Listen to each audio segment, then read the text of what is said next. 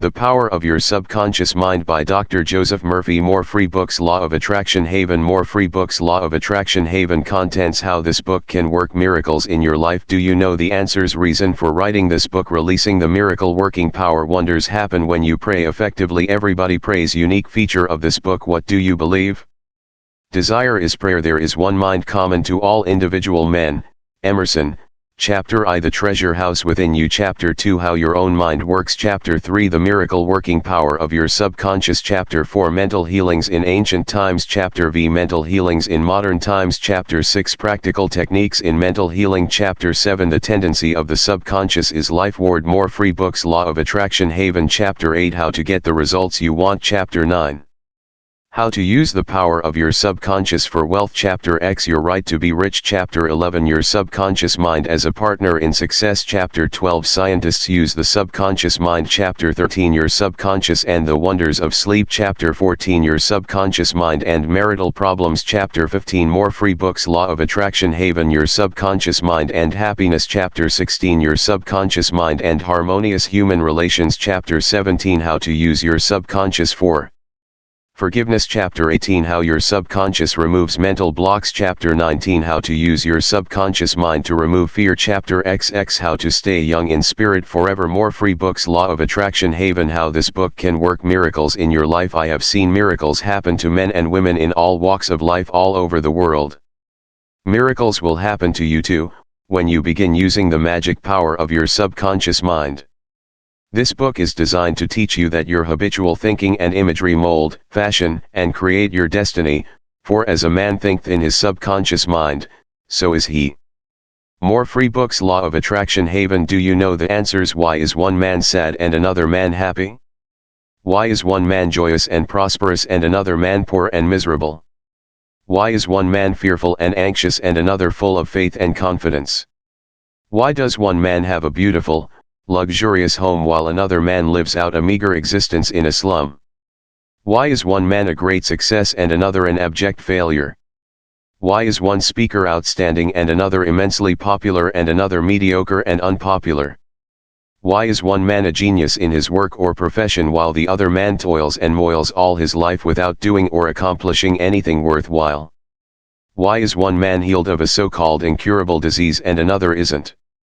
Why is it so many good, kind, religious people suffer the tortures of the damned in their mind and body? Why is it many immoral and irreligious people succeed and prosper and enjoy radiant health? Why is one woman happily married and her sister very unhappy and frustrated? Is there an answer to these questions in the workings of your conscious and subconscious minds? There most certainly is.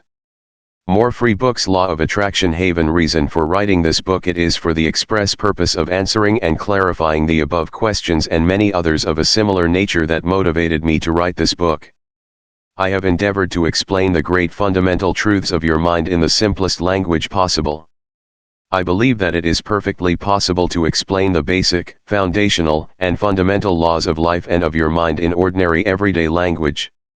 You will find that the language of this book is that used in your daily papers, current periodicals, in your business offices, in your home and in your daily workshop.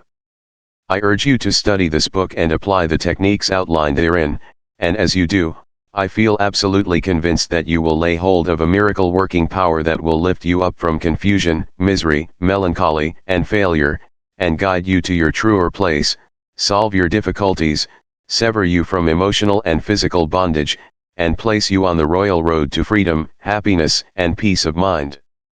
This miracle working power of your subconscious mind can heal you of your sickness, make you vital and strong again.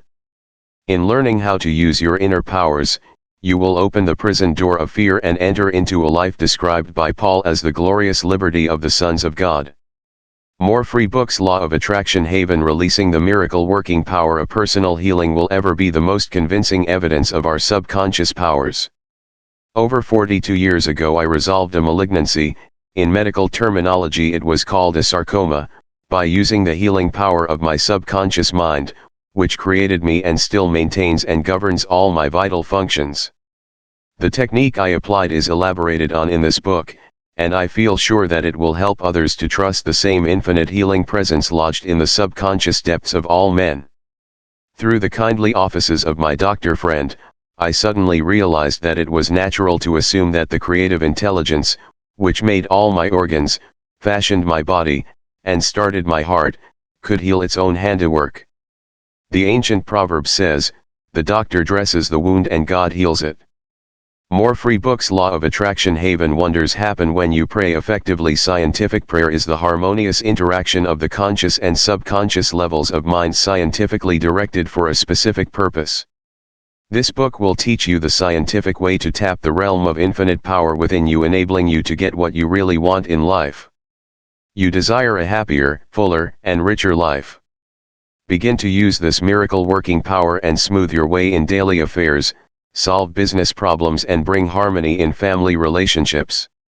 Be sure that you read this book several times. The many chapters will show you how this wonderful power works, and how you can draw out of the hidden inspiration and wisdom that is within you. Learn the simple techniques of impressing the subconscious mind. Follow the new scientific way in tapping the infinite storehouse. Read this book carefully, earnestly, and lovingly. Prove to yourself the amazing way it can help you. It could be, and I believe it will be, the turning point of your life.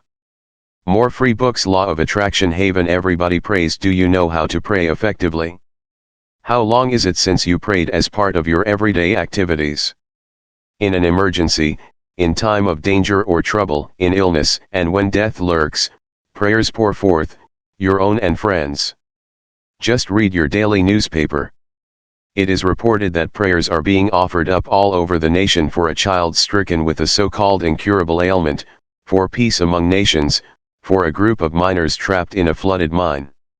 Later it is reported that when rescued, the miners said that they prayed while waiting for rescue. An airplane pilot says that he prayed as he made a successful emergency landing. Certainly, prayer is an ever-present help in time of trouble, but you do not have to wait for trouble to make prayer an integral and constructive part of your life. The dramatic answers to prayer make headlines and are the subject of testimonies to the effectiveness of prayer. What of the many humble prayers of children, the simple thanksgiving of grace at the table daily, the faithful devotions wherein the individual seeks only communion with God? My work with people has made it necessary for me to study the various approaches to prayer. I have experienced the power of prayer in my own life, and I have talked and worked with many people who also have enjoyed the help of prayer. The problem usually is how to tell others how to pray. People who are in trouble have difficulty in thinking and acting reasonably. They need an easy formula to follow, an obviously workable pattern that is simple and specific. Often they must be led to approach the emergency. More free books. Law of Attraction. Haven. Unique feature of this book. The unique feature of this book is its down-to-earth practicality. Here you are presented with simple, usable techniques and formulas, which you can easily apply in your workaday world. I have taught these simple processes to men and women all over the world, and recently over 1,000 men and women of all religious affiliations attended a special class in Los Angeles where I presented the highlights of what is offered in the pages of this book. Many came from distances of 200 miles for each lesson. The special features of this book will appeal to you because they show you why oftentimes you get the opposite of what you prayed for and reveal to you the reasons why. People have asked me in all parts of the world and thousands of times, why is it I have prayed and got no answer? In this book you will find the reasons for this common complaint. The many ways of impressing the subconscious mind and getting the right answers make this an extraordinarily valuable book and an ever-present help in time of trouble. More free books. Law of Attraction. Haven. What do you believe? It is not the thing believed in that brings an answer to man's prayer. The answer to prayer results when the individual's subconscious mind responds to the mental picture or thought in his mind. This law of belief is operating in all religions of the world and is the reason why they are psychologically true. The Buddhist, the Christian, the Muslim, and the Hebrew all may get answers to their prayers, not because of the particular creed, religion, affiliation, ritual, ceremony, formula, liturgy, incantation, sacrifices or offerings, but solely because of belief or mental acceptance and receptivity about that for which they pray. The law of life is the law of belief, and belief could be summed up briefly as a thought in your mind. As a man thinks, feels, and believes, so is the condition of his mind, body, and circumstances. A technique, a methodology based on an understanding of what you are doing and why you are doing it will help you to bring about a subconscious embodiment of all the good things of life.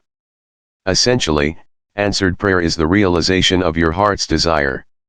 More free books. Law of Attraction. Haven. Desire is prayer. Everyone desires health, happiness, security, peace of mind, true expression, but many fail to achieve clearly defined results. A university professor admitted to me recently, "I know that if I changed my mental pattern and redirected my emotional life, my ulcers would not recur, but I do not have any technique, process, or modus operandi. My mind wanders back and forth on my many problems and I feel frustrated, defeated, and unhappy." This professor had a desire for perfect health. He needed a knowledge of the way his mind worked, which would enable him to fulfill his desire. By practicing the healing methods outlined in this book, he became whole and perfect. More free books. Law of Attraction. Haven. There is one mind common to all individual men. Emerson. The miracle working powers of your subconscious mind existed before you and I were born, before any church or world existed.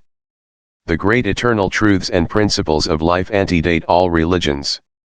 It is with these thoughts in mind that I urge you in the following chapters to lay hold of this wonderful, magical, transforming power, which will bind up mental and physical wounds, proclaim liberty to the fear-ridden mind, and liberate you completely from the limitations of poverty, failure, misery, lack, and frustration.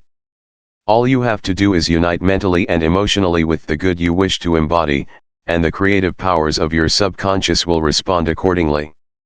Begin now, today, let wonders happen in your life. Keep on keeping on until the day breaks and the shadows flee away.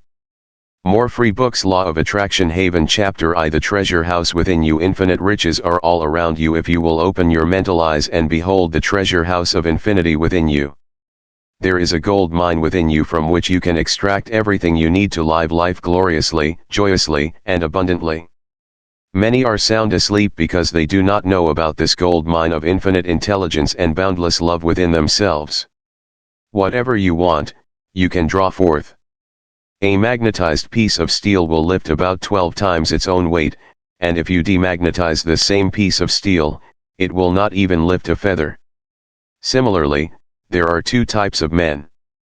There is the magnetized man who is full of confidence and faith.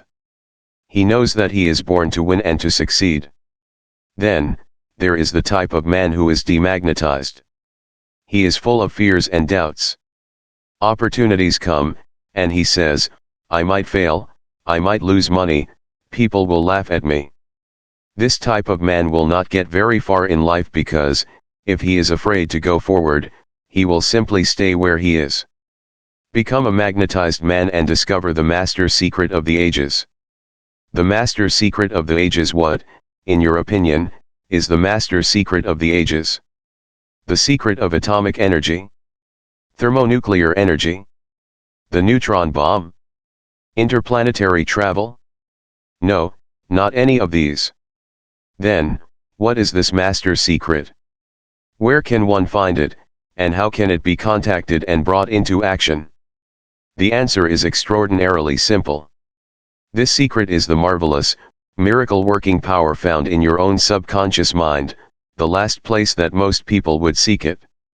The marvelous power of your subconscious mind. You can bring into your life more power, more wealth, more health, more happiness, and more joy by learning to contact and release the hidden power of your subconscious mind.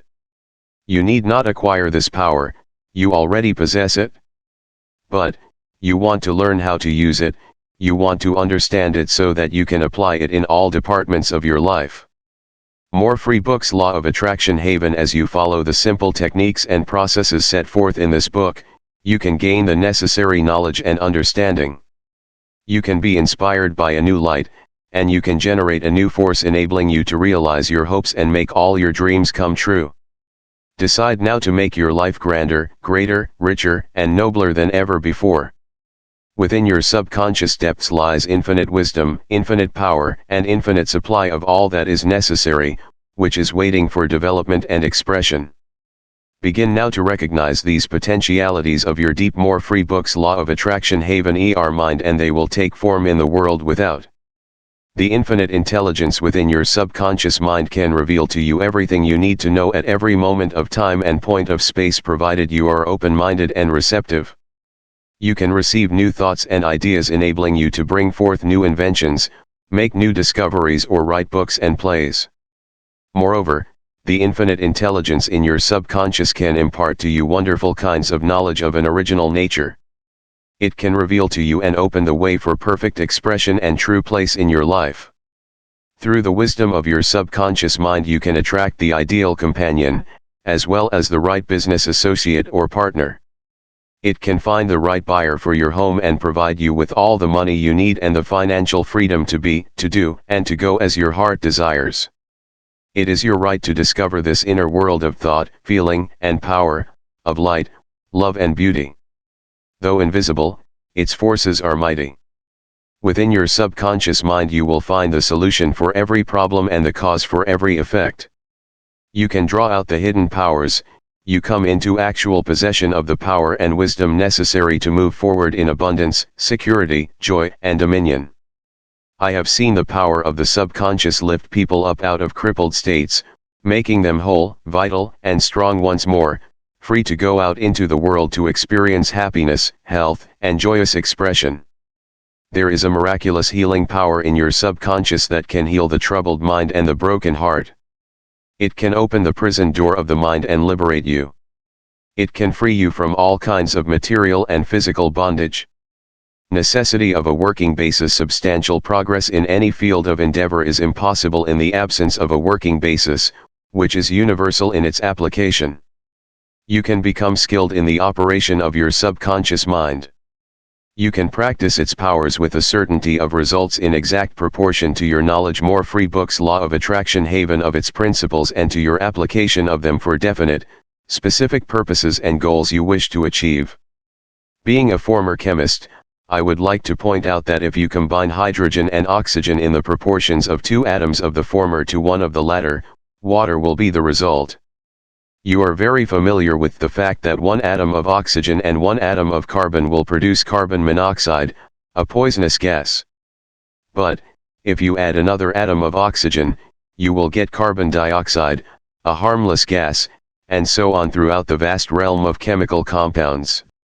More free books law of attraction haven. You must not think that the principles of chemistry, physics, and mathematics differ from the principles of your subconscious mind.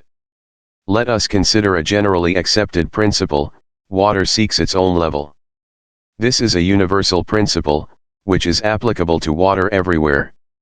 Consider another principle: matter expands when heated. This is true everywhere, at any time, and under all circumstances.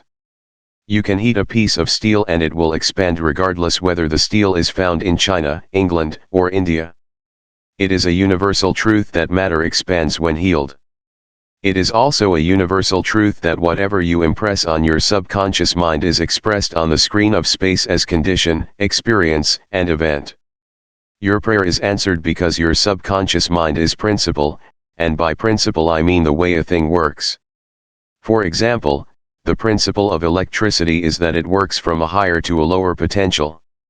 You do not change the principle of electricity when you use it, but by cooperating with nature, you can bring forth marvelous inventions and discoveries which bless humanity in countless ways. Your subconscious mind is principle and works according to the law of belief.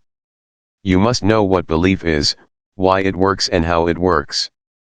Your Bible says in a simple, clear, and beautiful way, "Whosoever shall say unto this mountain, Be thou removed, and be thou cast into the sea, and shall not doubt in his heart, but shall believe that those things which he saith shall come to pass, he shall have whatsoever he saith." Mark 11:23. The law of your mind is the law of belief. This means to believe in the way your mind works, to believe in belief itself. The belief of your mind is the thought of your mind. That is simple, just that and nothing else. All your experiences, events, conditions, and acts are the reactions of your subconscious mind to your thoughts. Remember, it is not the thing believed in, but the belief in your own mind, which brings about the result. Cease believing in the false beliefs, opinions, superstitions, and fears of mankind. Begin to believe in the eternal verities and truths of life, which never change. Then, you will move onward, upward and Godward. More free books. Law of Attraction Haven. Whoever reads this book and applies the principles of the subconscious mind herein set forth, will be able to pray scientifically and effectively for himself and for others. Your prayer is answered according to the universal law of action and reaction. Thought is incipient action. The reaction is the response from your subconscious mind, which corresponds with the nature of your thought. Busy your mind with the concepts of harmony, health, peace, and goodwill, and wonders will happen in your life. More free books. Law of Attraction Haven. The duality of mind. You have only one mind, but your mind possesses two distinctive characteristics. The line of demarcation between the two is well known to all thinking men and women today. The two functions of your mind are essentially unlike.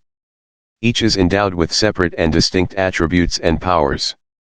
The nomenclature generally used to distinguish the two functions of your mind is as follows: the objective and subjective mind, the conscious and subconscious mind, the waking and sleeping mind, the surface self and the deep self, the voluntary mind and the involuntary mind, the male and the female, and many other terms. You will find the terms conscious and subconscious used to represent the dual nature of your mind throughout this book.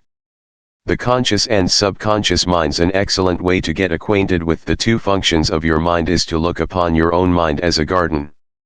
You are a gardener, and you are planting seeds, thoughts, in your subconscious mind all day long, based on your habitual thinking. As you sow in your subconscious mind, so shall you reap in your body and environment. Begin now to sow thoughts of peace, happiness, right action, goodwill and prosperity. Think quietly and with interest on these qualities and accept them fully in your conscious reasoning mind. Continue to plant these wonderful seeds, thoughts, in the garden of your mind, and you will reap a glorious harvest. Your subconscious mind may be likened to soil, which will grow all kinds of seeds, good or bad. Do men gather grapes or thorns, figs or thistles? Every thought is, therefore, a cause, and every condition is an effect. For this reason, it is essential that you take charge of your thoughts so as to bring forth only desirable conditions. When your mind thinks correctly, when you understand the truth, when the thoughts deposited in your subconscious mind are constructive, harmonious and peaceful, the magic working power of your subconscious will respond and bring about harmonious conditions, agreeable surroundings, and the best of everything. When you begin to control your thought processes, you can apply the powers of your subconscious to any problem or difficulty. In other words, you will actually be consciously cooperating with the infinite power and omnipotent law, which governs all things. More free books. Law of Attraction Haven. Look around you wherever you live and you will notice that the vast majority of mankind lives in the world without, and the more enlightened men are intensely interested in the world within.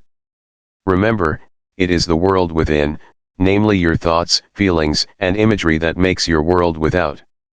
It is, therefore, the only creative power, and everything that you find in your world of expression has been created by you in the inner world of your mind, consciously or unconsciously. More free books. Law of Attraction Haven. A knowledge of the interaction of your conscious and subconscious minds will enable you to transform your whole life. In order to change external conditions, you must change the cause. Most men try to change conditions and circumstances by working with conditions and circumstances. To remove discord, confusion, lack, and limitation, you must remove the cause, and the cause is the way you are using your conscious mind. In other words, the way you are thinking and picturing in your mind. You are living in a fathomless sea of infinite riches. Your subconscious is ever sensitive to your thoughts. Your thoughts form the mold or matrix through which the infinite intelligence, wisdom, vital forces, and energies of your subconscious flow. The practical application of the laws of your mind as illustrated in each chapter in this book will cause you to experience abundance for poverty, wisdom for superstition and ignorance, peace for pain, joy for sadness, light for darkness, harmony for discord, faith and confidence for fear, Success for failure and freedom from the law of averages. Certainly, there can be no more wonderful blessing than these from a mental, emotional, and material standpoint. Most of the great scientists, artists, poets, singers, writers, and inventors have a deep understanding of the workings of the conscious and subconscious minds. One time Caruso, the great operatic tenor, was struck with stage fright. He said his throat was paralyzed due to spasms caused by intense fear, which constricted the muscles in his throat. Perspiration poured copiously down his face. He was ashamed because in a few minutes he had to go out on the stage, yet he was shaking with fear and trepidation. He said, "They will laugh at me. I can't sing."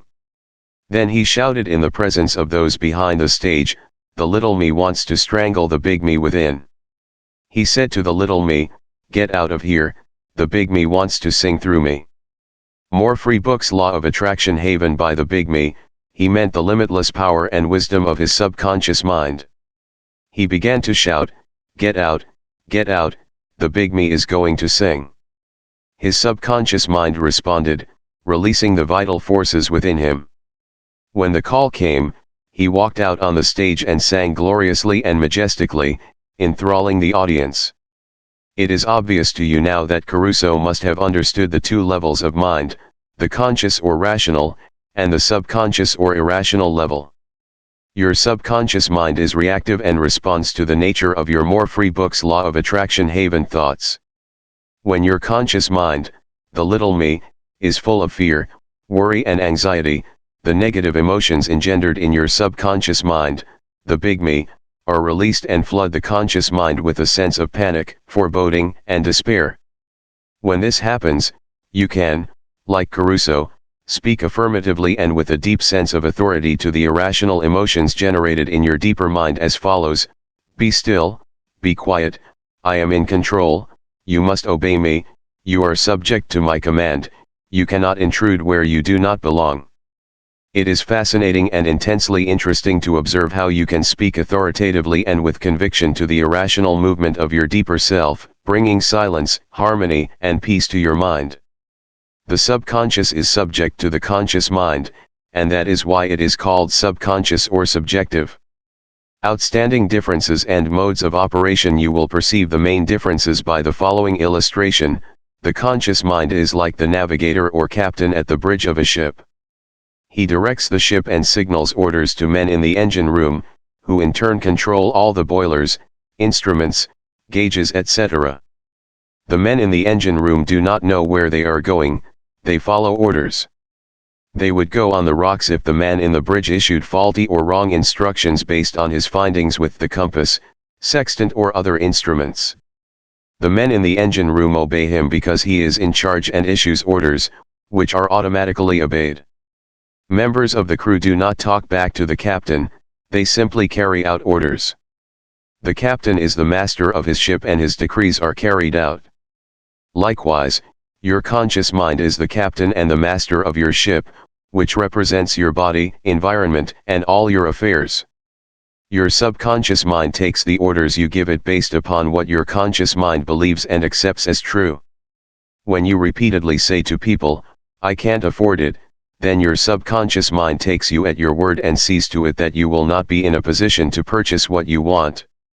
As long as you persist in saying, "I can't afford that car, that trip to Europe, that home, that fur coat or ermine warp," you can rest assured that your subconscious mind will follow more free books. Law of Attraction Haven your orders and you will go through life experiencing the lack of all these things. Last Christmas Eve a beautiful young university student looked at an attractive and rather expensive traveling bag in a store window. She was going home to Buffalo, New York, for the holidays. She was about to say, "I can't afford that bag," when she recalled something she had heard at one of my lectures, which was, never finish a negative statement, reverse it immediately, and wonders will happen in your life. More free books. Law of Attraction Haven. She said, "That bag is mine. It is for sale. I accept it mentally and my subconscious sees to it that I received it." At 8 o'clock Christmas Eve her fiancé presented her with a bag exactly the same as the one she had looked at and mentally identified herself with at 10 o'clock the same morning. She had filled her mind with the thought of expectancy and released the whole thing to her deeper mind, which has the know-how of accomplishment. This young girl, a student at the University of Southern California, said to me, "I didn't have the money to buy that bag, but now I know where to find money and all the things I need, and that is in the treasure house of eternity within me." Another simply illustration is this: when you say, "I do not like mushrooms," and the occasion subsequently comes that you are served mushrooms in sauces or salads, you will get indigestion because your subconscious mind says to you, the boss, your conscious mind, does not like mushrooms. This is an amusing example of the outstanding differences and modes of operation of your conscious and subconscious minds. A woman may say, "I wake up at 3 o'clock, if I drink coffee at night." Whenever she drinks coffee at night, her subconscious mind nudges her, as if to say, "The boss wants you to stay awake tonight." Your subconscious mind works 24 hours a day and makes provisions for your benefit, pouring all the fruit of your habitual thinking into your lap. How her subconscious responded. A woman wrote me a few months ago as follows: "I am 75 years old, a widow with a grown family. I was living alone and on a pension. I heard your lectures on the powers of the subconscious mind, wherein you said that ideas could be conveyed to the subconscious mind by repetition, faith, and expectancy. More free books. Law of Attraction Haven. I began to repeat frequently with feeling, I am wanted. I am happily married to a kind, loving and spiritual-minded man. I am secure." I kept on doing this many times a day for about 2 weeks, and one day at the corner drugstore, I was introduced to a retired pharmacist. I found him to be kind, understanding, and very religious. He was a perfect answer to my prayer. Within a week he proposed to me, and now we are on our honeymoon in Europe. I know that the intelligence within my subconscious mind brought both of us together in divine order. More free books. Law of Attraction Haven. This woman discovered that the treasure house was within her. Her prayer was felt as true in her heart, and her affirmation sank down by osmosis into her subconscious mind, which is the creative medium. The moment she succeeded in bringing about a subjective embodiment, her subconscious mind brought about the answer through the law of attraction. Her deeper mind, full of wisdom and intelligence, brought both of them together in divine order. Be sure that you think on whatsoever things are true, whatsoever things are honest, whatsoever things are just, whatsoever things are pure, whatsoever things are lovely, whatsoever things are of good report, if there be any virtue, and if there be any praise, think on these things. Philosophy 4:8. Brief summary of ideas worth remembering. 1. The treasure house is within you. Look within for the answer to your heart's desire. 2. The great secret possessed by the great men of all ages was their ability to contact and release the powers of their subconscious mind. You can do the same. 3. Your subconscious has the answer to all problems. If you suggest to your subconscious prior to sleep, "I want to get up at 6 a.m., it will awaken you at that exact time.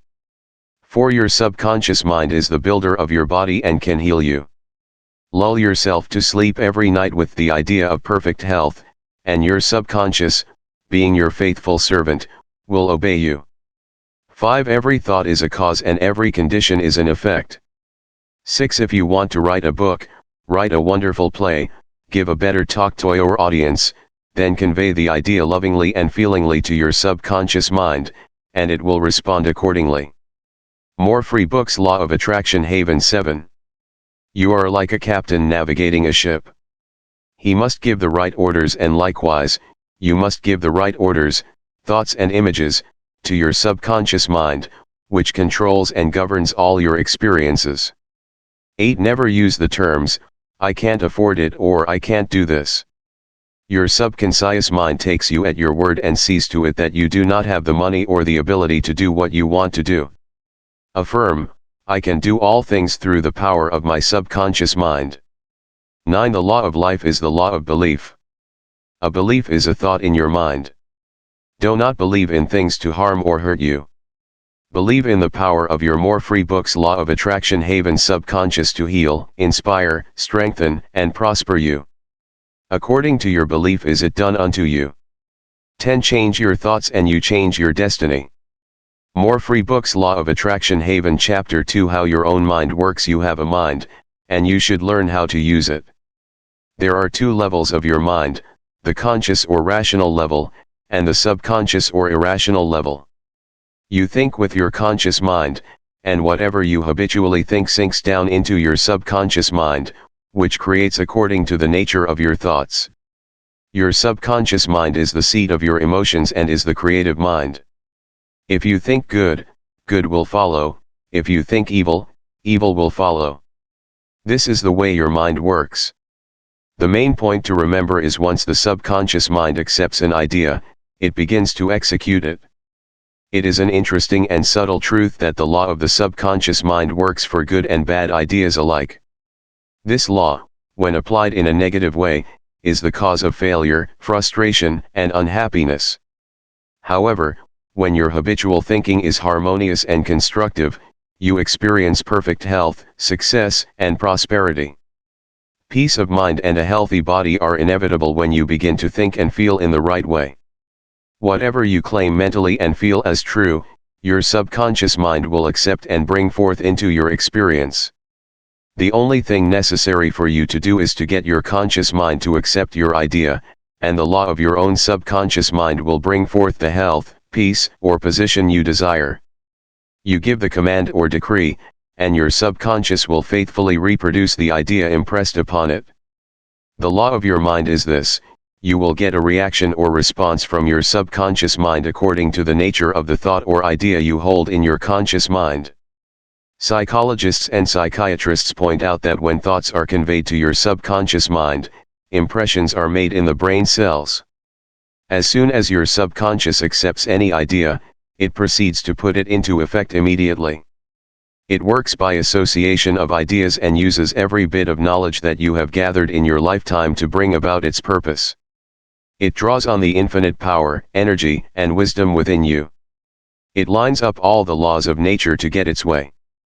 Sometimes it seems to bring about an immediate solution to your difficulties, but at other times it may take days, weeks, or longer. Its ways are past finding out. More Free Books Law of Attraction Haven Conscious and subconscious terms differentiated. You must remember that these are not two minds. They are merely two spheres of activity within one mind. Your conscious mind is the reasoning mind. It is that phase of mind which chooses. For example, you choose your books, your home, and your partner in life. You make all your decisions with your conscious mind. On the other hand, without any conscious More Free Books Law of Attraction Haven choice on your part, your heart is kept functioning automatically, and the process of digestion, circulation, and breathing are carried on by your subconscious mind through processes independent of your conscious control. Your subconscious mind accepts what is impressed upon it or what you consciously believe. It does not reason things out like your conscious mind, and it does not argue with you controversially. Your subconscious mind is like the soil, which accepts any kind of seed, good or bad. Your thoughts are active and might be likened unto seeds. Negative, destructive thoughts continue to work negatively in your subconscious mind and in due time will come forth into outer experience, which corresponds with them. Remember, your subconscious mind does not engage in proving whether your thoughts are good or bad, true or false, but it responds according to the nature of your thoughts or suggestions. For example, if you consciously assume something as true, even though it may be false, your subconscious mind will accept it as true and proceed to bring about results, which must necessarily follow, because you consciously assumed it to be true. Experiments by psychologists, innumerable experiments by psychologists and others on persons in the hypnotic state have shown that the subconscious mind is incapable of making selections and comparisons, which are necessary for a reasoning process. They have shown repeatedly that your subconscious mind will accept any suggestions, however false. Having once accepted any suggestion, it responds according to the nature of the suggestion given. To illustrate the amenability of your subconscious mind to suggestion, If a practiced hypnotist suggests to one of his subjects that he is Napoleon Bonaparte, or even a cat or a dog, he will act out the part with inimitable accuracy. His personality becomes changed for the time being. He believes himself to be whatever the operator tells him he is. A skilled hypnotist may suggest to one of his students in the hypnotic state that his back itches, to another that his nose is bleeding, to another that he is a marble statue, to another that he is freezing and the temper. More free books. Law of attraction. Haveniture is below zero. Each one will follow out the line of his particular suggestion, totally oblivious to all his surroundings, which do not pertain to his idea. These simple illustrations portray clearly the difference between your conscious reasoning mind and your subconscious mind, which is impersonal, non-selective, and accepts as true whatever your conscious mind believes to be true. Hence, the importance of selecting thoughts, ideas, and premises which bless, heal, inspire and fill your soul with joy. More free books. Law of attraction. Haven. The terms objective and subjective mind clarified. Your conscious mind is sometimes referred to as your objective mind because it deals with outward objects. The objective mind takes cognizance of the objective world. Its media of observation are your 5 physical senses. Your objective mind is your guide and director in your contact with your environment. You gain knowledge through your 5 senses. Your objective mind learns thought, observation, experience, and education. As previously pointed out, the greatest function of the objective mind is that of reasoning. Suppose you are one of the thousands of tourists who come to Los Angeles annually. You would come to the conclusion that it is a beautiful city based upon your observation of the parks, pretty gardens, majestic buildings, and lovely homes. This is the working of your objective mind. Your subconscious mind is oftentimes referred to as your subjective mind. Your subjective mind takes cognizance of its environment by means independent of the 5 senses. Your subjective mind perceives by intuition. It is the seat of your emotion and the storehouse of memory. Your subjective mind performs its highest functions when your objective senses are in abeyance. In a word, it is that intelligence, which makes itself manifest when the objective mind is suspended or in a sleepy, drowsy state.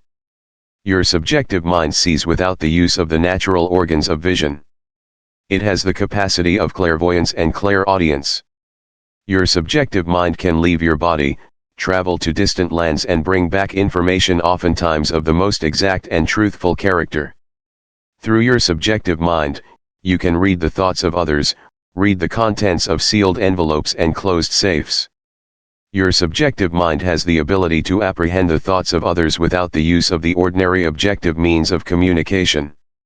It is of the greatest importance that we understand the interaction of the objective and subjective mind in order to learn the true art of prayer. The subconscious cannot reason like your conscious mind. Your subconscious mind cannot argue controversially. Hence, if you give it wrong suggestions, it will accept them as true and will proceed to bring them to pass as conditions, experiences, and events. All things that have more free books. Law of attraction. Haven. Happen to you are based on thoughts impressed on your subconscious mind through belief. If you have conveyed erroneous thoughts to your subconscious mind, the sure method of overcoming them is by the repetition of constructive, harmonious thoughts frequently repeated, which your subconscious mind accepts, thus forming new and healthy habits of thought and life, for your subconscious mind is the seat of habit. The habitual thinking of your conscious mind establishes deep grooves in more free books. Law of attraction. Haven. Your subconscious mind. This is very favorable for you if your habitual thoughts are harmonious, peaceful, and constructive. If you have indulged in fear, worry and other destructive forms of thinking, the remedy is to recognize the omnipotence of your subconscious mind and decree freedom, happiness, and perfect health. Your subconscious mind, being creative and one with your divine source, will proceed to create the freedom and happiness, which you have earnestly decreed. The tremendous power of suggestion. You must realize by now that your conscious mind is the watchman at the gate, and its chief function is to protect your subconscious mind from false impressions. You are now aware of one of the basic laws of mind: your subconscious mind is amenable to suggestion. As you know, your subconscious mind does not make comparisons or contrasts, neither does it reason and think things out for itself. This latter function belongs to your conscious mind. It simply reacts to the impressions given to it by your conscious mind. It does not show a preference for one course of action over another. The following is a classic example of the tremendous power of suggestion. Suppose you approach a timid-looking passenger on board ship and say to him something like this: "You look very ill. How pale you are. I feel certain you are going to be seasick. Let me help you to your cabin." The passenger turns pale. Your suggestion of seasickness associates itself with his own fears and forebodings.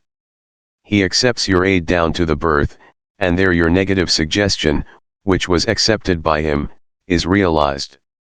Different reactions to the same suggestion. It is true that different people will react in different ways to the same suggestion because of their subconscious conditioning or belief. For example, if you go to a sailor on the ship and say to him sympathetically, "My dear fellow, you're looking very ill. Aren't you feeling sick? You look to me as if you are going to be seasick." According to his temperament, he either laughs at your joke, or expresses mild irritation.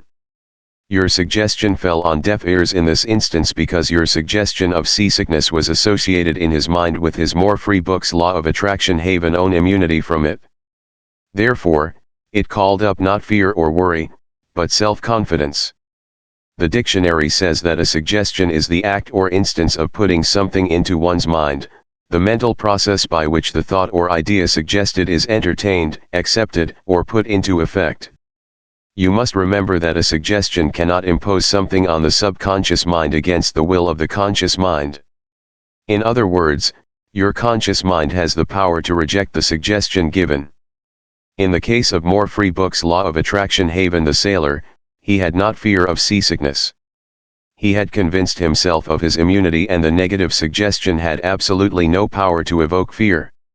The suggestion of seasickness to the other passenger called forth his indwelling fear of seasickness. Each of us has his own inner fears, beliefs, and opinions. These inner assumptions rule and govern our lives. A suggestion has no power in and of itself except it is accepted mentally by you. This causes your subconscious powers to flow in a limited and restricted way according to the nature of the suggestion. How he lost his arm. Every 2 or 3 years I give a series of lectures at the London Truth Forum in Caxton Hall. This is a forum I founded a number of years ago. Dr. Evelyn Fleet, the director, told me about an article which appeared in the English newspapers dealing with the power of suggestion. This is the suggestion a man gave to his subconscious mind over a period of about 2 years. "I would give my right arm to see my daughter cured." It appeared that his daughter had a crippling form of arthritis, together with a so-called incurable form of skin disease. Medical treatment had failed to alleviate the condition, and the father had an intense longing for his daughter's healing, and expressed his desire in the words just quoted. Dr. Evelyn Fleet said that the newspaper article pointed out that one day the family was out riding when their car collided with another. The father's right arm was torn off at the shoulder, and immediately the daughter's arthritis and skin condition vanished. You must make certain to give your subconscious only suggestions which heal, bless, elevate, and inspire you in all ways. Remember that your subconscious mind cannot take a joke. It takes you at your word. How autosuggestion banishes fear. Illustrations of autosuggestion. Autosuggestion means suggesting something definite and specific to oneself. Bear Parkin, in his excellent manual of autosuggestion, records the following incident. It has its amusing side, so that one remembers it. A New York visitor in Chicago looks at his watch, which is set an hour ahead of Chicago time, and tells a Chicago More Free Books Law of Attraction Haven friend that it is 12 o'clock. The Chicago friend, not considering the difference in time between Chicago and New York, tells the New Yorker that he is hungry and that he must go to lunch. Autosuggestion may be used to banish various fears and other negative conditions. A young singer was invited to give an audition. She had been looking forward to the interview, but on 3 previous occasions she had failed miserably due to fear of failure. This young lady had a very good voice, but she had been saying to herself, "When the time comes for me More Free Books Law of Attraction Haven to sing, maybe they won't like me." I will try, but I'm full of fear and anxiety. Her subconscious mind accepted these negative auto-suggestions as a request and proceeded to manifest them and bring them into her experience. The cause was an involuntary auto-suggestion, i.e. silent fear thoughts emotionalized and subjectified. She overcame it by the following technique: 3 times a day she isolated herself in a room. She sat down comfortably in an armchair, relaxed her body and closed her eyes. She stilled her mind and body as best she could. Physical inertia favors mental passivity and renders the mind more receptive to suggestion. She counteracted the fear suggestion by saying to herself, "I sing beautifully, I am poised, serene, confident and calm." She repeated the statement slowly, quietly, and with feeling from 5 to 10 times at each sitting. She had 3 such sittings every day and 1 immediately prior to sleep. At the end of a week she was completely poised and confident. When the invitation to audition came, she gave a remarkable, wonderful audition. How she restored her memory: a woman, aged 75, was in the habit of saying to herself, "I am losing my memory." She reversed the procedure and practiced induced auto-suggestion several times a day as follows: "My memory from today on is improving in every department. I shall always remember whatever I need to know at every moment of time and point of space. The impressions received will be clearer and more definite. I shall retain them automatically and with ease. Whatever I wish to recall will immediately present itself in the correct form in my mind. I am improving rapidly every day, and very soon my memory will be better than it has ever been before." At the end of 3 weeks, her memory was back to normal and she was delighted. How he overcame a nasty temper: many men who complained of irritability and bad temper proved to be very susceptible to auto-suggestion and obtained marvelous results by using the following statements 3 or 4 times a day: morning, noon. More free books: Law of Attraction Haven, and night prior to sleep for about a month. Henceforth, I shall grow more good-humored. Joy, happiness, and cheerfulness are now becoming my normal states of mind. Every day I am becoming more and more lovable and understanding. I am now becoming the center of cheer and goodwill to all those about me, infecting them with good humor. This happy, joyous, and cheerful mood is now becoming my normal, natural state of mind. I am grateful. The constructive and destructive power of suggestion. More free books: Law of Attraction Haven. Some illustrations and comments on heterosuggestion. Heterosuggestion means suggestions from another person. In all ages the power of suggestion has played a part in the life and thought of man in every period of time and in each country of the earth. In many parts of the world it is the controlling power in religion. Suggestion may be used to discipline and control ourselves, but it can also be used to take control and command over others who do not know the laws of mind. In its constructive form it is wonderful and magnificent. In its negative aspects it is one of the most destructive of all the response patterns of the mind, resulting in patterns of misery, failure, suffering, sickness and disaster. Have you accepted any of these? From infancy on, the majority of us have been given many negative suggestions. Not knowing how to thwart them, we unconsciously accepted them.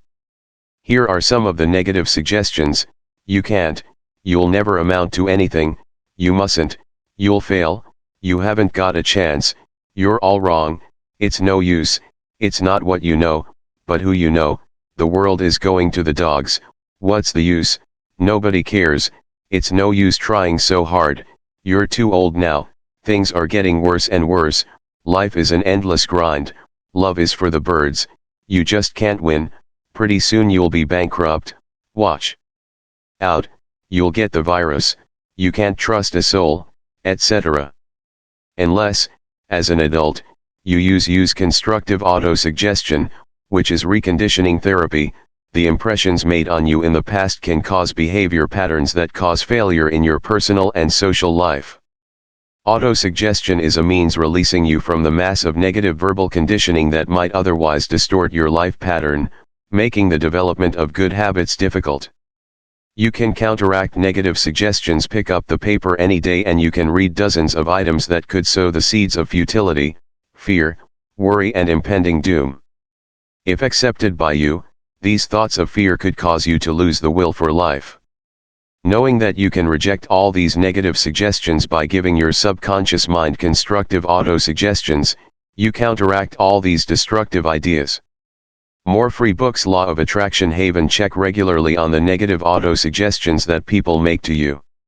You do not have to be influenced by destructive heterosuggestion.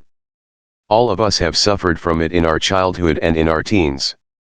If you look back, you can easily recall how parents, friends, relatives, teachers, and associates contributed in a campaign of negative suggestions. Study the things said to you and you will discover much of it was in the form of propaganda. The purpose of much of what was said was to control you, or in more free books, Law of Attraction Haven, still fear into you. This heterosuggestion process goes on in every home, office, factory, and club. You will find that many of these suggestions are for the purpose of making you think, feel, and act as others want you to, and in ways that are to their advantage. How suggestion killed a man. Here is an illustration of heterosuggestion. A relative of mine went to a crystal ball gazer in India who told him that he had a bad heart and predicted that he would die at the next new moon. He began to tell all members of his family about this prediction, and he arranged his will. This powerful suggestion entered into his subconscious mind because he accepted it completely. My relative also told me that this crystal gazer was believed to have some strange occult powers and she could do harm or good to a person.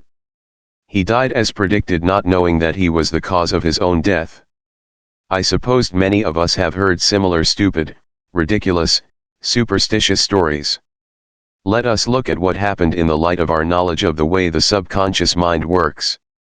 Whatever the conscious, reasoning mind of man believes, the subconscious mind will accept and act upon. My relative was happy, healthy, vigorous, and robust when he went to see the fortune teller. She gave him a very negative suggestion, which he accepted. He became terrified and constantly dwelt upon the fact that he was going to die at the next new moon. He proceeded to tell everyone about it, and he prepared for the end. The activity took place in his own mind and his own thought was the cause. He brought about his own so-called death, or rather destruction of the physical body, by his fear and expectation of the end. The woman who predicted his death had no more power than the stones and sticks in the field. Her suggestion had no power to create or bring about the end she suggested. If he had known the laws of his mind, he would have completely rejected the negative suggestion and refused to give her words any attention, knowing in his heart that he was governed. More free books. Law of Attraction Haven. And controlled by his own thought and feeling. Like tin arrows aimed at a battleship, her prophecy could have been completely neutralized and dissipated without hurting him. The suggestions of others in themselves have absolutely no power whatever over you except the power that you give them through your own thoughts. You have to give your mental consent. You have to entertain the thought. Then, it becomes your thought, and you do the thinking. Remember, you have the capacity to choose. Choose life. Choose love. Choose health. Choose abundance. More free books. Law of Attraction Haven. The power of an assumed major premise. Your mind works like a syllogism. This means that whatever major premise your conscious mind assumes to be true determines the conclusion your subconscious mind comes to in regard to any particular question or problem in your mind. If your premise is true, the conclusion must be true, as in the following example: every virtue is laudable, kindness is a virtue, therefore, kindness is laudable. Another example is as follows: all formed things change and pass away, the pyramids of Egypt are formed things, therefore, someday the pyramids will pass away. The first statement is referred to as the major premise, and the right conclusion must necessarily follow the right premise. A college professor, who attended some of my Science of Mind lectures in May, 1962, at Town Hall, New York, said to me, "Everything in my life is topsy-turvy, and I have lost health, wealth, and friends. Everything I touch turns out wrong."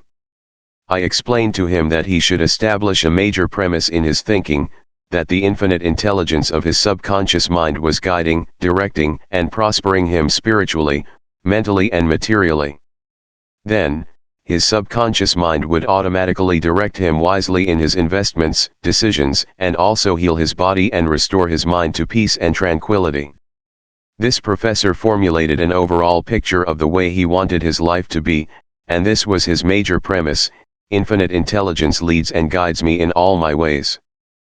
Perfect health is mine, and the law of harmony operates in my mind and body. Beauty, love, peace, and abundance are more free books. Law of attraction haven mine. The principle of right action and divine order govern my entire life. I know my major premise is based on the eternal truths of life, and I know, feel, and believe that my subconscious mind responds according to the nature of my conscious mind thinking.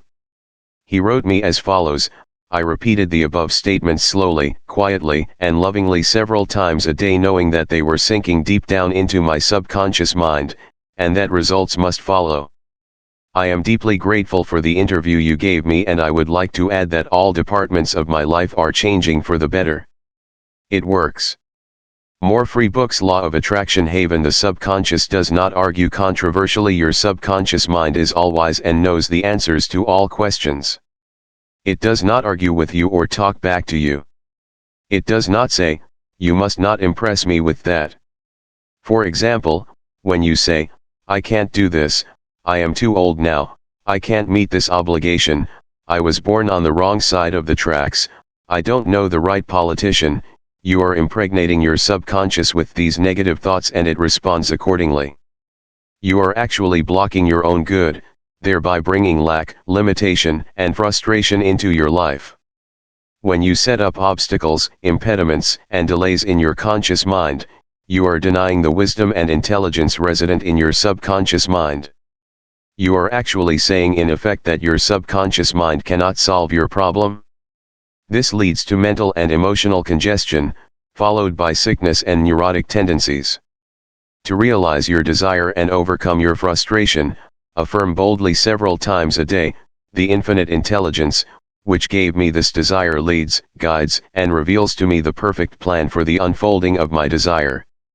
I know the deeper wisdom of my subconscious is now responding, and what I feel and claim within is expressed in the without.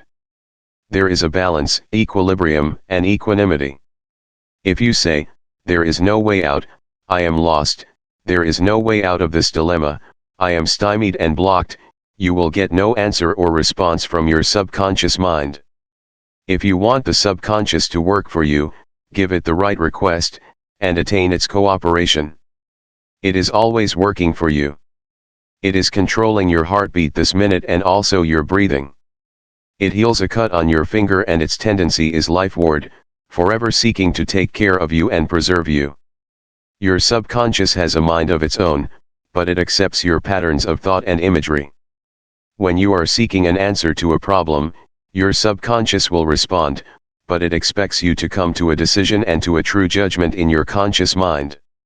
You must acknowledge the answer is in your subconscious mind. However, if you say, "I don't think there is any way out, I am all mixed up and confused, why don't I get an answer?" you are neutralizing your prayer. Like the soldier marking time, you do not get anywhere. More free books. Law of attraction haven. Still the wheels of your mind, relax, let go, and quietly affirm, "My subconscious knows the answer.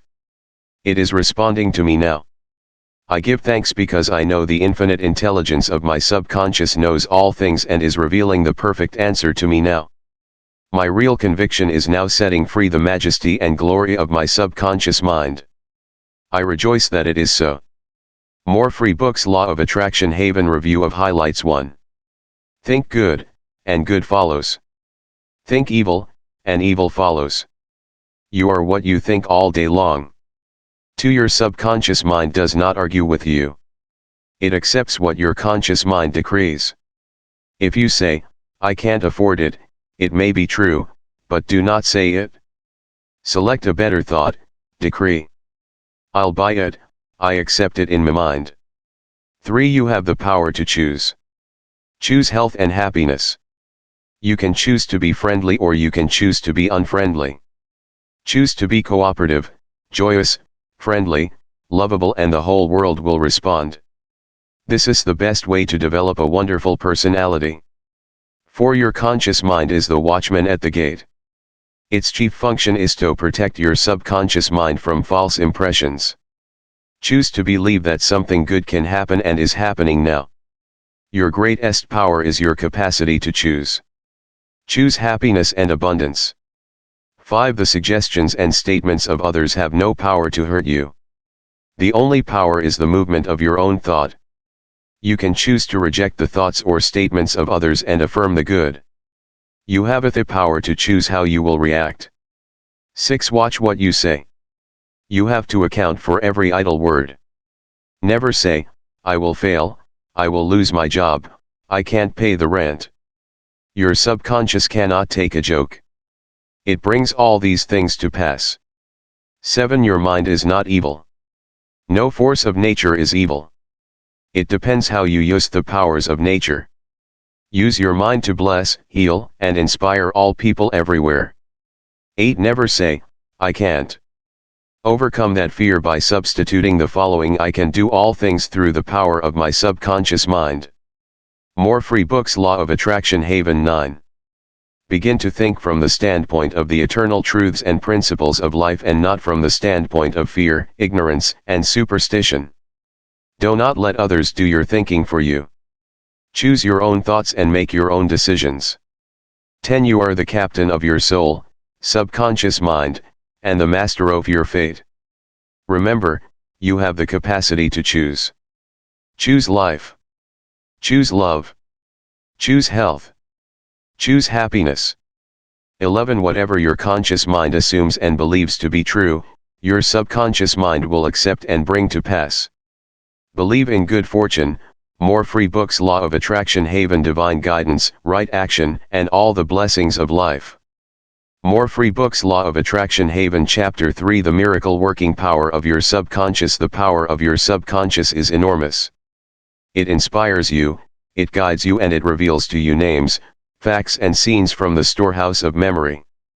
Your subconscious started your heartbeat, controls the circulation of your blood, regulates your digestion, assimilation, and elimination. When you eat a piece of bread, your subconscious mind transmutes it into tissue, muscle, bone, and blood. This process is beyond the ken of the wisest man who walks the earth. Your subconscious mind controls all vital processes and functions of your body and knows the answer to all problems. Your subconscious mind never sleeps, and never rests. It is always on the job. You can discover the miracle working power of your subconscious by plainly stating to your subconscious prior to sleep that you wish a certain specific thing accomplished. You will be delighted to discover that forces within you will be released, leading to the desired result. Here, then, is a source of power and wisdom which places you in touch with omnipotence, or the power that moves the world, guides the planets in their course, and causes the sun to shine. Your subconscious mind is the source of your ideals, aspirations, and altruistic urges. It was through the subconscious mind that Shakespeare perceived great truths hidden from the average man of his day. Undoubtedly, it was the response of his subconscious mind that caused the Greek sculptor, Phidias, to portray beauty, order, symmetry, and proportion in marble and bronze. It enabled the Italian artist, Raphael, to paint Madonnas, and Ludwig van Beethoven to compose symphonies. In 1955 I lectured at the Yoga Forest University, Rishikesh, India, and there I chatted with a visiting surgeon from Bombay. He told me about Dr. James S. Dale, a Scotch surgeon, who worked in Bengal before ether or other modern methods of anesthesia were discovered. Between 1843 and 1846, Dr. S. Dale performed about 400 major operations on the eye, ear, and throat. All operations were conducted under mental anesthesia only. This Indian doctor at Rishikesh informed me that the postoperative mortality rate of patients operated on by Dr. S. Dale was extremely more free books. Law of Attraction Haven low, probably 2 or 3%. Patients felt no pain and there were no deaths during the operations. Dr. S. Dale suggested to the subconscious minds of all his patients, who were in a hypnotic state, that no infection or septic condition would develop. You must remember that this was before Louis Pasteur, Joseph Lister, and others who pointed out the bacterial origin of disease and causes of infection due to unsterilized and virulent organisms. More Free Books Law of Attraction Haven. This Indian surgeon said that the reason for the low mortality rate and the general absence of infection, which was reduced to a minimum, was undoubtedly due to the suggestions of Dr. S. Dale to the subconscious minds of his patients. They responded according to the nature of his suggestion. It is simply wonderful, when you conceive how a surgeon, over 120 years ago, discovered the miraculous wonder-working powers of the subconscious mind. Doesn't it cause you to be seized with a sort of mystic awe when you stop and think of the transcendental powers of your subconscious mind? Consider its extrasensory perceptions, such as its capacity for clairvoyance and clairaudience, its independence of time and space, its capacity to render you free from all pain and suffering, and its capacity to get the answer to all problems, be they what they may. All these and many more reveal to you that there is a power and an intelligence within you that far transcends your intellect, causing you to marvel at the wonders of it all. All these experiences cause you to rejoice and believe in the miracle-working powers of your own subconscious mind.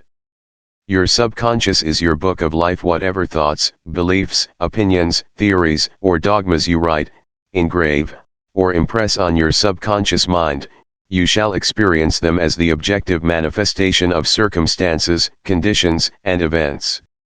What you write on the inside, you will experience on the outside. You have two sides to your life, objective and subjective, visible and invisible, thought and its manifestation. Your thought is received by your brain, which is the organ of your conscious reasoning mind.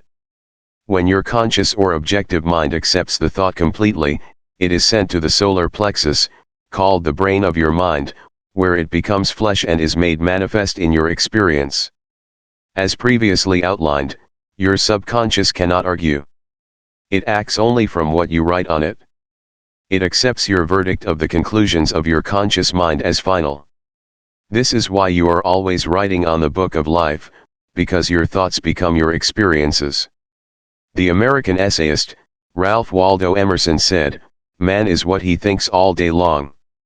More Free Books Law of Attraction Haven. What is impressed in the subconscious is expressed. William James, the father of American psychology, said that the power to move the world is in your subconscious mind. Your subconscious mind is one with infinite intelligence and boundless wisdom. It is fed by hidden springs, and is called the law of life. Whatever you impress upon your subconscious mind, the latter will move heaven and earth to bring it to pass. You must, therefore, impress it with right ideas and constructive thoughts. More Free Books Law of Attraction Haven. The reason there is so much chaos and misery in the world is because people do not understand the interaction of their conscious and subconscious minds. When these two principles work in accord, in concord, in peace, and synchronously together, you will have health, happiness, peace, and joy.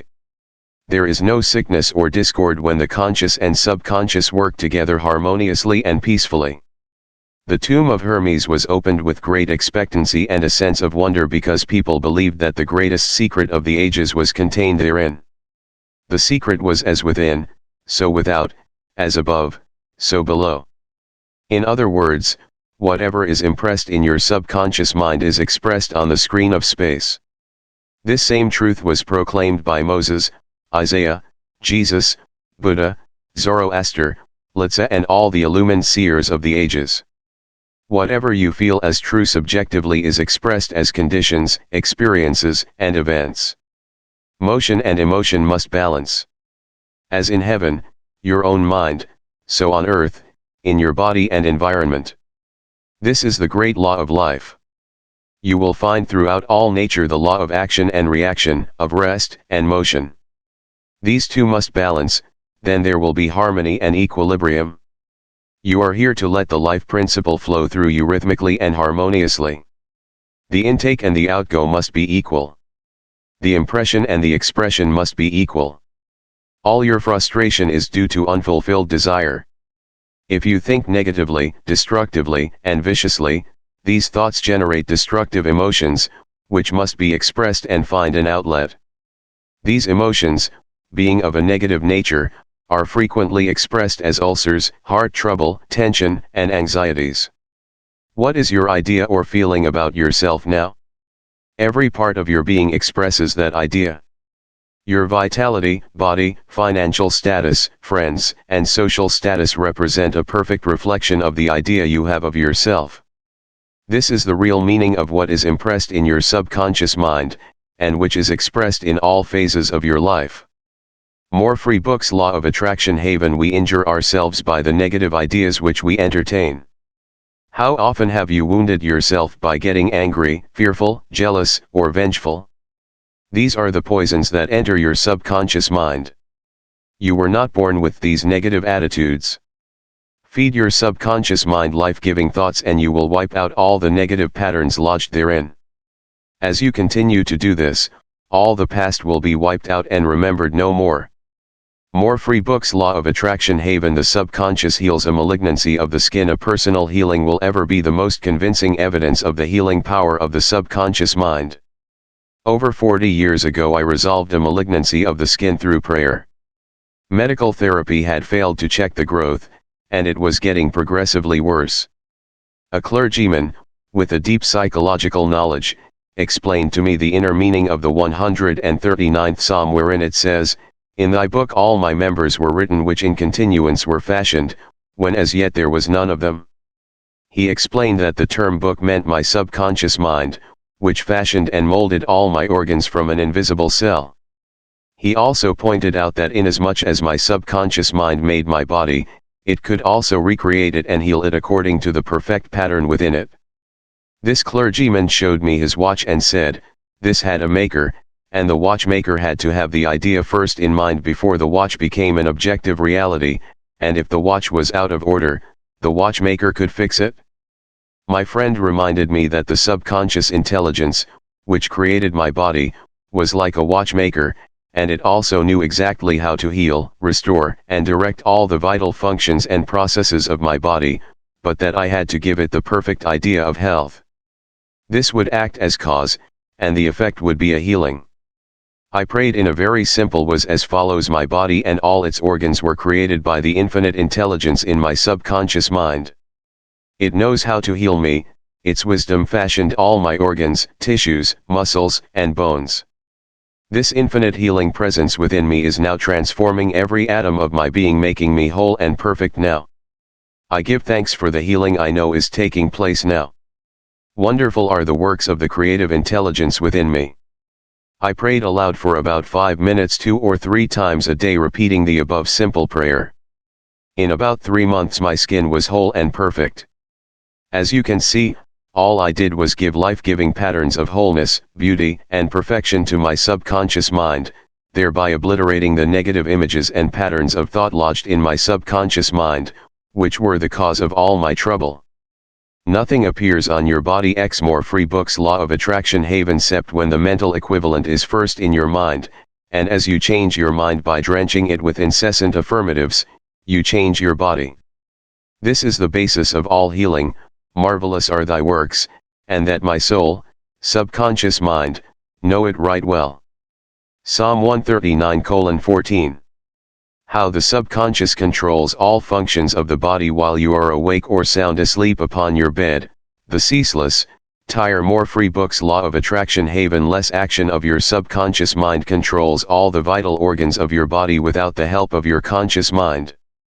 For example, while you are asleep your heart continues to beat rhythmically, your lungs do not rest, and the process of inhalation and exhalation, whereby your blood absorbs fresh air, goes on just the same as when you are awake.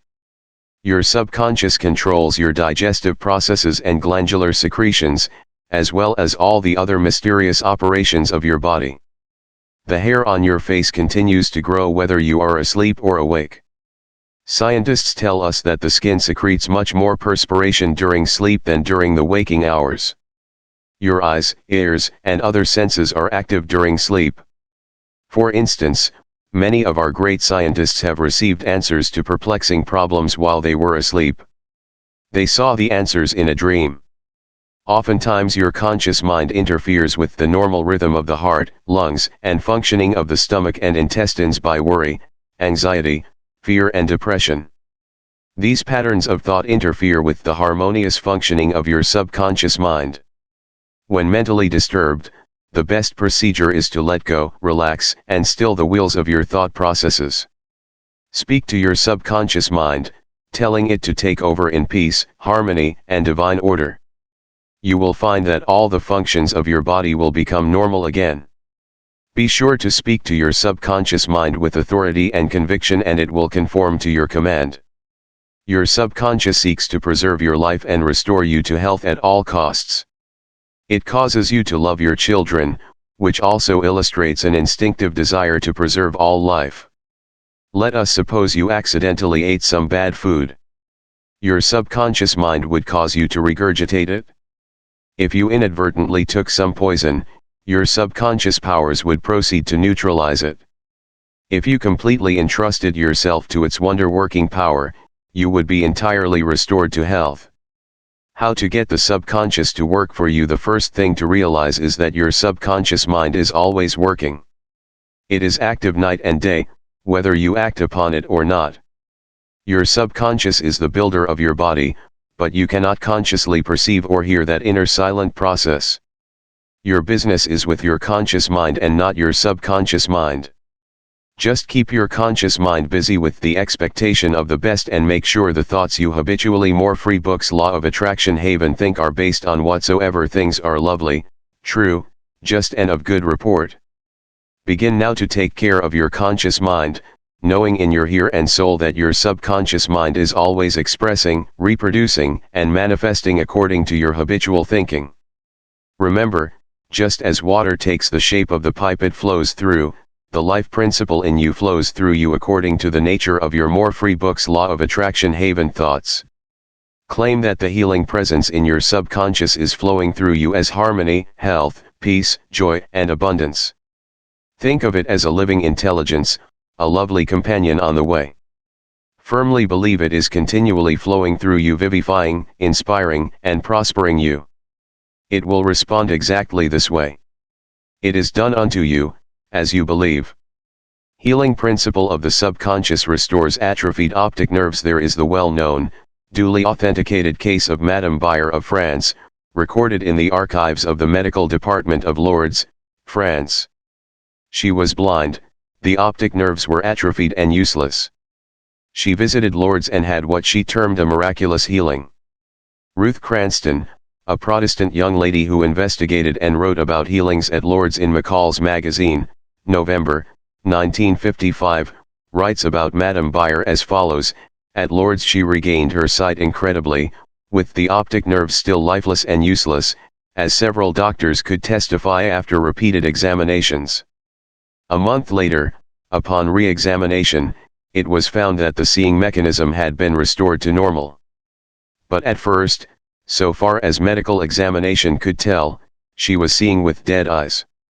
I have visited Lourdes several times where I, too, witnessed some healings, and of course, as we shall explain in the next chapter, there is no doubt that healings take place at many shrines throughout the world, Christian and non-Christian. Madame Bayer, to whom we just referred, was not healed by the waters of the shrine, but by her own subconscious mind, which responded to her belief.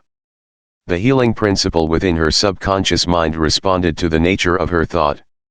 Belief is a thought in the subconscious mind. It means to accept something as true. The thought accepted executes itself automatically. Undoubtedly, Madame Bayer went to the shrine with expectancy and great faith, knowing in her heart she would receive a healing. Her subconscious mind, which created the eye, can certainly bring a dead nerve back to life. What the creative principle created, it can recreate. According to your belief is it done unto you. How to convey the idea of perfect health to your subconscious mind? A Protestant minister I knew in Johannesburg, South Africa, told me the method he used to convey the idea of perfect health to his subconscious more free books Law of Attraction Haven mind. He had cancer of the lung. His technique, as given to me in his own handwriting, is exactly as follows: several times a day I would make certain that I was completely relaxed mentally and physically. I relaxed my body by speaking to it as follows: my heart and lungs are relaxed, my head is relaxed, my whole being is completely relaxed. After about 5 minutes I would be in a sleepy drowsy state, and then I affirmed the Fall More Free Books Law of Attraction Haven Lowing Truth, the perfection of God is now being expressed through me.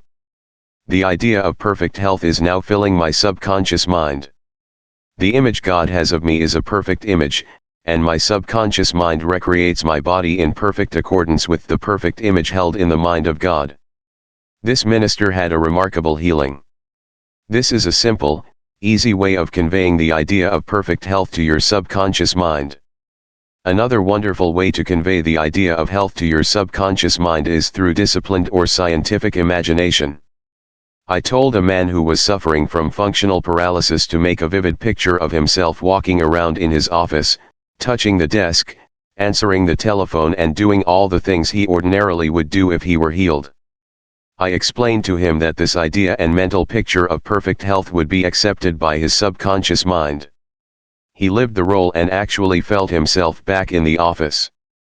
He knew that he was giving his subconscious mind something definite to work upon. His subconscious mind was the film upon which the picture was impressed. One day, after several weeks of frequent conditioning of the mind with this mental picture, the telephone rang by prearrangement and kept ringing while his wife and nurse were out. The telephone was about 12 feet away, but nevertheless he managed to answer it. He was healed at that hour. The healing power of his subconscious mind responded to his mental imagery and a healing followed. This man had a mental block which prevented impulses from the brain reaching his legs, therefore, he said he could not walk. When he shifted his attention to the healing power within him, the power flowed through his focused attention, enabling him to walk. Whatsoever ye shall ask in prayer, believing, ye shall receive. Matthew 21:22. Ideas worth remembering. 1. Your subconscious mind controls all the vital processes of your body and knows the answer to all problems. 2. Prior to sleep, turn over a specific request to your subconscious mind and prove its miracle working power to yourself. More Free Books Law of Attraction Haven 3. Whatever you impress on your subconscious mind is expressed on the screen of space as conditions, experiences, and events. Therefore, you should carefully watch all ideas and thoughts entertained in your conscious mind. For the law of action and reaction is universal. Your thought is action and the reaction is the automatic response of your subconscious mind to your thought. Watch your thoughts. More Free Books Law of Attraction Haven 5. All frustration is due to unfulfilled desires. If you dwell on obstacles, delays and difficulties, your subconscious mind responds accordingly and you are blocking your own good. 6. The life principle will flow through you rhythmically and harmoniously if I consciously affirm, I believe that the subconscious power, which gave me this desire, is now fulfilling it through me. This dissolves all conflicts. 7. You can interfere with the normal rhythm of your heart, lungs, and other organs by worry, anxiety and fear. Feed your subconscious with thoughts of harmony, health, and peace and all the functions of your body will become normal again. 8. Keep your conscious mind busy with the expectation of the best and your subconscious will faithfully reproduce your habitual thinking. 9. Imagine the happy ending or solution to your problem, feel the thrill of accomplishment, and what you imagine and feel will be accepted by your subconscious mind and bring it to pass. More Free Books Law of Attraction Haven Chapter 4 Mental Healings. In ancient times down through the ages, men of all nations have somehow instinctively believed that somewhere there resided a healing power, which would restore to normal the functions and sensations of man's body. They believed that this strange power could be invoked under certain conditions and that the alleviation of human suffering would follow. The history of all nations presents testimony in support of this belief. In the early history of the world, the power of secretly influencing men for good or evil, including the healing of the sick, was said to be possessed by the priests and holy men of all nations. Healing of the sick was supposed to be a power derived directly by them from God, and the procedures and processes of healing varied throughout the world. The healing processes took the form of supplications to God attended by various ceremonies such as the laying on of hands, incantations, the application of amulets, talismans, rings, relics and images. For example, in the religions of antiquity, priests in the ancient temples gave drugs to the patient and practiced hypnotic suggestions prior to the patient's sleep, telling him that the gods would visit him in his sleep and heal him. Many healings followed. Obviously, all this was the work of potent suggestions to the subconscious mind. After the performance of certain mysterious rites, the devotees of Hecate would see the goddess during sleep, provided that before going to sleep they had prayed to her according to weird and fantastic instructions. They were told to mix lizards with resin, frankincense, and myrrh and pound all this together in the open air under the crescent moon. Healings were reported in many cases following this grotesque procedure. It is obvious that these strange procedures, as mentioned in the illustrations given, favored suggestion and acceptance by the subconscious mind of these people by making a powerful appeal to their imagination. Actually, in all these healings, the subconscious mind of the subject was the healer. More free books. Law of Attraction Haven. In all ages, unofficial healers have obtained remarkable results in cases where authorized medical skill has failed. This gives cause for thought. How do these healers in all parts of the world effect their cures? The answer to all these healings is due to the blind belief of the sick person, which released the healing power resident in his subconscious mind. Many of the remedies and methods employed were rather strange and fantastic, which fared the imagination of the patients, causing an aroused emotional state. This state of mind facilitated the suggestion of health, and was a more free books. Law of Attraction Haven set both by the conscious and subconscious mind of the sick. This will be elaborated on further in the next chapter. Biblical accounts of the use of the subconscious powers. What things soever ye desire, when ye pray believe that ye receive them, and ye shall have them. Mark 11:24. Note the difference in tenses. The inspired writers tells us to believe and accept as true the fact that our desire has already been accomplished and fulfilled, that it is already completed, and that its realization will follow as a thing in the future. The success of this technique depends on the confident conviction that the thought, the idea, the picture is already a fact in mind. In order for anything to have substance in the realm of mind, it must be thought of as actually existing there. Here in a few cryptic words is a concise and specific direction for making use of the creative power of thought by impressing upon the subconscious the particular thing which you desire. Your thought, idea, plan, or purpose is as real on its own plane as your hand or your heart. In following the biblical technique, you completely eliminate from your mind all consideration of conditions, circumstances, or anything which might imply adverse contingencies. You are planting a seed, concept, in the mind, which, if you leave it undisturbed, will infallibly germinate into external fruition. The prime condition, which Jesus insisted upon, was faith. Over and over again you read in the Bible, according to your faith is it done unto you. If you plant certain types of seeds in the ground, you have faith they will grow after their kind. This is the way of seeds, and trusting the laws of growth and agriculture, you know that the seeds will come forth after their kind. Faith as mentioned in the Bible is a way of thinking, an attitude of mind, an inner certitude, knowing that the idea you fully accept in your conscious mind will be embodied in your subconscious mind and made manifest. Faith is, in a sense, accepting as true what your reason and senses deny, i.e. a shutting out of the little, rational, analytical, conscious mind and embracing an attitude of complete reliance on the inner power of your subconscious mind. More free books. Law of Attraction Haven. A classical instance of Bible technique is recorded in Matthew 9:28-30. And when he was come into the house, the blind man came to him, and Jesus saith unto them, Believe ye that I am able to do this? They said unto him, Yea, Lord. Then touched he their eyes, saying, According to your faith be it unto you. And their eyes opened, and Jesus straitly charged them, saying, See that no man know it. In the words according to your faith be it unto you, you can see that J.E. More Free Books Law of Attraction Haven SUS was actually appealing to the cooperation of the subconscious mind of the blind men. Their faith was their great expectancy, their inner feeling, their inner conviction that something miraculous would happen, and that their prayer would be answered, and it was. This is the time-honored technique of healing, utilized alike by all healing groups throughout the world regardless of religious affiliation. In the words, "See that no man know it," Jesus enjoins the newly healed patients not to discuss their healing because they might be subjected to the skeptical and derogatory criticisms of the unbelieving. This might tend to undo the benefits they had received at the hand of Jesus by depositing thoughts of fear, doubt, and anxiety in the subconscious mind. For with authority and power he commandeth the unclean spirits, and they came out. Luke 4:36. When the sick came to Jesus to be healed, they were healed by their faith together with his faith and understanding of the healing power of the subconscious mind. Whatever he decreed, he felt inwardly to be true.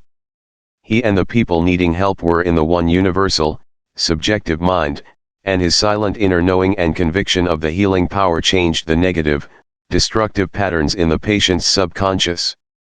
The resultant healings were the automatic response to the internal mental change. His command was his appeal to the subconscious mind of the patients plus his awareness, feeling and absolute trust in the response of the subconscious mind to the words, which he spoke with authority. Miracles at various shrines throughout the world. It is an established fact that cures have taken place at various shrines throughout the world, such as in Japan, India, Europe, and America. I have visited several of the famous shrines in Japan.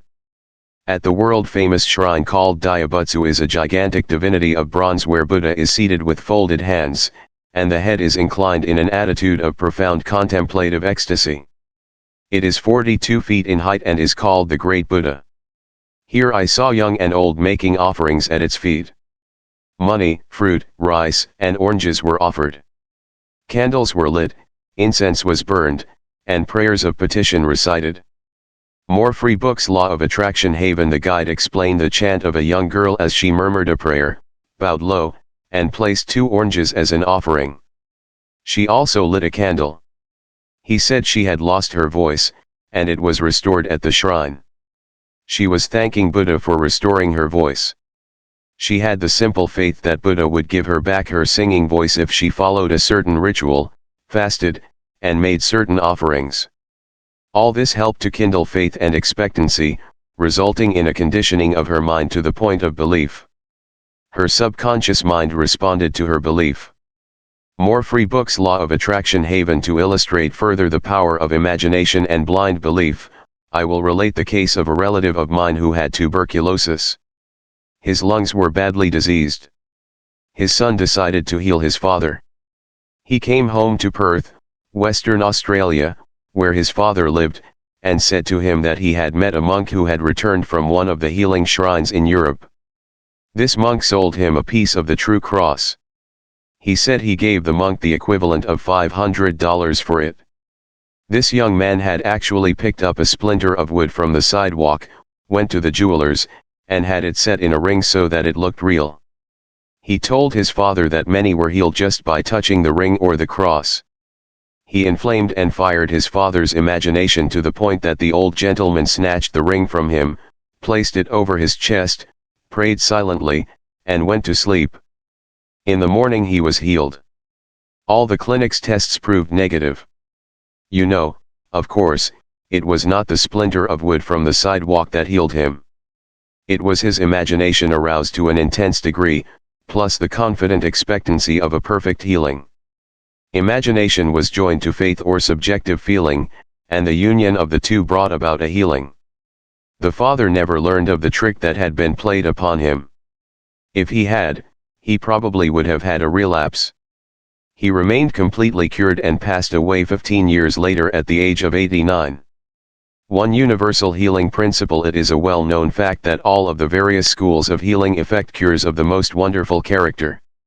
The most obvious conclusion, which strikes your mind, is that there must be some underlying principle, which is common to them all, namely, the subconscious mind, and the one process of healing is faith. It will now be in order to recall to your mind once more the following fundamental truths. First, that you possess mental functions which have been distinguished by designating one the conscious mind and the other the subconscious mind. More free books. Law of Attraction Haven. Second, Your subconscious mind is constantly amenable to the power of suggestion. Furthermore, your subconscious mind has complete control of the functions, conditions, and sensations of your body. I venture to believe that all the readers of this book are familiar with the fact that symptoms of almost any disease can be induced in hypnotic subjects by suggestion. For example, a subject in the hypnotic state can develop a high temperature, flushed face, or chills according to the nature of the suggestion given. By experiment, you can also suggest to the person that he is paralyzed and cannot walk, it will be so. By illustration, you can Free Book's Law of Attraction Haven hold a cup of cold water under the nose of the hypnotic subject and tell him, "This is full of pepper, smell it." He will proceed to sneeze. What do you think caused him to sneeze, the water or the suggestion? If a man says he is allergic to timothy grass, you can place a synthetic flower or an empty glass in front of nose, when he is in a hypnotic state, and tell him it is timothy grass. He will portray the usual allergic symptoms. This indicates that the cause of the disease is in the mind. The healing of the disease can also take place mentally. You realize that remarkable healings take place through osteopathy, chiropractic medicine, and naturopathy, as well as through all the various religious bodies throughout the world, but it is obvious that all of these healings are brought about through the subconscious mind, the only healer there is. Notice how it heals a cut on your face caused by shaving. It knows exactly how to do it. The doctor dresses the wound and says, "Nature heals it." Nature refers to natural law, the law of the subconscious mind, or self-preservation, which is the function of the subconscious mind. The instinct of self-preservation is the first law of nature. Your strongest instinct is the most potent of all autosuggestions. Widely different theories. It would be tedious and unprofitable to discuss to any great extent the numerous theories advanced by different religious sects and prayer therapy groups. There are a great number who claim that because their theory produces results it is, therefore, the correct one. This, as explained in this chapter, cannot be true. You are aware that there are all types of healing. Franz Anton Mesmer, an Austrian physician, 1734 to 1815, who practiced in Paris, discovered that by applying magnets to the diseased body, he could cure that disease miraculously. He also performed cures with various other pieces of glass and metals. He discontinued this form of healing and claimed that his cures were due to animal magnetism, theorizing that this substance was projected from the healer to the patient. Free Book's Law of Attraction Haven. His method of healing disease from then on was by hypnotism, which was called mesmerism in his day. Other physicians said that all his healings were due to suggestion and nothing else. All of these groups, such as psychiatrists, psychologists, osteopaths, chiropractors, physicians, and all the churches are using the one universal power resident in the subconscious mind. Each may proclaim the healings are due to their theory. The process of all healing is a definite, positive, mental attitude, an inner attitude, or a way of thinking, called faith. Free Book's Law of Attraction Havening is due to a confident expectancy, which acts as a powerful suggestion to the subconscious mind, releasing its healing potency. One man does not heal by a different power than another. It is true that he may have his own theory or method. There is only one process of healing, and that is faith. There is only one healing power, namely, your subconscious mind.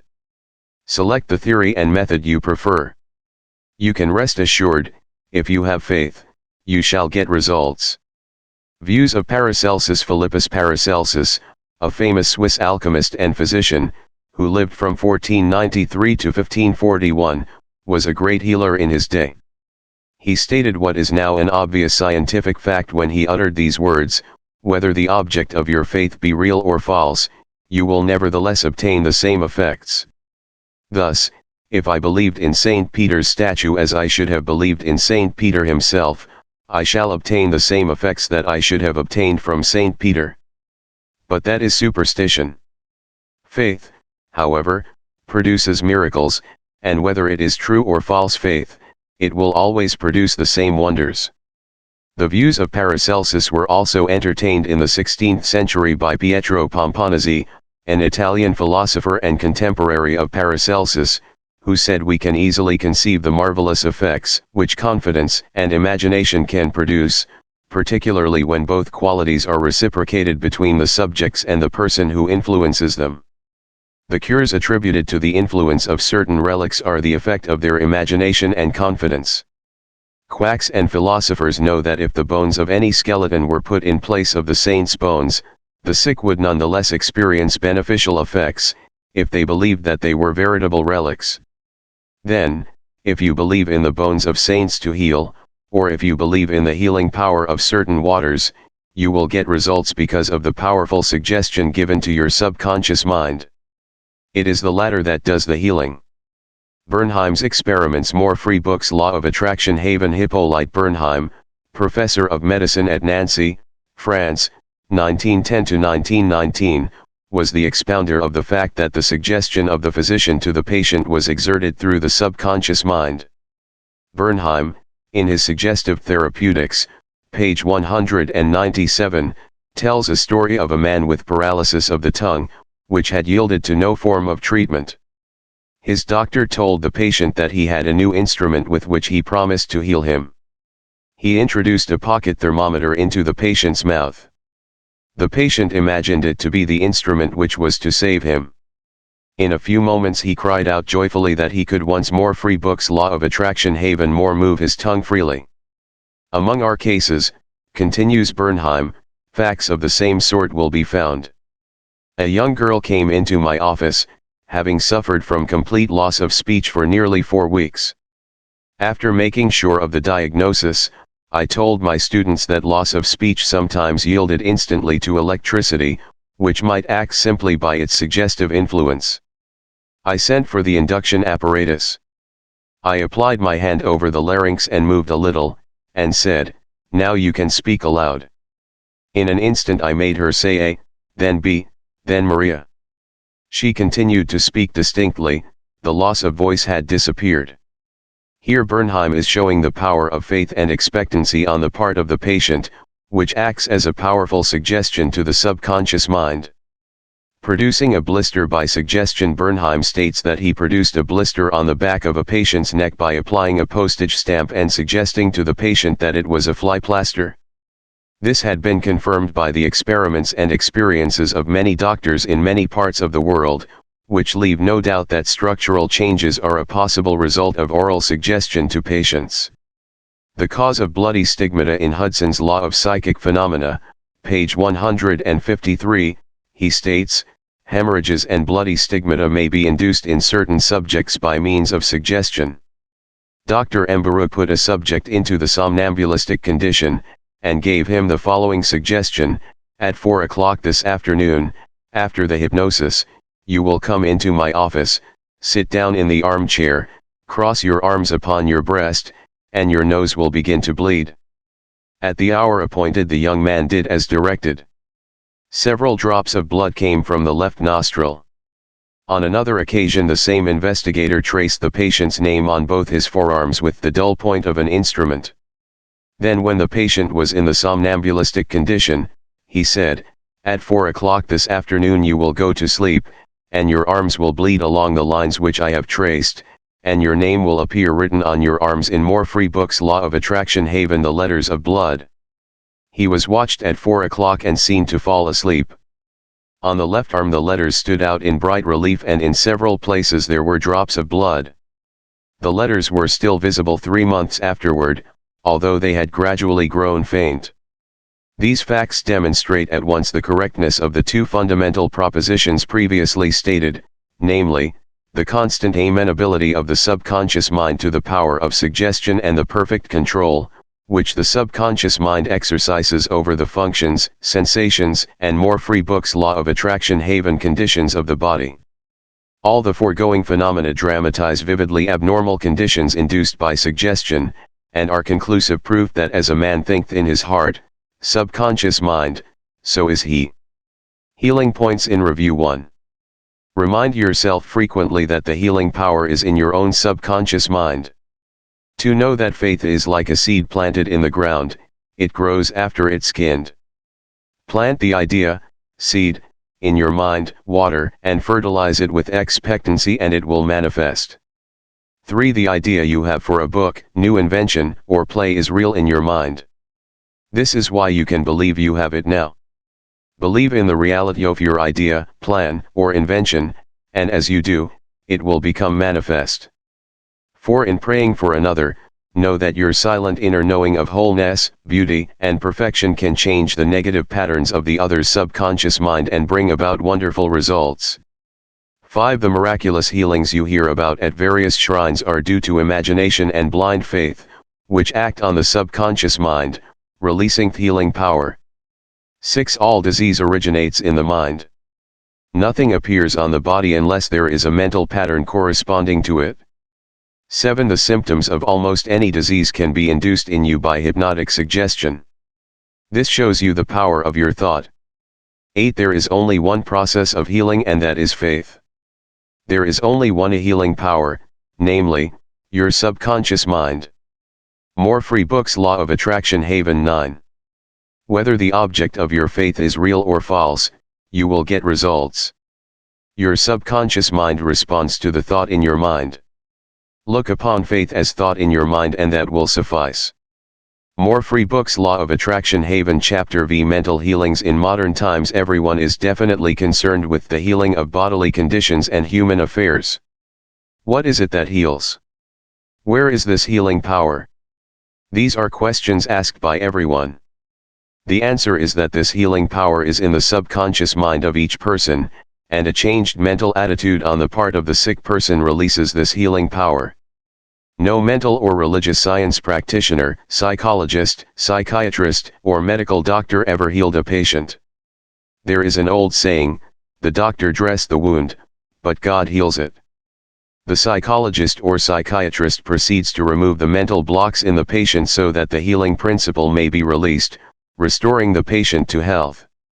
Likewise, the surgeon removes the physical block enabling the healing currents to function normally. No physician, surgeon, or mental science practitioner claims that he healed the patient. The one healing power is called by many names: nature, life, God, creative intelligence, and subconscious power. As previously outlined, there are many different methods used to remove the mental, emotional, and physical blocks, which inhibit the flow of the healing life principle animating all of us. The healing principle resident in your subconscious mind can and will, if properly directed by you or some other person, heal your mind and body of all disease. This healing principle is operative in all men regardless of creed, color, or race. You do not have to belong to some particular church in order to use and participate in this healing process. Your subconscious will heal the burn or cut on your hand even though you profess to be an atheist or agnostic. The modern mental therapeutic procedure is based on the truth that the infinite intelligence and power of your subconscious mind responds according to your faith. The mental science practitioner or minister follows the injunction of the Bible, i.e., he goes into his closet and shuts the door, which means he stills his mind, relaxes, lets go and thinks of the infinite healing presence within him. He closes the door of his mind to all outside distractions as well as appearances, and then he quietly and knowingly turns over his request or desire to his subconscious mind, realizing that the intelligence of his mind will answer him according to his specific needs. More free books. Law of Attraction Haven. The most wonderful thing to know is this: imagine the end desired and feel its reality, then the infinite life principle will respond to your conscious choice and your conscious request. This is the meaning of believe you have received, and you shall receive. This is what the modern mental scientist does when he practices prayer therapy. More free books. Law of Attraction Haven 1. Process of healing. There is only one universal healing principle operating through everything: the cat, the dog, the tree, the grass, the wind, the earth, for everything is alive. This life principle operates through the animal, vegetable, and mineral kingdoms as instinct and the law of growth. Man is consciously aware of this life principle, and he can consciously direct it to bless himself in countless ways. There are many different approaches, techniques, and methods in using the universal power, but there is only process of healing, which is faith, for according to your faith is it done unto you. The law of belief. All religions of the world represent forms of belief, and these beliefs are explained in many ways. The law of life is belief. What do you believe about yourself, life and the universe? It is done unto you as you believe. Belief is a thought in your mind, which causes the power of your subconscious to be distributed into all phases of your life according to your thinking habits. You must realize the Bible is not talking about your belief in some ritual, ceremony, form, institution, man, or formula. It is talking about belief itself. The belief of your mind is simply the thought of your mind. If thou canst believe, all things are possible to him that believeth. Mark 9:23. It is foolish to believe in something to hurt or harm you. Remember, it is not the thing believed in that hurts or harms you, but the belief or thought in your mind, which creates the result. All your experiences, all your actions, and all the events and circumstances of your life are but the reflections and reactions to your own thought. Prayer therapy is the combined function of the conscious and subconscious mind. Scientifically directed prayer therapy is the synchronized, harmonious and intelligent function of the conscious and subconscious levels of mind, specifically directed for a more free books law of attraction haven definite purpose. In scientific prayer or prayer therapy, you must know what you are doing and why you are doing it. You trust the law of healing. Prayer therapy is sometimes referred to as mental treatment, and another term is scientific prayer. In prayer therapy you consciously choose a certain idea, mental picture, or plan, which you desire to experience. You realize your capacity to convey this idea or mental image to your subconscious by feeling the reality of the state assumed.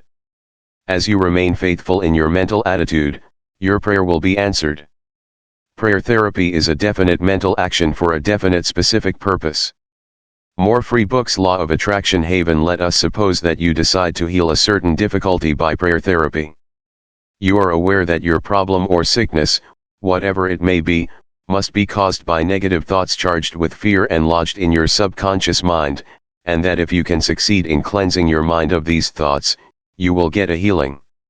You, therefore, turn to the healing power within your own subconscious mind and remind yourself of its infinite power and intelligence and its capacity to heal all conditions. As you dwell on these truths, your fear will begin to dissolve, and the recollection of these truths also corrects the erroneous beliefs. You give thanks for the healing that you know will come, and then you keep your mind off the difficulty until you feel guided, after an interval, to pray again.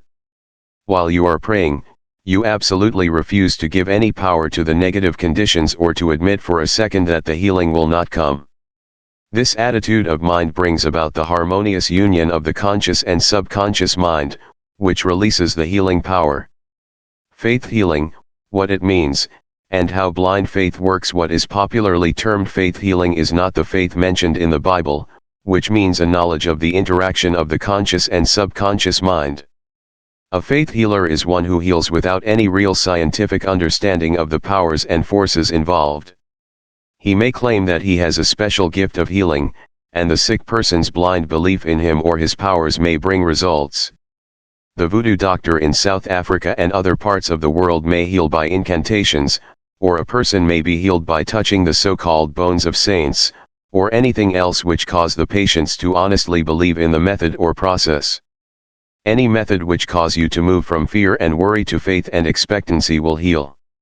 There are many persons, each of whom claims that because his personal theory produces results, it is, therefore, the correct one.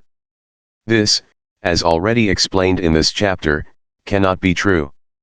More free books law of attraction haven. To illustrate how blind faith works, you will recall our discussion of the Swiss physician, Franz Anton Mesmer. In 1776, he claimed many cures when he stroked diseased bodies with artificial magnets. Later on, he threw away his magnets and evolved the theory of animal magnetism. This he held to be a fluid, which pervades the universe, but is most active in the human organism. He claimed that his magnetic fluid, which was going forth from him to his patients, healed them. People flocked to him and many wonderful cures were effected.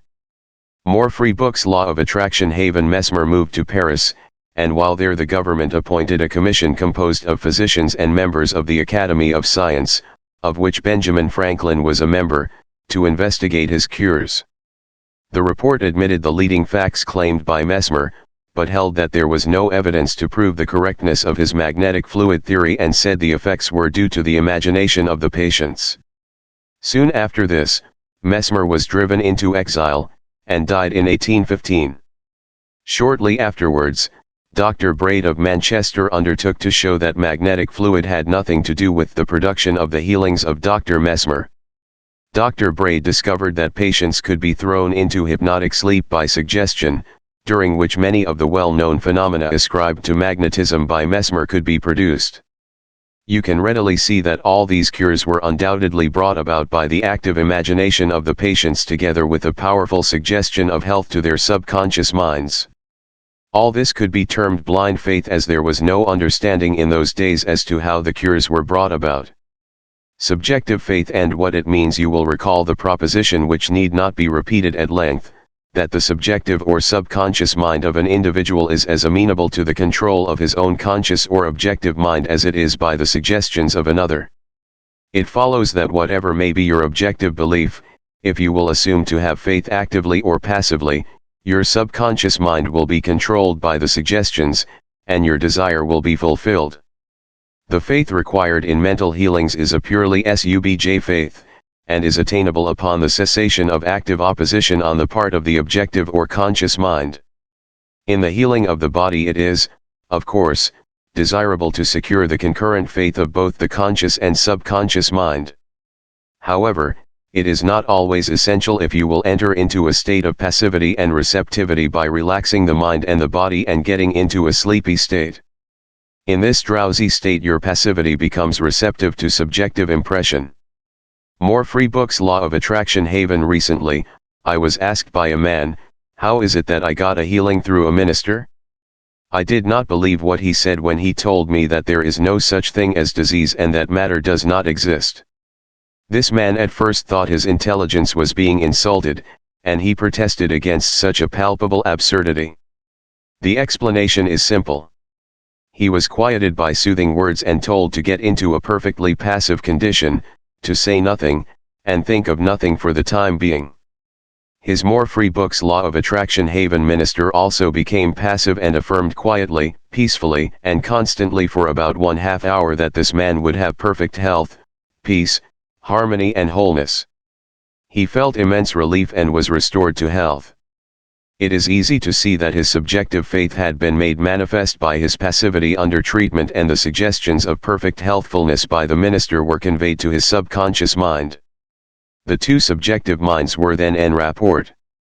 The minister was not handicapped by antagonistic auto-suggestions of the patient arising from objective doubt of the power of the healer or the correctness of the theory. In this sleepy, drowsy state the conscious mind resistance is reduced to a minimum and results followed. The subconscious mind of the patient, being necessarily controlled by such suggestion, exercised its functions in accordance therewith, and a healing followed. The meaning of absent treatment: suppose you learned that your mother was sick in New York City and you lived in Los Angeles. Your mother would not be physically present where you are, but you could pray for her. It is the Father within which doth the work. The creative law of mind, subconscious mind, serves you and will do the work. Its response to you is automatic. Your treatment is for the purpose of inducing an inner realization of health and harmony in your mentality. This inner realization, acting through the subconscious mind, operates through your mother's subconscious mind, as there is but one creative mind. Your thoughts of health, vitality, and perfection operate through the one universal subjective mind, and set a law of motion on the subjective side of life, which manifests through her body as a healing. In the mind principle there is no time or space. It is the same mind that operates through your mother no matter where she may be. In reality there is no absent treatment, as opposed to present treatment, for the universal mind is omnipresent. You do not try to send out thoughts or hold a thought. Your treatment is a conscious movement of thought, and as you become conscious of the qualities of health, well-being, and relaxation, More free books. Law of Attraction Haven. These qualities will be resurrected in the experience of your mother, and results will follow. The following is a perfect example of what is called absent treatment. Recently, a listener of our radio program in Los Angeles prayed as follows for her mother in New York who had a coronary thrombosis. The healing presence is right where my mother is. Her bodily condition is but a reflection of her thought life, like shadows cast on the screen. I know that in order to change the images on the screen I must change the projection. More free books. Law of Attraction Haven. Real. My mind is the projection real, and I know project in my own mind the image of wholeness, harmony, and perfect health for my mother. The infinite healing presence, which created my mother's body and all her organs, is now saturating every atom of her being, and river of peace flows through every cell of her body. The doctors are divinely guided and directed, and whoever touches my mother is guided to do the right thing. I know that disease has not ultimate reality. If it had, no one could be healed. I now align myself with the infinite principle of love and life, and I know and decree that harmony, health, and peace are now being expressed in my mother's body. She prayed in the above manner several times daily, and her mother had a most remarkable recovery after a few days, much to the amazement of her specialist. He complimented her on her great faith in the power of God. The conclusion, arrived at in the daughter's mind, set the creative law of mind in motion on the subjective side of life, which manifested itself through her mother's body as perfect health and harmony. What the daughter felt as true about her mother was simultaneously resurrected in the experience of her mother. Releasing the kinetic action of the subconscious mind. A psychologist friend of mine told me that one of his lungs was infected. X-rays and analysis showed the presence of tuberculosis. At night, being going to sleep, he would quietly affirm, "Every cell, nerve, tissue, and muscle of my lungs are not being made whole, pure and perfect. My whole body is being restored to health and harmony." These are not his exact words, but they represent the essence of what he affirmed. A complete healing followed in about a month's time. Subsequent X-rays showed a perfect healing. I wanted to know his method, so I asked him why he repeated the words prior to sleep. Here is his reply: the kinetic action of the subconscious mind continues thought your sleep time period. Hence, give the subconscious mind something good to work on as you drop off into slumber. More free books. Law of Attraction Haven. This was very wise answer. In thinking of harmony and perfect health, he never mentioned his trouble by name. I strongly suggest that you cease talking about your ailments or giving them a name. The only sap from which they draw life is your attention and fear of them. Like the above-mentioned psychologist, become a mental surgeon. Then your troubles will be see you off like dead branches are pruned from a tree. If you are constantly naming your aches and symptoms, you inhibit the More Free Books Law of Attraction Haven kinetic action, which means the release of the healing power and energy of your subconscious mind. Furthermore, by the law of your own mind, these imaginings tend to take shape, as the thing I greatly feared. Fill your mind with the great truths of life and walk forward in the light of love. Summary of your aids to health. 1. Find out what it is that heals you. Realize that correct directions given to the subconscious mind will heal your mind and body. 2. Develop a definite plan for turning over your requests or desires to your subconscious mind. 3. Imagine the end desired and feel its reality. Follow it through and you will get definite results. 4. Decide what belief is. Know that belief is a thought in your mind, and what you think you create. 5. It is foolish to believe in sickness and something to hurt or harm you. Believe in perfect health, prosperity, peace, wealth, and divine guidance. 6. Great and noble thoughts upon which you habitually dwell become great acts.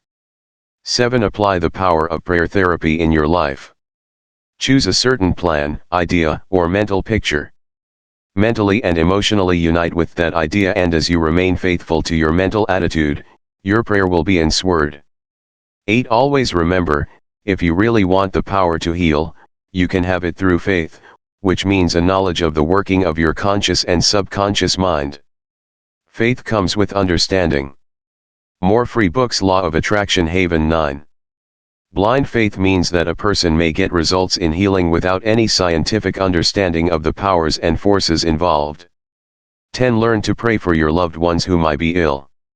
Quiet your mind and your thoughts of health, vitality, and perfection, operating through the own universal subjective mind, will be felt and resurrected in the mind of your loved one. More free books. Law of Attraction Haven Chapter 6 Practical Techniques in Mental Healing. An engineer has a technique and a process for building a bridge or an engine. Like the engineer, your mind also has a technique for governing, controlling, and directing your life. You must realize that methods and techniques are primary.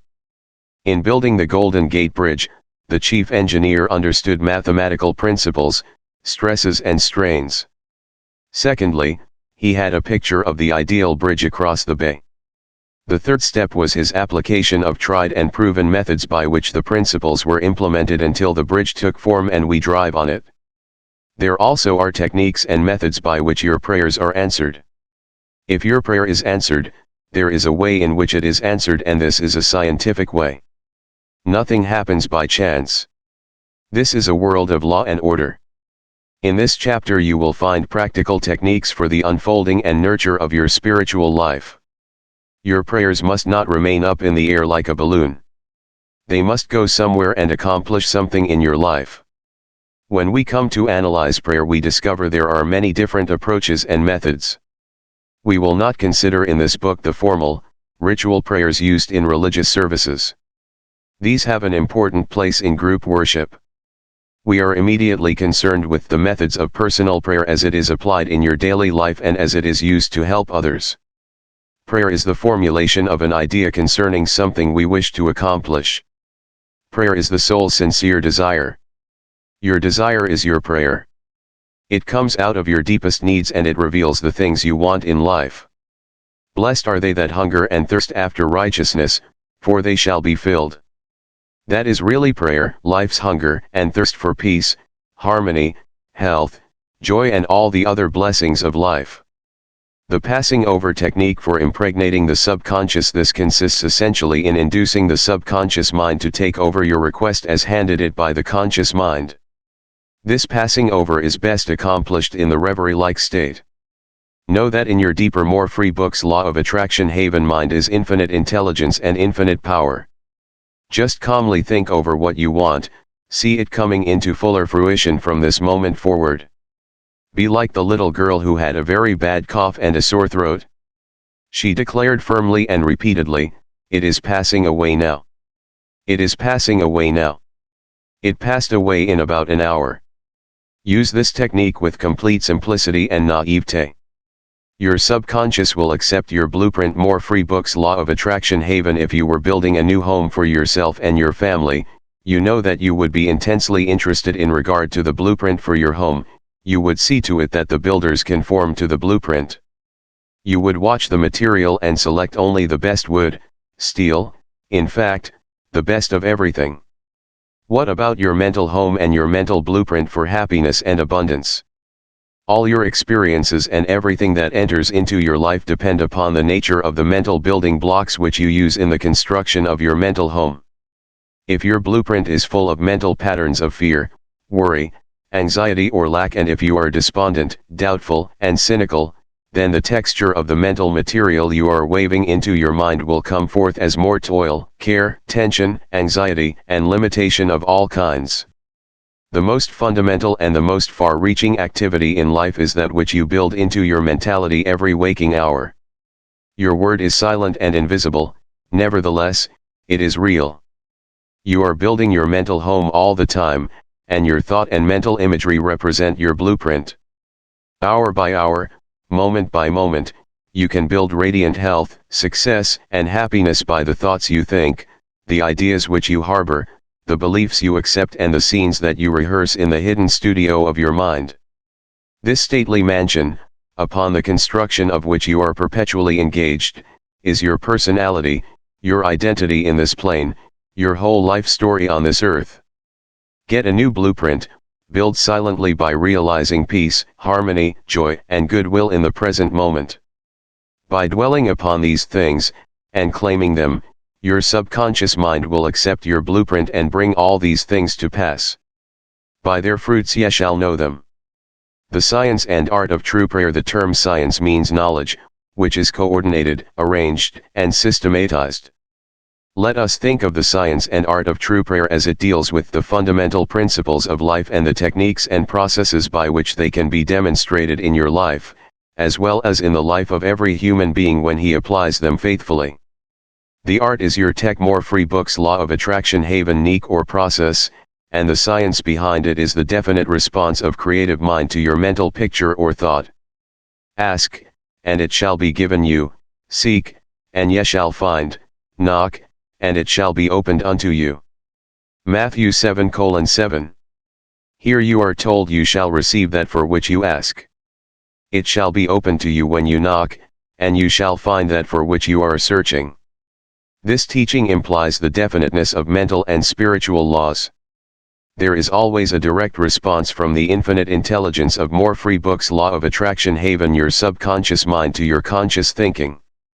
If you ask for bread, you will not receive a stone. You must ask believing, if you are to receive. Your mind moves from the thought to the thing. Unless there is first an image in the mind, it cannot move, for there would be nothing for it to move toward. Your prayer, which is your mental act, must be accepted as an image in your mind before the power from your subconscious will play upon it and make it productive. You must reach a point of acceptance in your mind, an unqualified and undisputed state of agreement. This contemplation should be accompanied by a feeling of joy and restfulness in foreseeing the certain accomplishment of your desire. The sound basis for the art and science of true prayer is your knowledge and complete confidence that the movement of your conscious mind will gain a definite response from your subconscious mind, which is one with boundless wisdom and infinite power. By following this procedure, your prayers will be answered. The visualization technique. The easiest and most obvious way to formulate an idea is to visualize it, to see it in your mind's eye as vividly as if it were alive. You can see with the naked eye only what already exists in the external world. In a similar way, that which you can visualize in your mind's eye already exists in the invisible realms of your mind. Any picture, which you have in your mind, is the substance of things hoped for and the evidence of things not seen. What you form in your imagination is as real as any part of your body. The idea and the thought are real and will one day appear in your objective world if you are faithful to your mental image. This process of thinking forms impressions in your mind. These impressions in turn become manifested as facts and experiences in your life. The builder visualizes the type of building he wants, he sees it as he desires it to be completed. His imagery and thought processes become a plastic mold from which the building will emerge, a beautiful or an ugly one, a skyscraper or a very low one. His mental imagery is projected and is drawn on paper. Eventually, the contractor and his workers gather the essential materials and the building progresses until it stands finished, conforming perfectly to the mental patterns of the architect. More free books Law of Attraction Haven. I use the visualization technique prior to speaking from the platform. I quiet the wheels of my mind in order that I may present to the subconscious mind my images of thought. Then, I picture the entire auditorium and the seats filled with men and women, each one of them illumined and inspired by the infinite healing presence. I see them as radiant, happy and free. Having first built up the idea in my imagination, I quietly sustain it there as a mental picture while I imagine I hear men and women saying, "I am more free books Law of Attraction Haven healed, I feel wonderful, I've had an instantaneous healing, I'm transformed." I keep this up for about 10 minutes or more, knowing and feeling that each person's mind and body are saturated with love, wholeness, beauty, and perfection. My awareness grows to the point where in my mind I can actually hear the voices of the multitude proclaiming their health and happiness. Then I release the whole picture and go onto the platform. Almost every Sunday some people stop and say that their prayers were answered. Mental movie method. The Chinese say, "A picture is worth 1,000 words." William James, the father of American psychology, stressed the fact that the subconscious mind will bring to pass any picture held in the mind and backed by faith. Act as though I am, and I will be. A number of years ago I was in the Middle West lecturing in several states, and I desired to have a permanent location in the general area from which I could serve those who desired help. I traveled far, but the desire did not leave my mind. One evening, while in a hotel in Spokane, Washington, I relaxed completely on a couch, immobilized my attention, and in a quiet, passive manner imagined that I was talking to a large audience, saying in effect, "I am glad to be here, I have prayed for the ideal opportunity." I saw in my mind's eye the imaginary audience and I felt the reality of it all. I played the role of the actor, dramatized this mental movie, and felt satisfied that this picture was being conveyed to my subconscious mind, which would bring it to pass in its own way. The next morning, on awakening, I felt a great sense of peace and satisfaction, and in a few days' time I received a telegram asking me to take over an organization in the Midwest, which I did, and I enjoyed it immensely for several years. The method outlined here appeals to many who have described it as the mental movie method. I have received numerous letters from people who listen to my radio talks and weekly public lectures, telling me of the wonderful results they get using this technique in the sale of their property. I suggest to those who have homes or property for sale that they satisfy themselves in their own mind that their price is right. Then, I claim that the infinite intelligence is attracting to them the buyer who really wants to have the property and who will love it and prosper in it.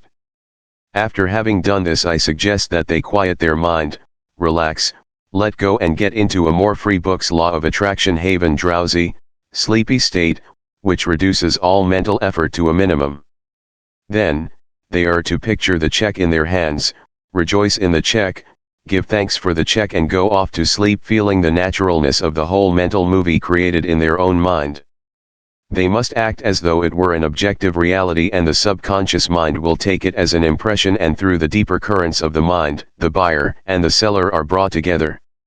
A mental picture held in the mind, backed more free book's law of attraction haven by faith, will come to pass. The Baudouin technique. Charles Baudouin was a professor at the Rousseau Institute in France. He was a brilliant psychotherapist and a research director of the New Nancy School of Healing, who in 1910 taught that the best way to impress the subconscious mind was to enter into a drowsy, sleepy state, or a state akin to sleep in which all effort was reduced to a minimum. Then in a quiet, passive, receptive way, by reflection, he would convey the idea to the subconscious. The following is his formula, a very simple way of securing this impregnation of the subconscious mind, is to condense the idea, which is to be the object of suggestion, to sum it up in a brief phrase, which can be readily graven on the memory, and to repeat it over and over again as a lullaby. Some years ago, a young lady in Los Angeles was engaged in a prolonged bitter family lawsuit over a will. Her husband had bequeathed his entire estate to her, and his sons and daughters by a previous marriage were bitterly fighting to break the will. The Baudouin technique was outlined to her, and this is what she did. She relaxed her body in an armchair, entered into the sleepy state and, as suggested, condensed the idea of her need into a phrase consisting of 6 words easily graven on the memory. It is finished in divine order.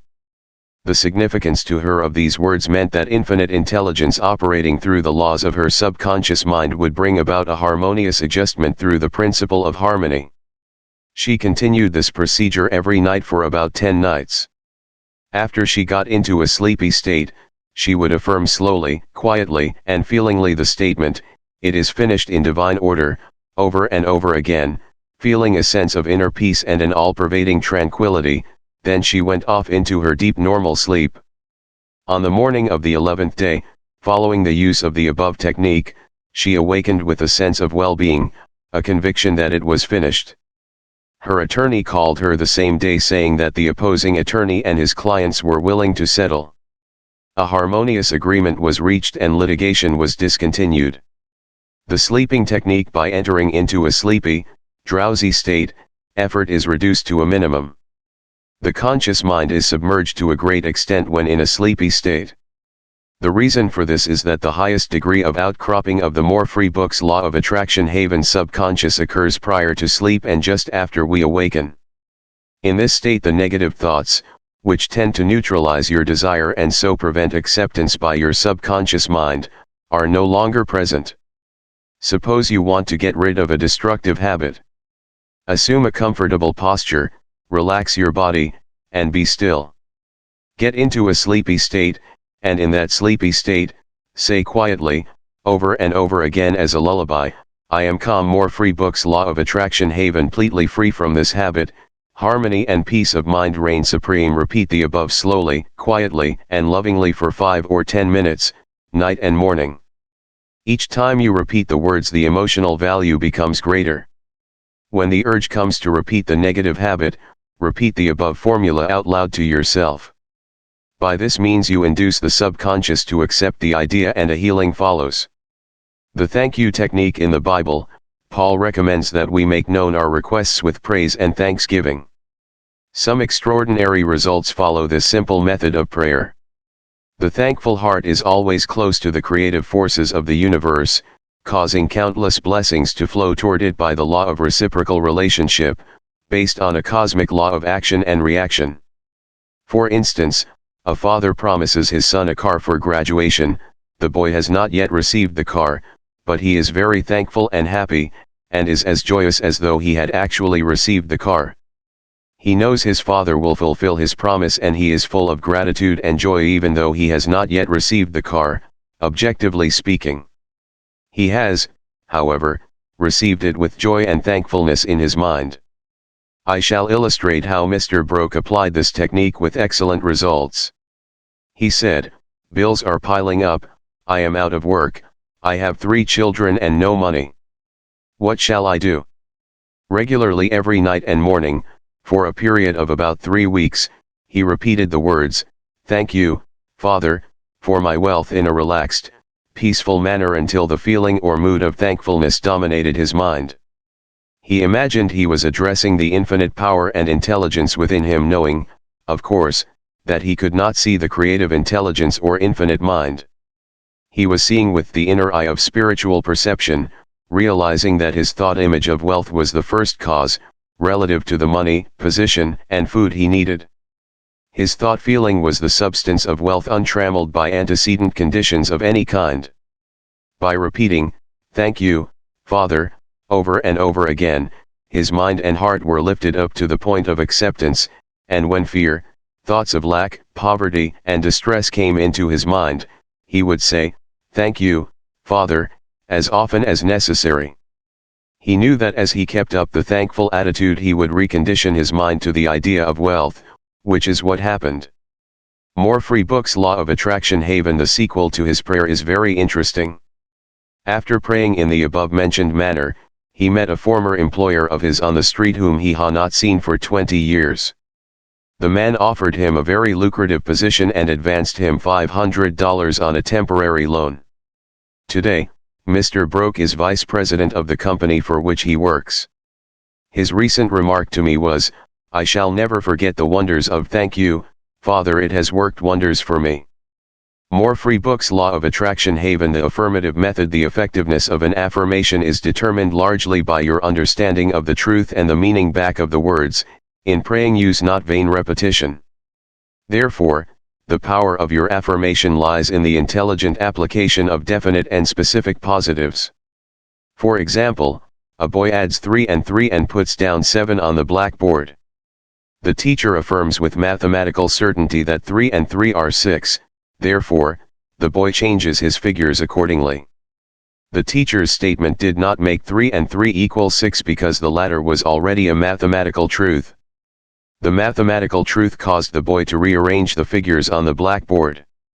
It is abnormal to be sick, it is normal to be healthy. Health is the truth of your being.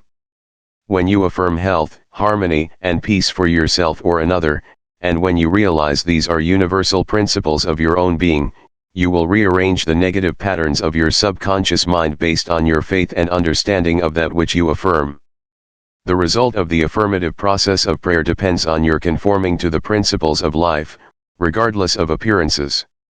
Consider for a moment that there is a principle of mathematics and none of error, there is a principle of truth but none of dishonesty. There is a principle of intelligence but none of ignorance, there is a principle of harmony and none of discord.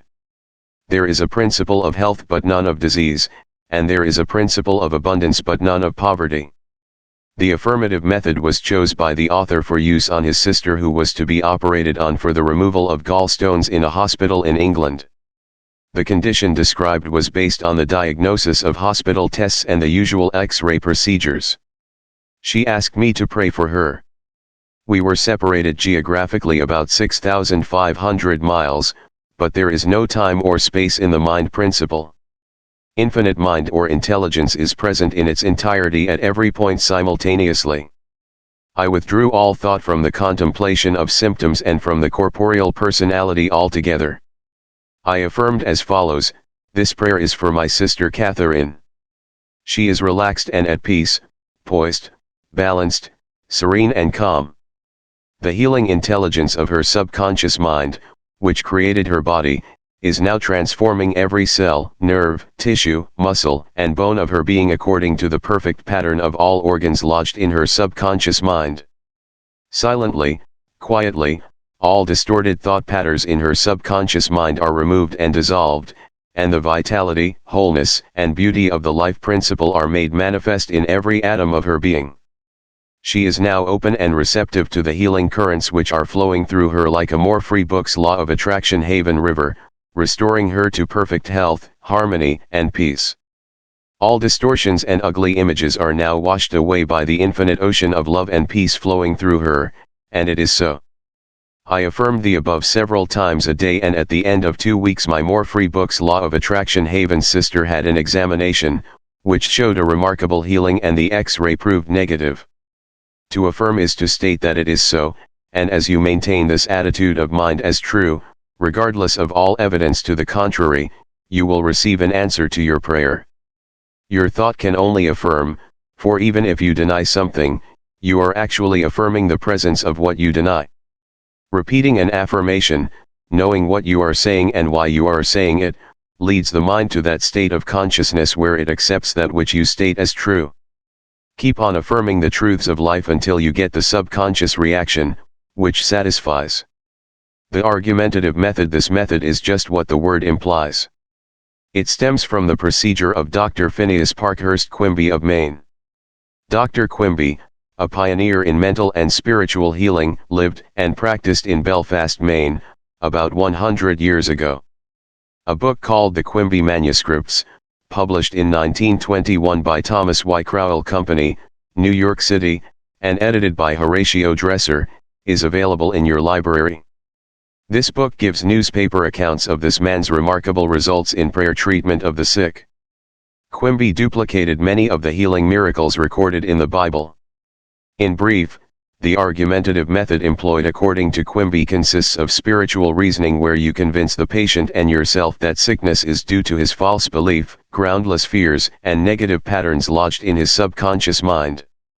You reason it out clearly in your mind and convince your patient that the disease or ailment is due only to a distorted, twisted pattern of thought, which has taken form in the body. This wrong belief in some external power and external causes has now externalized itself as sickness, and can be changed by changing the thought patterns. You explain to the sick person that the basis of all healing is a change of belief. You also point out that the subconscious mind created the body and all its organs, therefore, it knows how to heal it, can heal it and is doing so now as you speak. You argue in the courtroom of your mind that the disease is a shadow of the mind based on disease-soaked, morbid thought imagery. You continue to build up all the evidence you can muster on behalf of the healing power within, which created all the organs in the first place, and which has a perfect pattern of every cell, nerve, and tissue within it. Then, you render a verdict in the courthouse of your mind in favor of yourself and your patient. You liberate the sick one by faith and Hmurphy book's law of attraction haven spiritual understanding. Your mental and spiritual evidence is overwhelming, there being but one mind, what you feel as true will be resurrected in the experience of the patient. This procedure is essentially the argumentative method used by Dr. Quimby of Maine, Form 1849 to 1869. The absolute method is like modern sound wave therapy. Many people throughout the world practice this form of prayer treatment. More free books. Law of Attraction Haven with wonderful results. The person using the absolute method mentions the name of the patient, such as John Jones, then quietly and silently thinks of God and his qualities and attributes, such as, God is all bliss, boundless love, infinite intelligence, all-powerful, boundless wisdom, absolute harmony, indescribable beauty and perfection. As he quietly thinks along these lines, he is lifted up in consciousness into a new spiritual wavelength, at which times he feels the infinite ocean of God's love is now dissolving everything unlike itself in the mind and body of John Jones for whom he is praying. He feels all the power and love of God are now focused on John Jones, and whatever is bothering or vexing him is now completely neutralized in the presence of the infinite ocean of life and love. The absolute method of prayer might be likened to the sound wave or sonic therapy recently shown by a distinguished physician in Los Angeles.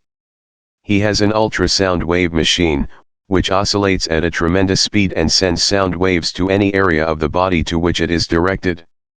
These sound waves can be controlled, and he told me of achieving remarkable results in dissolving arthritic, calcareous deposits as well as the healing and removal of other disturbing conditions. To the degree that we rise in consciousness by contemplating qualities and attributes of God, do we generate spiritual electronic waves of harmony, health and peace. Many remarkable healings follow this technique of prayer. A cripple walks. Dr. Phineas Parkhurst Quimby, of whom we spoke previously in this chapter, used the absolute method in the latter years of his healing career. He was really the father of psychosomatic medicine and the first psychoanalyst. He had the capacity to diagnose clairvoyantly the cause of the patient's troubles, pains, and aches. The following is a condensed account of the healing of a cripple as recorded in Quimby's manuscripts. Quimby was called on to visit a woman who was lame, aged, and bedridden. He states that her ailment was due to the fact that she was imprisoned by a creed so small and contracted that she could not stand upright. More free books. Law of Attraction Haven and move about. She was living in the tomb of fear and ignorance. Furthermore, she was taking the Bible literally and it frightened her. In this tomb, Quimby said, was the presence and power of God trying to burst the bands, break through the bonds and rise from the dead.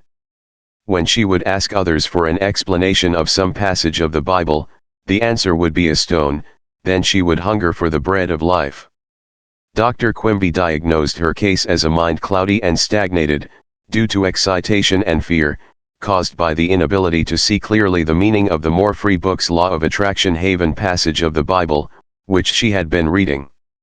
This showed itself in the body by her heavy and sluggish feeling, which would terminate as paralysis. At this point Quimby asked her what was meant in the Bible verses, "Yet a little while am I with you, and then I go unto him that sent me.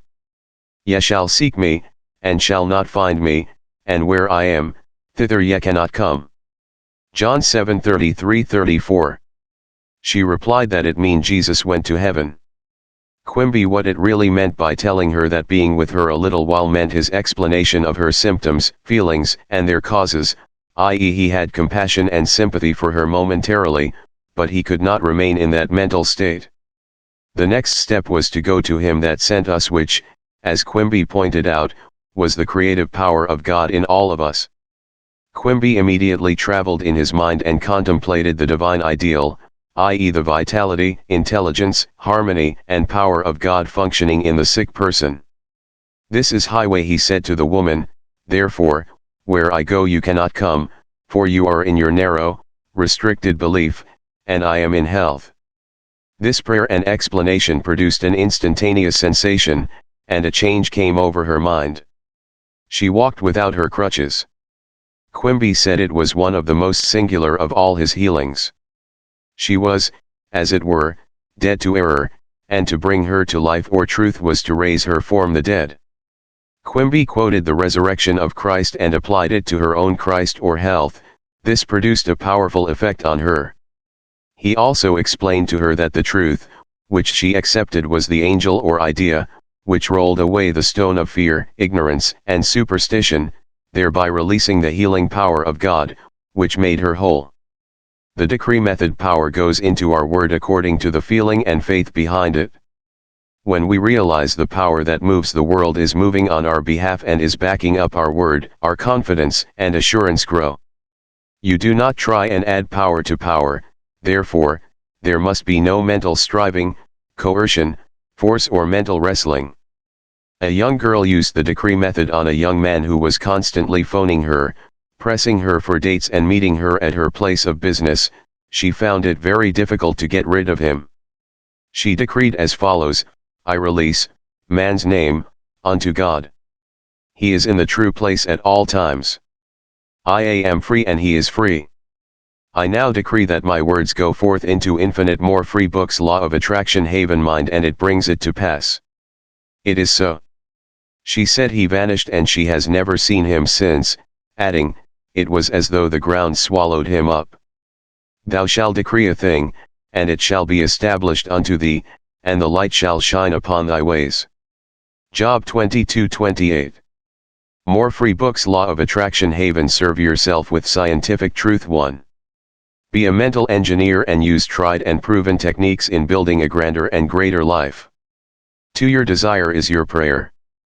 Picture the fulfillment of your desire now and feel its reality and you will experience the joy of the answered prayer. 3. Desire to accomplish things the easy way with the sure aid of mental science.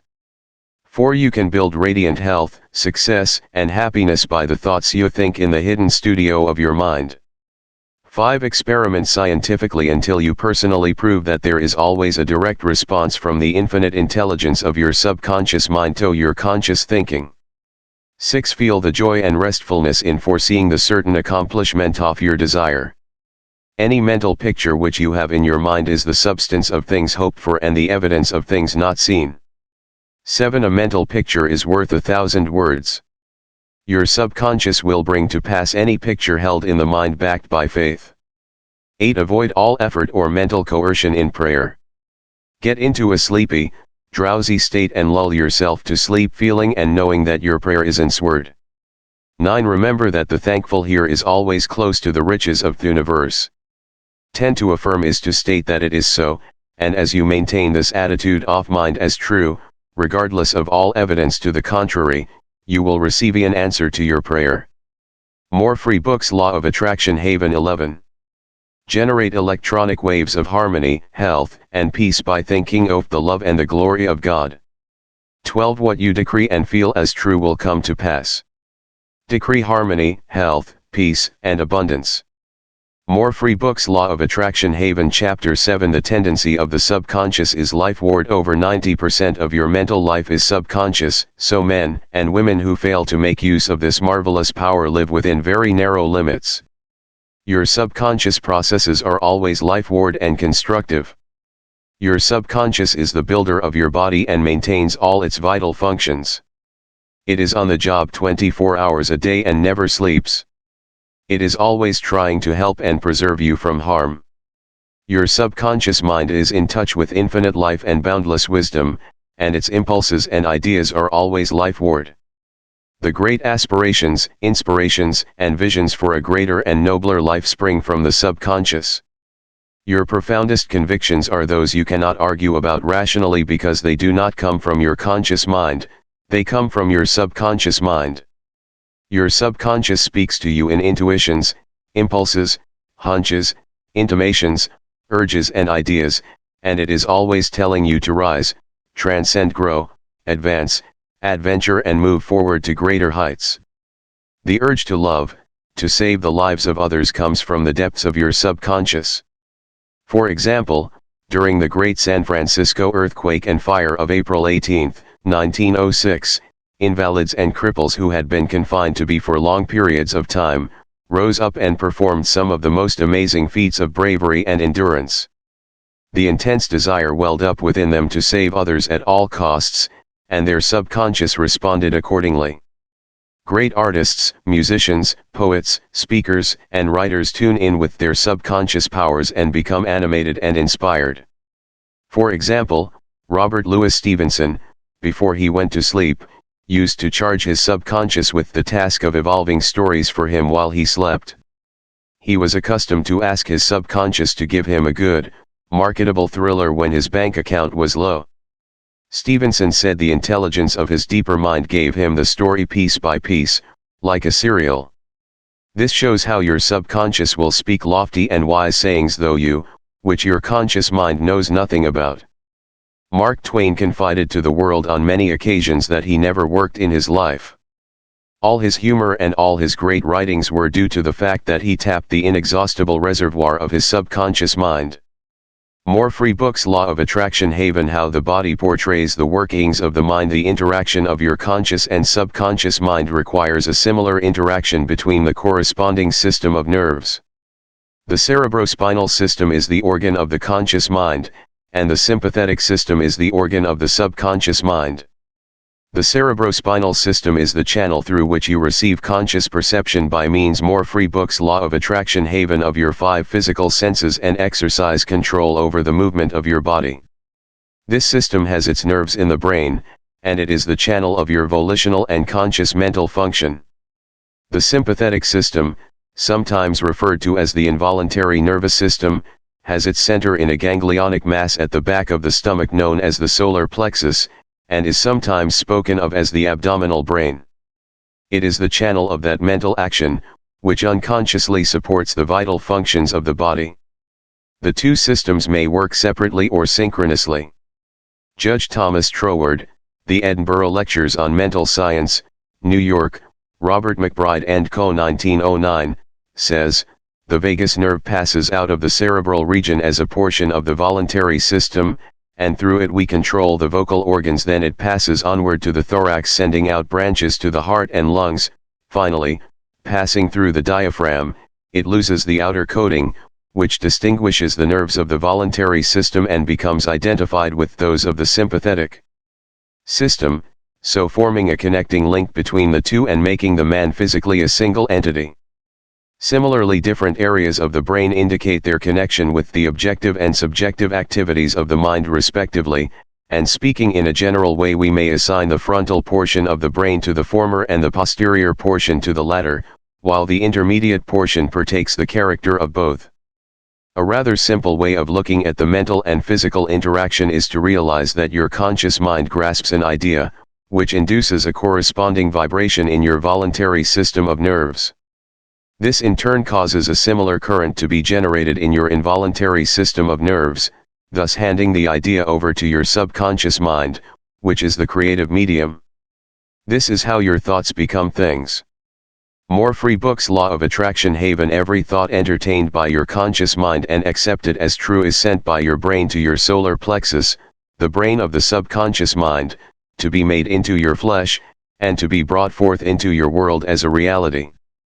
There is an intelligence which takes care of the body. When you study the cellular system and the structure of the organs, such as eyes, ears, heart, liver, bladder, etc., you learn they consist of groups of cells, which form a group intelligence whereby they function together and are able to take orders and carry them out in deductive function at the suggestion of the master mind, conscious mind. More free books. Law of Attraction Haven. A careful study of the single-celled organism shows you what goes on in your complex body. Thought the monocellular organism has no organs, it still gives evidence of mind action and reaction performing the basic functions of movement, alimentation, assimilation, and elimination. Many say there is an intelligence which will take care of your body if you let it alone.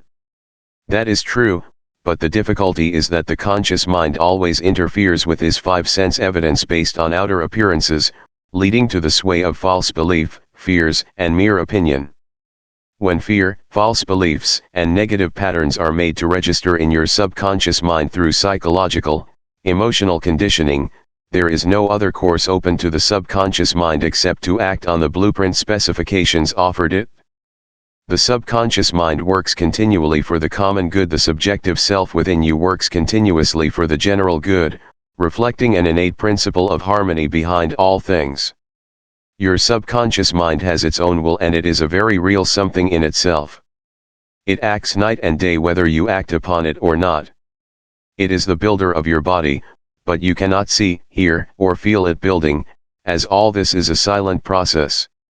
Your subconscious have a life of its own, which is always moving toward harmony, health, and peace. This is the divine norm within it, seeking expression through you at all times. How man interferes with the innate principle of harmony. To think correctly, scientifically, we must know the truth. To know the truth is to be in harmony with the infinite intelligence and power of your subconscious mind, which is always moving lifeward. Every thought or action, which is not harmonious, whether through ignorance or design, will result in discord and limitation of all kinds.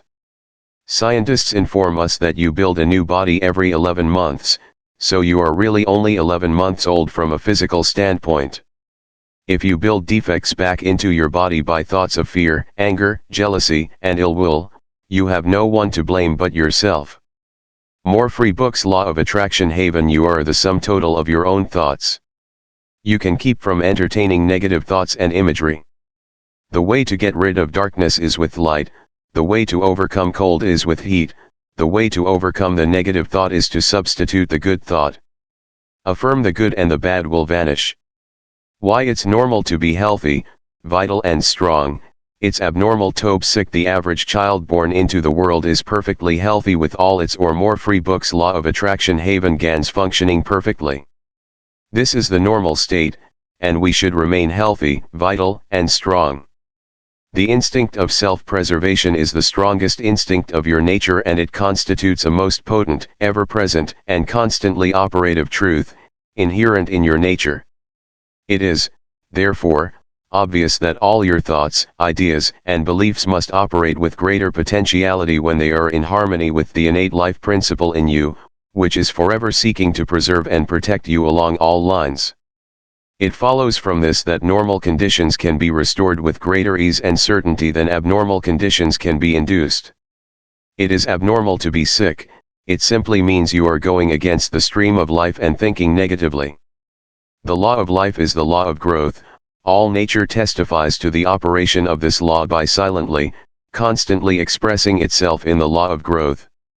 When there is growth and expression, there must be life. Where there is life there must be harmony, and where there is harmony, there is perfect health. If your thought is in harmony with the creative principle of your subconscious mind, you are in tune with the innate principle of harmony. If you entertain thoughts which are not in accordance with the principle of harmony, these thoughts cling to you, harass you, worry you, and finally bring about disease, and if persisted in, possibly death. In the healing of disease, you must increase the inflow and distribution of the vital forces of your subconscious mind throughout your system. This can be done by eliminating thoughts of fear, worry, anxiety, jealousy, hatred, and every other destructive thought which tends to tear down and destroy your nerves and glands, body tissue, which controls the elimination of all waste material. Pott's disease cured. In the Nautilus magazine of March, 1917, there appears an article about a boy suffering from Pott's disease, or tuberculosis of the spine, who had a remarkable healing. His name was Frederick Elias Andrews of Indianapolis, now minister of Unity School of Christianity, Kansas City, Missouri. His physician pronounced him incurable. He began to pray, and from a crooked, twisted cripple going about on hands and knees, he became a strong, straight, well-formed man. He created his own affirmation, mentally absorbing the qualities he needed. More free books. Law of Attraction Haven. He affirmed over and over again many times a day, I am whole, perfect, strong, powerful, loving, harmonious, and happy. He persevered and said that this prayer was the last utterance on his lips at night and the first in the morning. He prayed for others also by sending out thoughts of love and health. This attitude of mind and way of prayer returned to him multiplied many times. His faith and perseverance paid off with big dividends. When thoughts of fear, anger, jealousy, or envy drew his attention, he more free books. Law of Attraction Haven would immediately start his counteracting force of affirmation going in his mind. His subconscious mind responded according to the nature of his habitual thinking. This is the meaning of the statement in the Bible, Go thy way, thy faith hath made thee whole. Mark 10:52. How faith in your subconscious powers makes you whole. A young man, who came to my lectures on the healing power of the subconscious mind, had severe eye trouble which his doctor said necessitated an operation. He said to himself, My subconscious made my eyes, and it can heal me. Each night, as he went to sleep, he entered into a drowsy, meditative state, the condition akin to sleep. His attention was immobilized and focused on the eye doctor. He imagined the doctor was in front of him, and he plainly heard, or imagined he heard, the doctor saying to him, "A miracle has happened." He heard this over and over again every night for perhaps 5 minutes or so before going to sleep. At the end of 3 weeks he again went to the ophthalmologist who had previously examined his eyes, and the physician said to this man, "This is a miracle." What happened? This man impressed his subconscious mind using the doctor as an instrument or a means of convincing it or conveying the idea. Through repetition, faith, and expectancy he impregnated his subconscious mind. His subconscious mind made his eye, within it was the perfect pattern, and immediately it proceeded to heal the eye. This is another example of how faith in the healing power of your subconscious can make you whole. Pointers to review: 1. Your subconscious is the builder of your body and is on the job 24 hours a day. You interfere with its life-giving patterns by negative thinking. 2. Charge your subconscious with the task of evolving an answer to any problem prior to sleep and it will answer you. 3. Watch your thoughts. Every thought accepted as true is sent by your brain to your solar plexus, your abdominal brain, and is brought into your world as a reality. More free books. Law of Attraction Haven 4. Know that you can remake yourself by giving a new blueprint to your subconscious mind. 5. The tendency of your subconscious is always lifeward. Your job is with your conscious mind. Feed your subconscious mind with premises which are true. Your subconscious is always reproducing according to your habit mental patterns. More free books. Law of Attraction Haven 6. You build a new body every 11 months. Change your body by changing your thoughts and keeping them changed. 7. It is normal to be healthy. It is abnormal to be ill. There is within the innate principle of harmony. 8. Thoughts of jealousy, fear, worry and anxiety tear down and destroy your nerves and glands, bringing about mental and physical diseases of all kinds. 9. What you affirm consciously and feel as true will be made manifest in your mind, body, and affairs. Affirm the good and enter into the joy of living. More free books. Law of Attraction Haven Chapter 8. How to get the results you want. The principal reasons for failure are lack of confidence and too much effort. Many people block answers to their prayers by failing to fully comprehend the workings of the subconscious mind. When you know how your mind functions, you gain a measure of confidence. You must remember, whenever your subconscious mind accepts an idea, it immediately begins to execute it. It uses all its mighty resources to that end and mobilizes all the mental and spiritual laws of your deeper mind. This law is true for good or bad ideas. Consequently, if you use it negatively, it brings trouble, failure, and confusion. When you use it constructively, it brings guidance, freedom, and peace of mind. The right answer is inevitable when your thoughts are positive, constructive, and loving.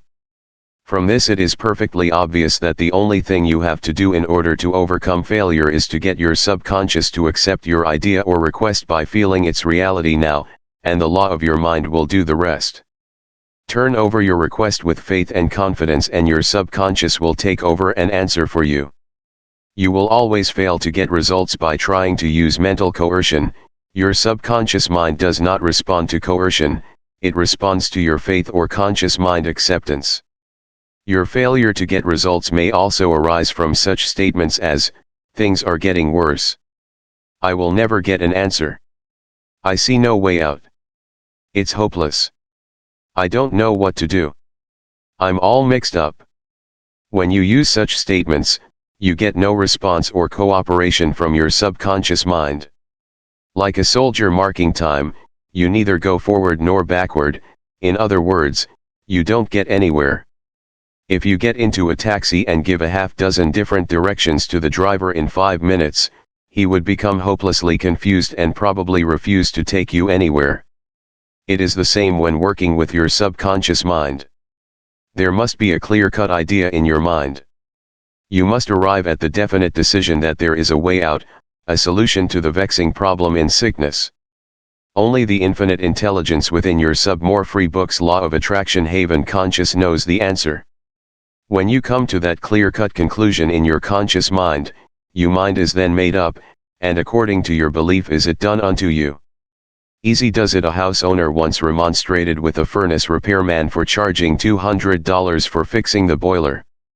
The mechanic said, "I charged 5 cents for the missing bolt and $199 more free books law of attraction haven and 95 cents for knowing what was wrong." Similarly, your subconscious mind is the master mechanic, the all-wise one, who knows ways and means of healing any organ of your body, as well as your affairs. Decree health, and your subconscious will establish it, but relaxation is the key. Easy does it. Do not be concerned with details and means, but know the end result. Get the feel of the happy solution to your problem, whether it is health, finances, or employment. Remember how you felt after you had recovered from a severe state of illness. Bear in mind that your feeling is the touchstone of all subconscious demonstration. Your new idea must be felt subjectively in a finished state, not the future, but as coming about now. Infer no opponent, use imagination and not willpower in using your subconscious mind. You infer no opponent, you use no willpower. You imagine the end and the freedom state. You will find your intellect trying to get in the way, but persist in maintaining a simple, childlike, miracle-making faith. Picture yourself with the ailment or problem. Imagine the emotional accompaniment of the freedom state you crave. Cut out all red tape from the process. The simple way is the best. How disciplined imagination works wonders. A wonderful way to get a response from your subconscious mind is through disciplined or scientific imagination. As previously pointed out, your subconscious mind is the builder of the body and controls all its vital functions. The Bible says, "Whatsoever ye shall ask in prayer, believing, ye shall receive." To believe is to accept something as true, or to live in the state of being it. As you sustain this mood, you shall experience the joy of the answered prayer. The 3 steps to success in prayer. The usual procedure is as follows: 1. Take a look at the problem. 2. Turn to the solution or way out known only to the subconscious mind. More free books law of attraction haven 3. Rest in a sense of deep conviction that it is done. Do not weaken your prayer by saying, "I wish I might be healed. I hope so." Your feeling about the work to be done is the boss. Harmony is yours. Know that health is yours. Become intelligent by becoming a vehicle for the infinite healing power of the subconscious mind. Pass on the idea of health to your subconscious mind to the point of conviction, then relax. Get yourself off your hands. Say to the condition and circumstance, "This, too, shall pass." Through relaxation you impress your subconscious mind, enabling the kinetic energy behind the idea to take over and bring it more free books law of attraction haven into concrete realization. The law of reversed effort and why you get the opposite of what you pray for. Coué, the famous psychologist from France who visited America about 40 years ago, defined the law of reversed effort as follows: when your desires and imagination are in conflict, your imagination invariably gains the day. If, for example, you were asked to walk a plank on the floor, you would do so without question. Now suppose the same plank were placed 20 feet up in the air between 2 walls. Would you walk it? Your desire to walk it would be counteracted by your imagination or fear of falling. Your dominant idea, which would be the picture of falling, would conquer. Your desire, will, or effort to walk on the plank would be reversed, and the dominant idea of failure would be reinforced. Mental effort is invariably self-defeated, eventuating always in the opposite of what is desired. The suggestions of powerlessness to overcome the condition dominate the mind. Your subconscious is always controlled by the dominant idea. Your subconscious will accept the strongest of 2 contradictory propositions. The effortless way is better. If you say, "I want a healing, but I can't get it, I try so hard, I force myself to pray, I use all of the willpower I have," you must realize that your error lies in your effort. Never try to compel the subconscious mind to accept your idea by exercising willpower. Such attempts are doomed to failure and you get the opposite of what you prayed for. The following is a rather common experience. Students, when taking examinations and reading through their papers, find that all their knowledge has suddenly deserted them. Their minds become appalling blanks and they are unable to recall one relevant thought. The more they grit their teeth and summon the powers of the will, the further the answers seem to flee. But, when they have left the examination room and the mental pressure relaxes, the answers they were seeking flow tantalizingly back into their minds. Trying to force themselves to remember was the cause of their failure. This is an example of the law of reversed effort whereby you get the opposite of what you asked or prayed for.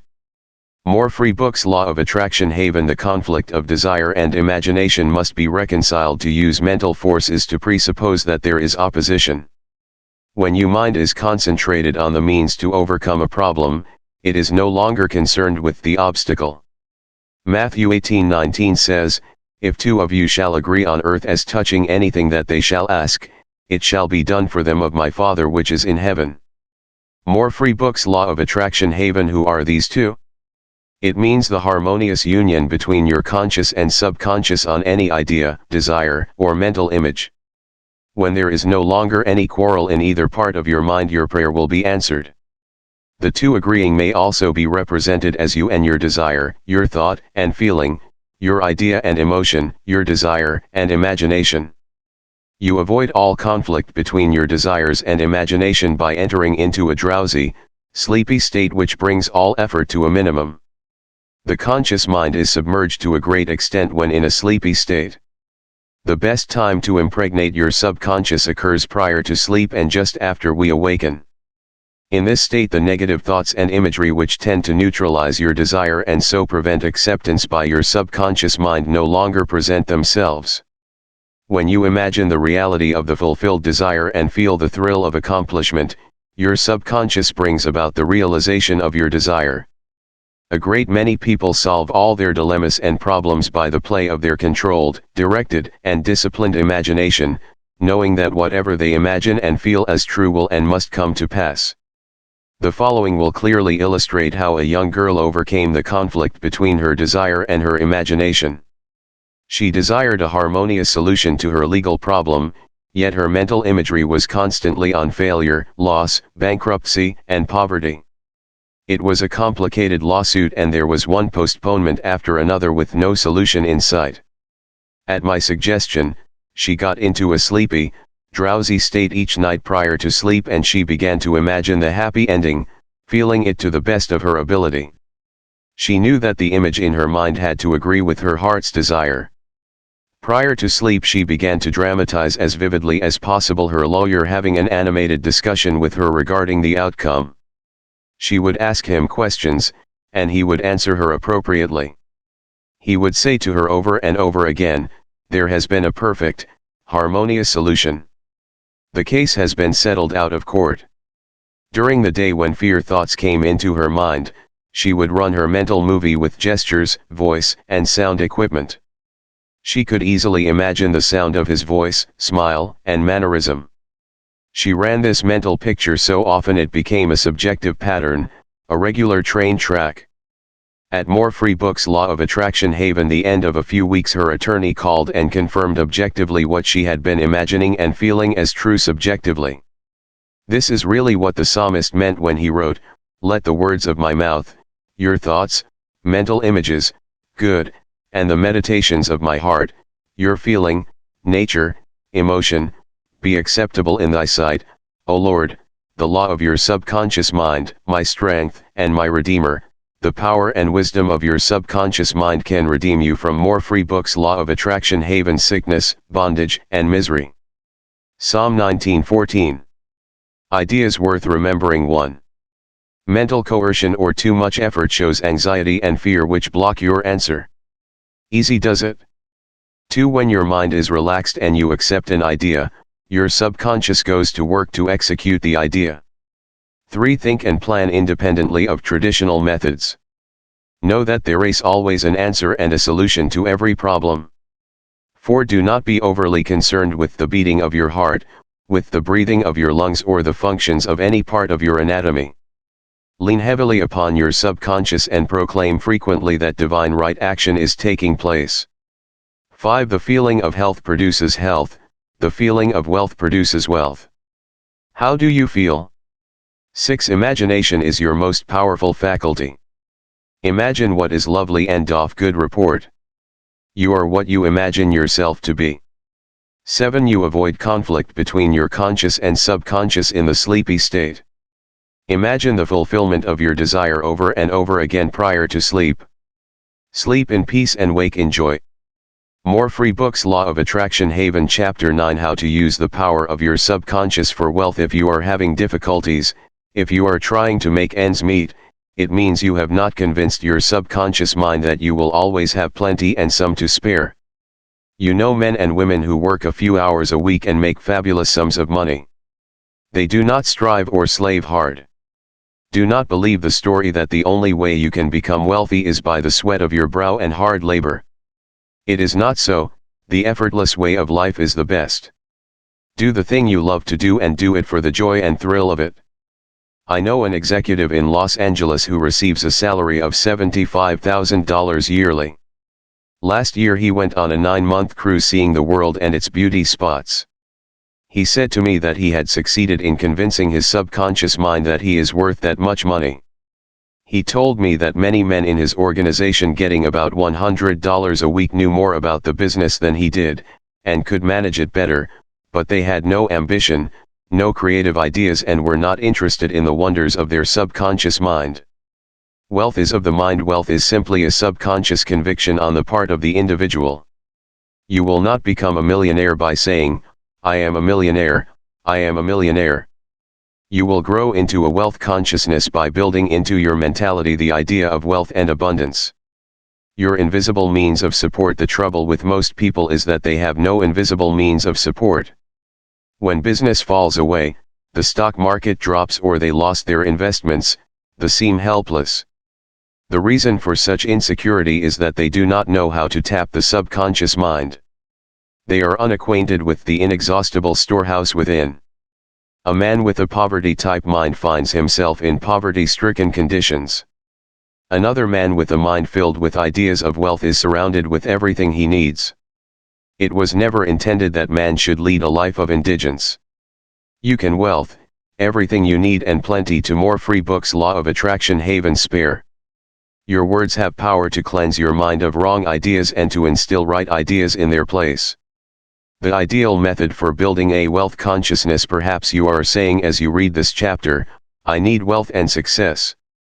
This is what you do.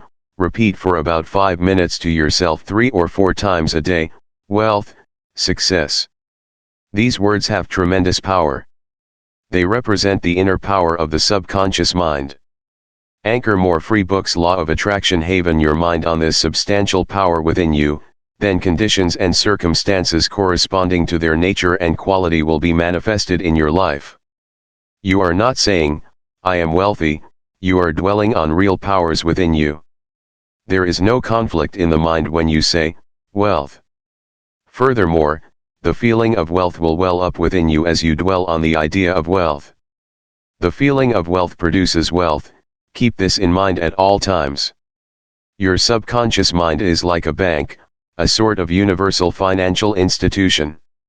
It magnifies whatever you deposit or impress upon it, whether it is the idea of wealth or of poverty. Choose wealth. Why your affirmations for wealth fail. I have talked to many people during the past 35 years whose usual complaint is, "I have said for weeks and months, I am wealthy, I am prosperous, and nothing has happened." I discovered that when they said, "I am wealthy, I am prosperous," they felt that they were lying to themselves. One man told me, "I have affirmed that I am prosperous until I am tired. Things are now worse." I knew when I made the statement that it was obviously not true. His statements were rejected by the conscious mind, and the very opposite of what he outwardly affirmed and claimed was made manifest. Your affirmation succeeds best when it is specific and when it does not produce a mental conflict or argument, hence the statements made by this man made matters worse because they suggested his lack. Your subconscious accepts what you really feel to be true, not just idle words or statements. The dominant idea or belief is always accepted by the subconscious mind. How to avoid mental conflict? The following is the ideal way to overcome this conflict for those who have this difficulty. Make this practical statement frequently, particularly prior to sleep: by day and by night I am being prospered in all of my interests. More Free Books Law of Attraction Haven. This affirmation will not arouse any argument because it does not contradict your subconscious mind's impression of financial lack. I suggested to one businessman whose sales and finances were very low and who was greatly worried, that he sit down in his office, become quiet, and repeat this statement over and over again: my sales are improving every day. This statement engaged the cooperation of the conscious and subconscious mind. Results followed. Don't sign blank checks. You sign blank checks when you make such statements as, there is not more Free Books Law of Attraction Haven enough to go around. There is a shortage. I will lose the house because of the mortgage, etc.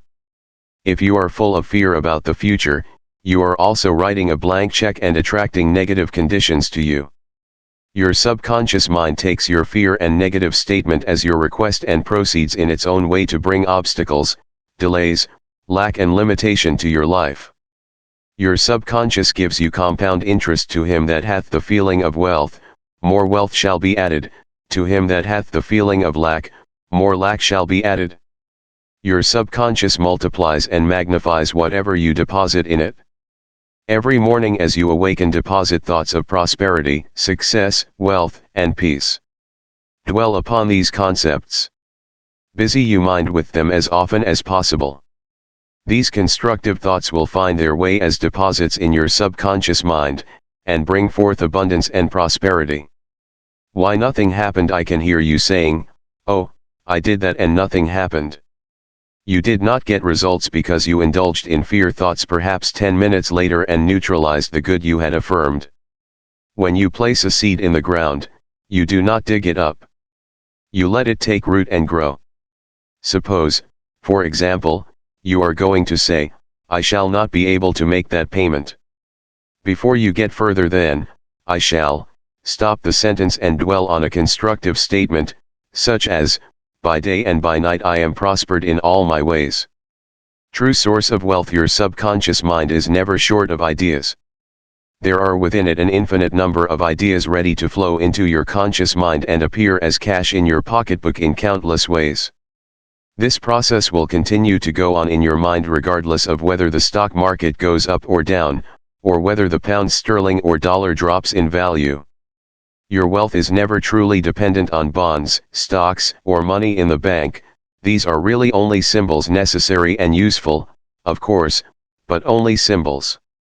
The point I want to emphasize is that if you convince your subconscious mind that wealth is yours, and that it is always circulating in your life, you will always and inevitably have it, regardless of the form it takes.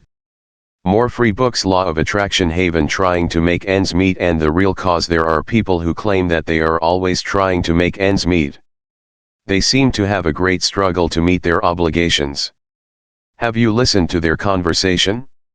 In many instances their conversation runs along this vein. They are constantly condemning those who have succeeded in life and who have raised their heads above the crowd.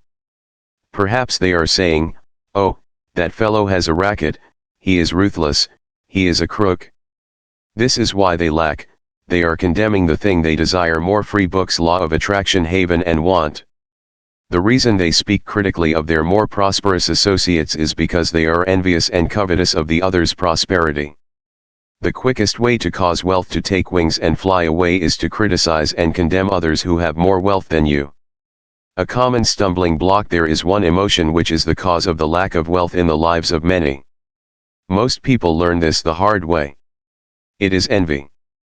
For example, if you see a competitor depositing large sums on money in the bank and you have only a meager amount to deposit, does it make you envious?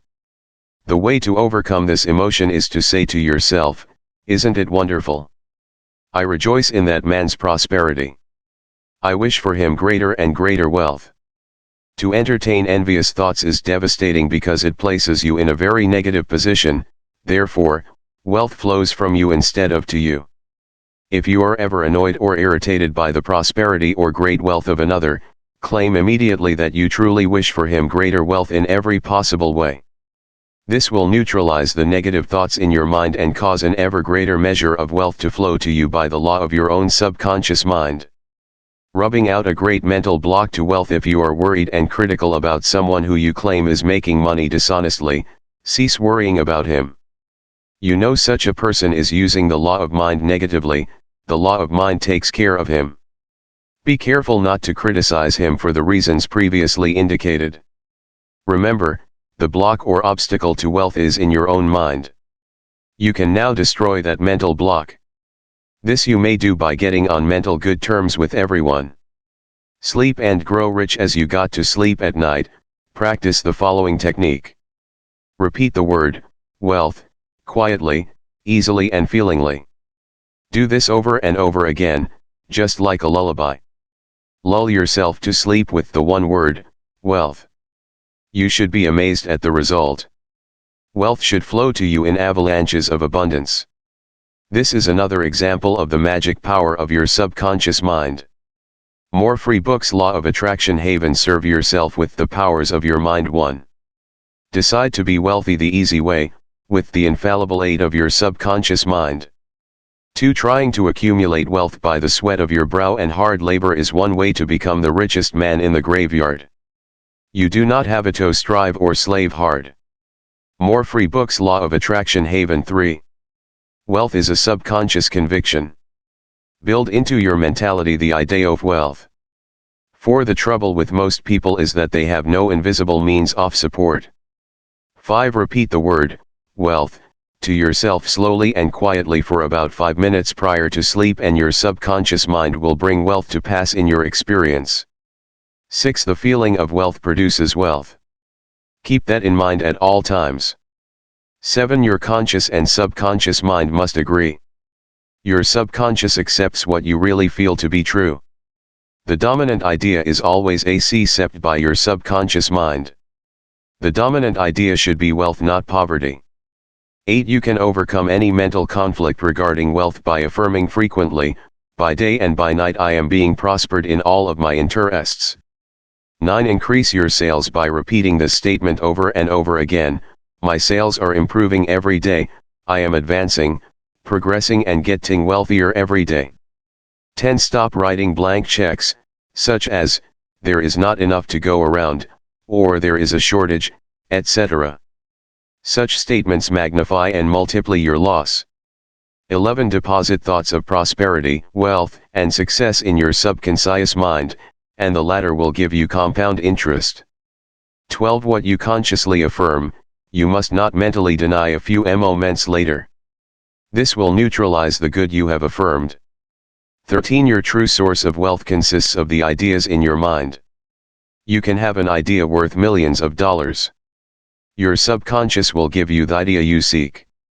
More free books. Law of Attraction Haven. 14. Envy and jealousy are stumbling blocks to the flow of wealth. Rejoice in the prosperity of others.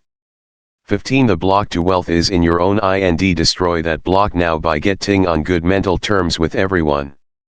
More free books. Law of Attraction Haven. Chapter X. Your right to be rich. It is your right to be rich. You are here to lead the abundant life and be happy, radiant, and free. You should, therefore, have all the money you need to lead a full, happy, and prosperous life. You are here to grow, expand, and unfold spiritually, mentally and materially. You have the inalienable right to fully develop and express yourself along all lines. You should surround yourself with beauty and luxury. Why be satisfied with just enough to go around when you can enjoy the riches of your subconscious mind? In this chapter you can learn to make friends with money, and you should always have a surplus. Your desire to be rich is a desire for a fuller, happier, more wonderful life. It is a cosmic urge. It is not only good, but very good. Money is a symbol of exchange. It means to you not only freedom from want, but beauty, luxury, abundance and refinement. It is merely a symbol of the economic health of the nation. When your blood is circulating freely in your body, you are healthy. When money is circulating freely in your life, you are economically healthy. When people begin to hoard money, to put it away in tin boxes and become charged with fear, there is economic illness. Money has taken many forms as a medium of exchange down through the centuries, such as salt, beads, and trinkets of various kinds. In early times a man's wealth was determined by the number of sheep and oxen he had. Now we use currency, and other negotiable instruments, as it is much more convenient to write a check than carry some sheep around with you to pay bills. How to walk the royal road to riches. Knowledge of the powers of your subconscious mind is the means to the royal road to riches of all kinds, spiritual, mental, or financial. The student of the laws of mind believes and knows definitely that regardless of economic situations, stock market fluctuation, depression, strikes, war, or other conditions and circumstances, he will always be amply supplied, regardless of what form money takes. The reason for this is that he has conveyed the idea of wealth to his subconscious mind, and it keeps him more free. Books Law of Attraction Haven supplied wherever he may be. He has convinced himself in his mind that money is forever flowing freely in his life and that there is always a wonderful surplus. Should there be a financial collapse of government tomorrow and all the man's present holdings become valueless, as the German marks did after the First World War, he would still attract wealth and be cared for, regardless of the form the new currency took. Why you do not have more money, more free. Books Law of Attraction Haven. As you read this chapter, you are probably saying, I am worthy of a higher salary than I am receiving. I believe most people are inadequately compensated. One of the causes many people do not have more money is that they are silently or openly condemning it. They refer to money as filthy lucre, or the love of money is the root of all evil. Another reason they do not prosper is that they have a sneaky subconscious feeling there is some virtue in poverty. This subconscious pattern may be due to early childhood training, superstition, or it could be based on a false interpretation of scriptures. Money and a balanced life. One time a man said to me, I am broke. I do not like money. It is the root of all evil. These statements represent a confused, neurotic mind. Love of money to the exclusion of everything else will cause you to become lopsided and unbalanced. You are here to use your power or authority wisely. Some men crave power, others crave money. If you set your heart on money exclusively and say, money is all I want, I am going to give all my attention to amassing money, nothing else matters, you can get money and attain a fortune, but you have forgotten that you are here to lead a balanced life. You must also satisfy the hunger for peace of mind, harmony, love, joy and perfect health. By making money your sole aim, you simply made a wrong choice. You thought that was all you wanted, but you found after all your efforts that it was not only the money you needed. You also desired true expression of your hidden talents, true place in life, beauty, and the joy of contributing to the welfare and success of others. By learning the laws of your subconscious mind, you could have $1 million or many millions, if you wanted them, and still have peace of mind, harmony, perfect health, and perfect expression. Poverty is a mental disease. There is no virtue in poverty, it is a disease like any other mental disease. If you were physically ill, you would think there was something wrong with you. You would seek help and do something about the condition at once. Likewise, if you do not have money constantly circulating in your life, there is something radically wrong with you. More free. Books Law of Attraction Haven. The urge of life principle in you is toward growth, expansion, and the life more abundant. You are not here to live in a hovel, dress in rags and go hungry. You should be happy, prosperous, and successful. Why you must never criticize money. Cleanse your mind of all weird and superstitious beliefs about money. Do not ever regards money as evil or filthy. If you do, you cause it to take wings and fly away from you. Remember that you lose what you condemn. You cannot attract what you criticize. More free. Books Law of Attraction Haven. Getting the right attitude toward money. Here is a simple technique you may use to multiply money in your experience. Use the following statements several times a day. I like money, I love it, I use it wisely, constructively, and judiciously. Money is constantly circulating in my life. I release it with joy and it returns to me multiplied in a wonderful way. It is good and very good. Money flows to me in avalanches of abundance. I use it for good only and I am grateful for my good and for the riches of my mind. How the scientific thinker looks at money. Suppose, for example, you found gold, silver, lead, copper or iron in the ground. Would you pronounce these things evil? All evil comes from man's darkened understanding, from his ignorance, from his false interpretation of life and from his misuse of his subconscious mind. Uranium, lead or some other metal could have been used as a medium of exchange. We use paper bills, checks, nickel, and silver. Surely these things are not evil. Physicists and chemists know today that the only difference between one metal and another is the number and rate of motion of electrons revolving around a central nucleus. They can now change one metal into another through a bombardment of the atoms in the powerful cyclotron. Gold, under conditions, becomes mercury. I believe that our modern scientists in the near future will be able to make gold, silver and other metals synthetically in the chemical laboratory. The cost may be prohibitive now, but it can be done. I cannot imagine any intelligent person seeing anything evil in electrons, neutrons, protons, and isotopes. The piece of paper in your pocket is composed of atoms and molecules with their electrons and protons arranged differently. Their number and rate of motion are different. That is the only way the paper differs from the silver in your pocket. How to attract the money you need. Many years ago I met a young boy in Australia who wanted to become a physician and surgeon, but he had no money. I explained to him how a seed deposited in the soil attracts to itself everything necessary for its unfolding, and that all he had to do was to take a lesson from the seed and deposit the required idea in his subconscious mind. For expenses, this young, brilliant boy used to clean out doctors' offices, wash windows, and do odd repair jobs. He told me that every night, as he went to sleep, he Free Books Law of Attraction Haven used to picture in his mind's eye a medical diploma on a wall with his name on it in big, bold letters. He used to clean and shine the framed diplomas in the medical building where he worked. It was not hard for him to engrave the image of a diploma in his mind and develop it there.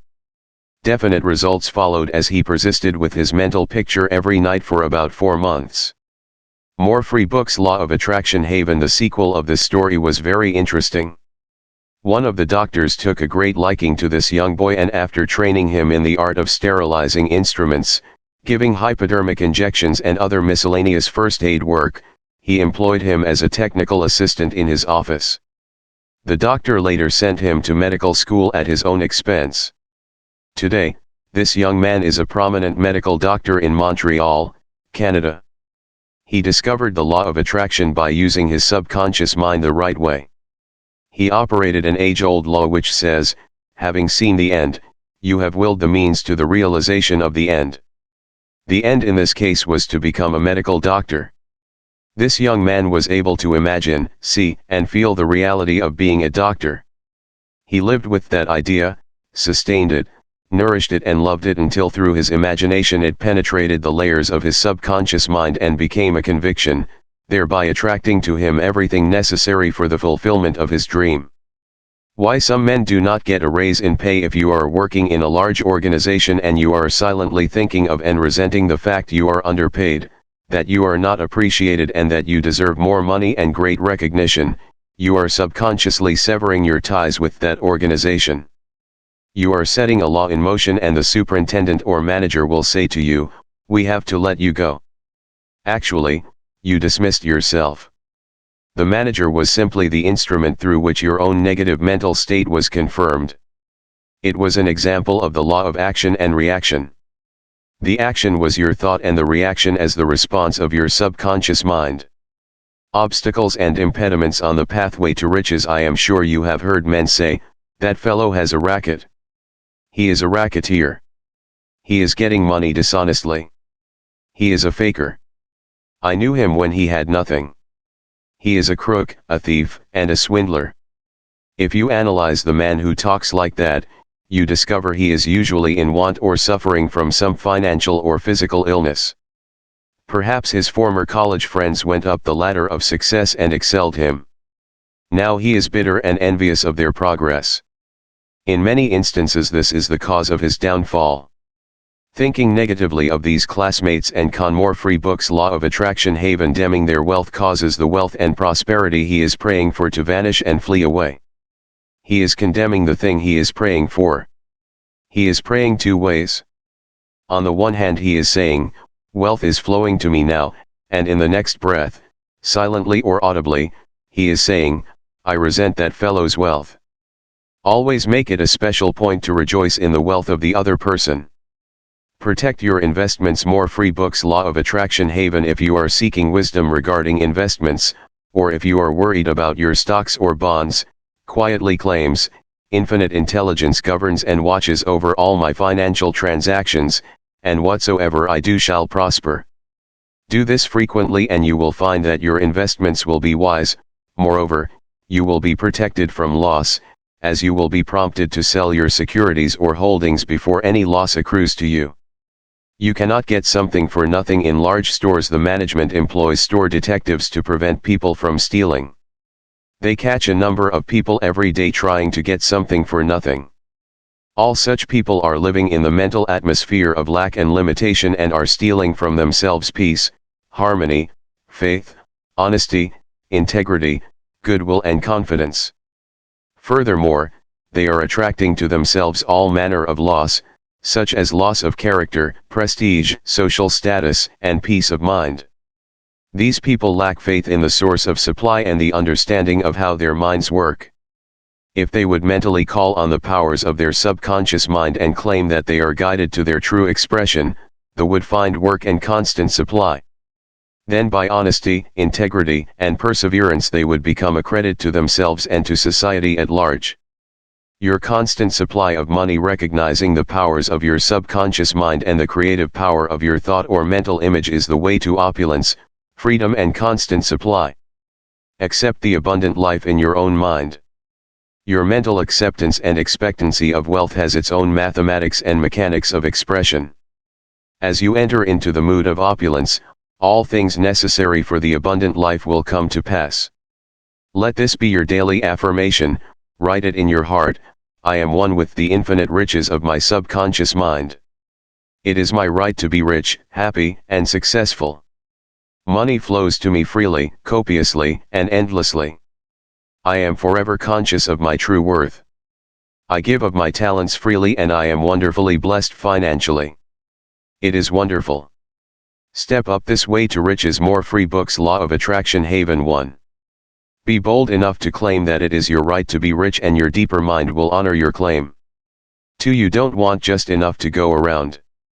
You want all the money you need to do all the things you want to do and when you want to do them. Get acquainted with the riches of your subconscious mind. 3. When money is circulating freely in your life, you are economically healthy. Look at money like the tide, you will always have plenty of it. The ebb and flow of the tide is constant. When the tide is out, you are more free books Law of Attraction Haven absolutely sure that it will return. 4. Knowing the laws of your subconscious mind, you will always be supplied regardless of what form money takes. 5. One reason many people simply make ends meet and never have enough money is that they condemn money. What you condemn takes wings and flies away. 6. Do not make a god of money. It is only a symbol.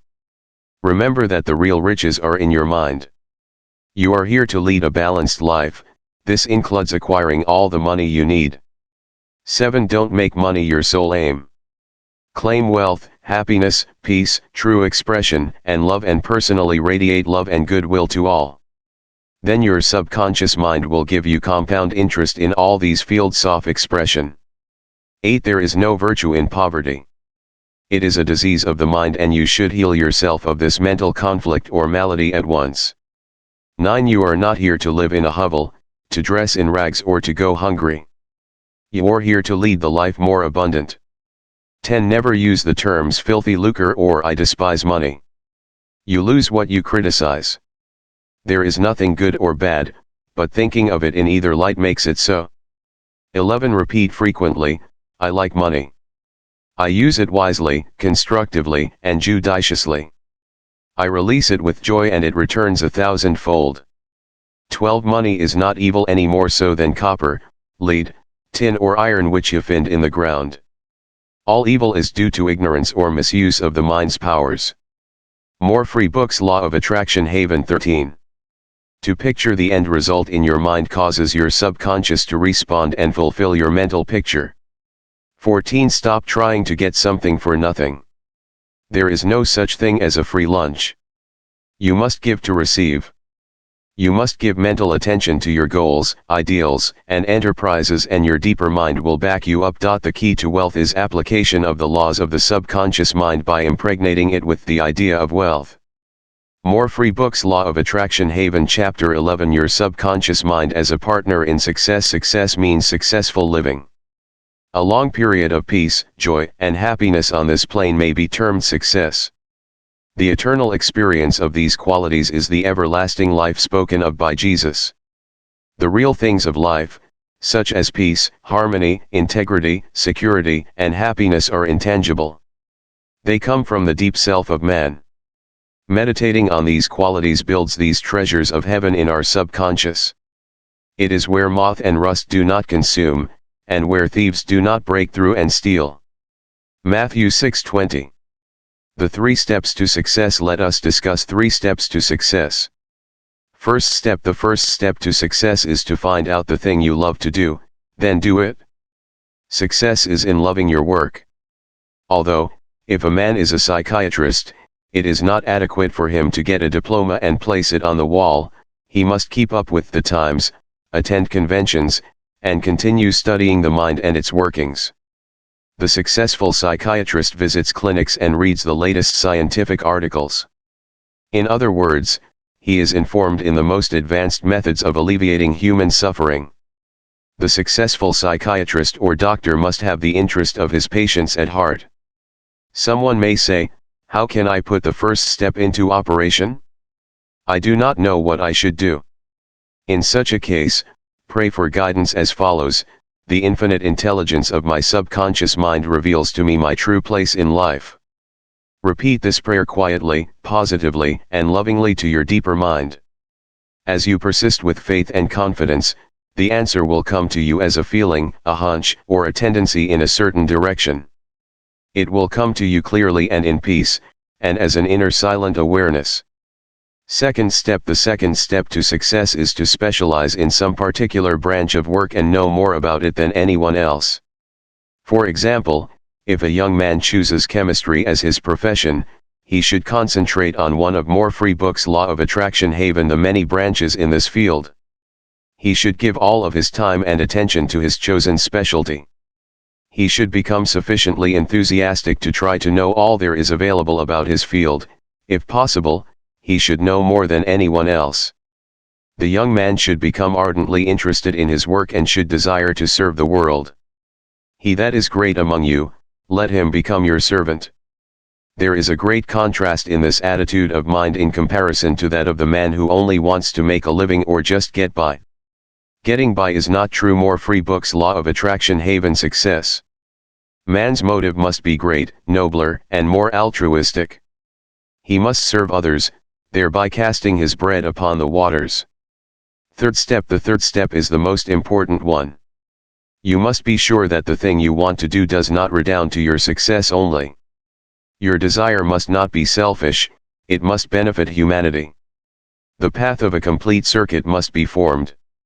In other words, your idea must go forth with the purpose of blessing or serving the world. It will then come back to you pressed down, shaken together, and running over. If it is to benefit yourself exclusively, the circle or complete circuit is not formed, and you may experience a short circuit in your life which may consist of limitation or sickness. The measure of true success, some people may say, but Mr. James made a fortune in selling fraudulent oil stock. A man may seem to succeed for a while, but the money he obtained by fraud usually takes wings and flies away. When we rob from another, we rob from ourselves, because we are in a mood of lack and limitation which may manifest itself in our body, home life, and affairs. What we think and feel, we create. We create what we believe.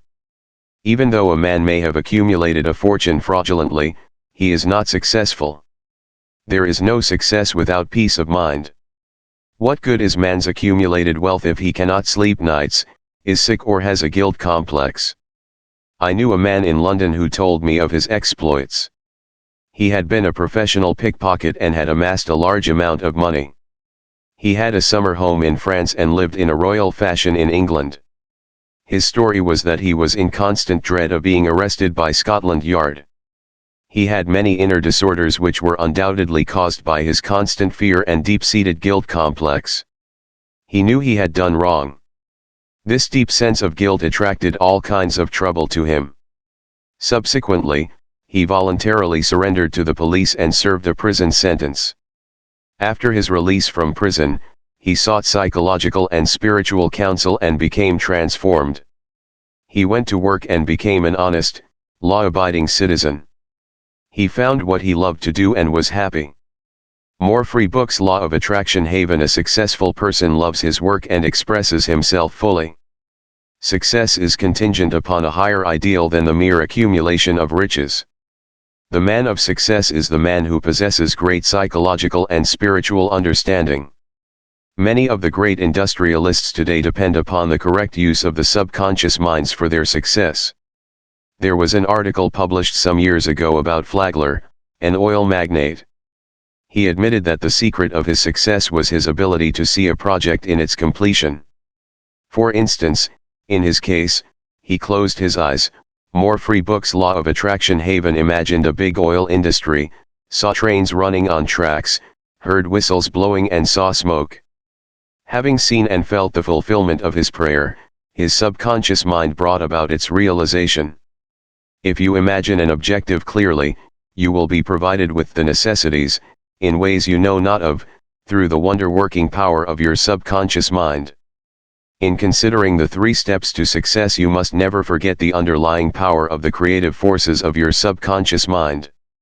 This is the energy in back of all steps in any plan of success. Your thought is creative.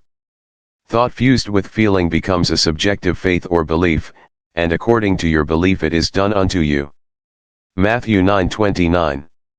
A knowledge of a mighty force in you which is capable of bringing to pass all your desires gives you confidence and a sense of peace. Whatever your field of action may be, you should learn the laws of your subconscious mind. When you know how to apply the powers of your mind, and when you are expressing yourself fully and giving of your talents to others, you are on the sure path to true success.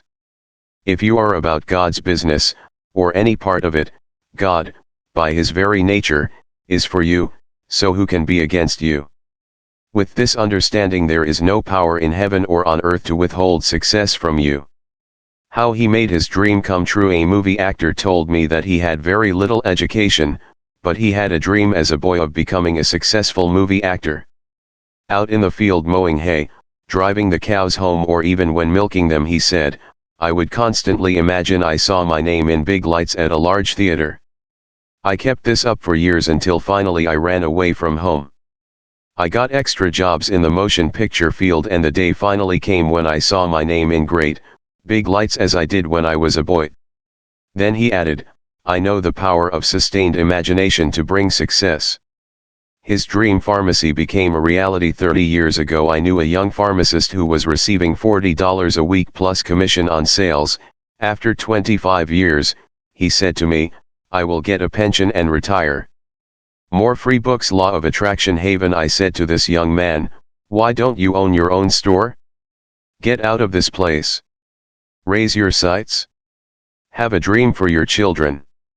Maybe your son wants to be a doctor, perhaps your daughter desires to be a great musician. His answer was that he had no money.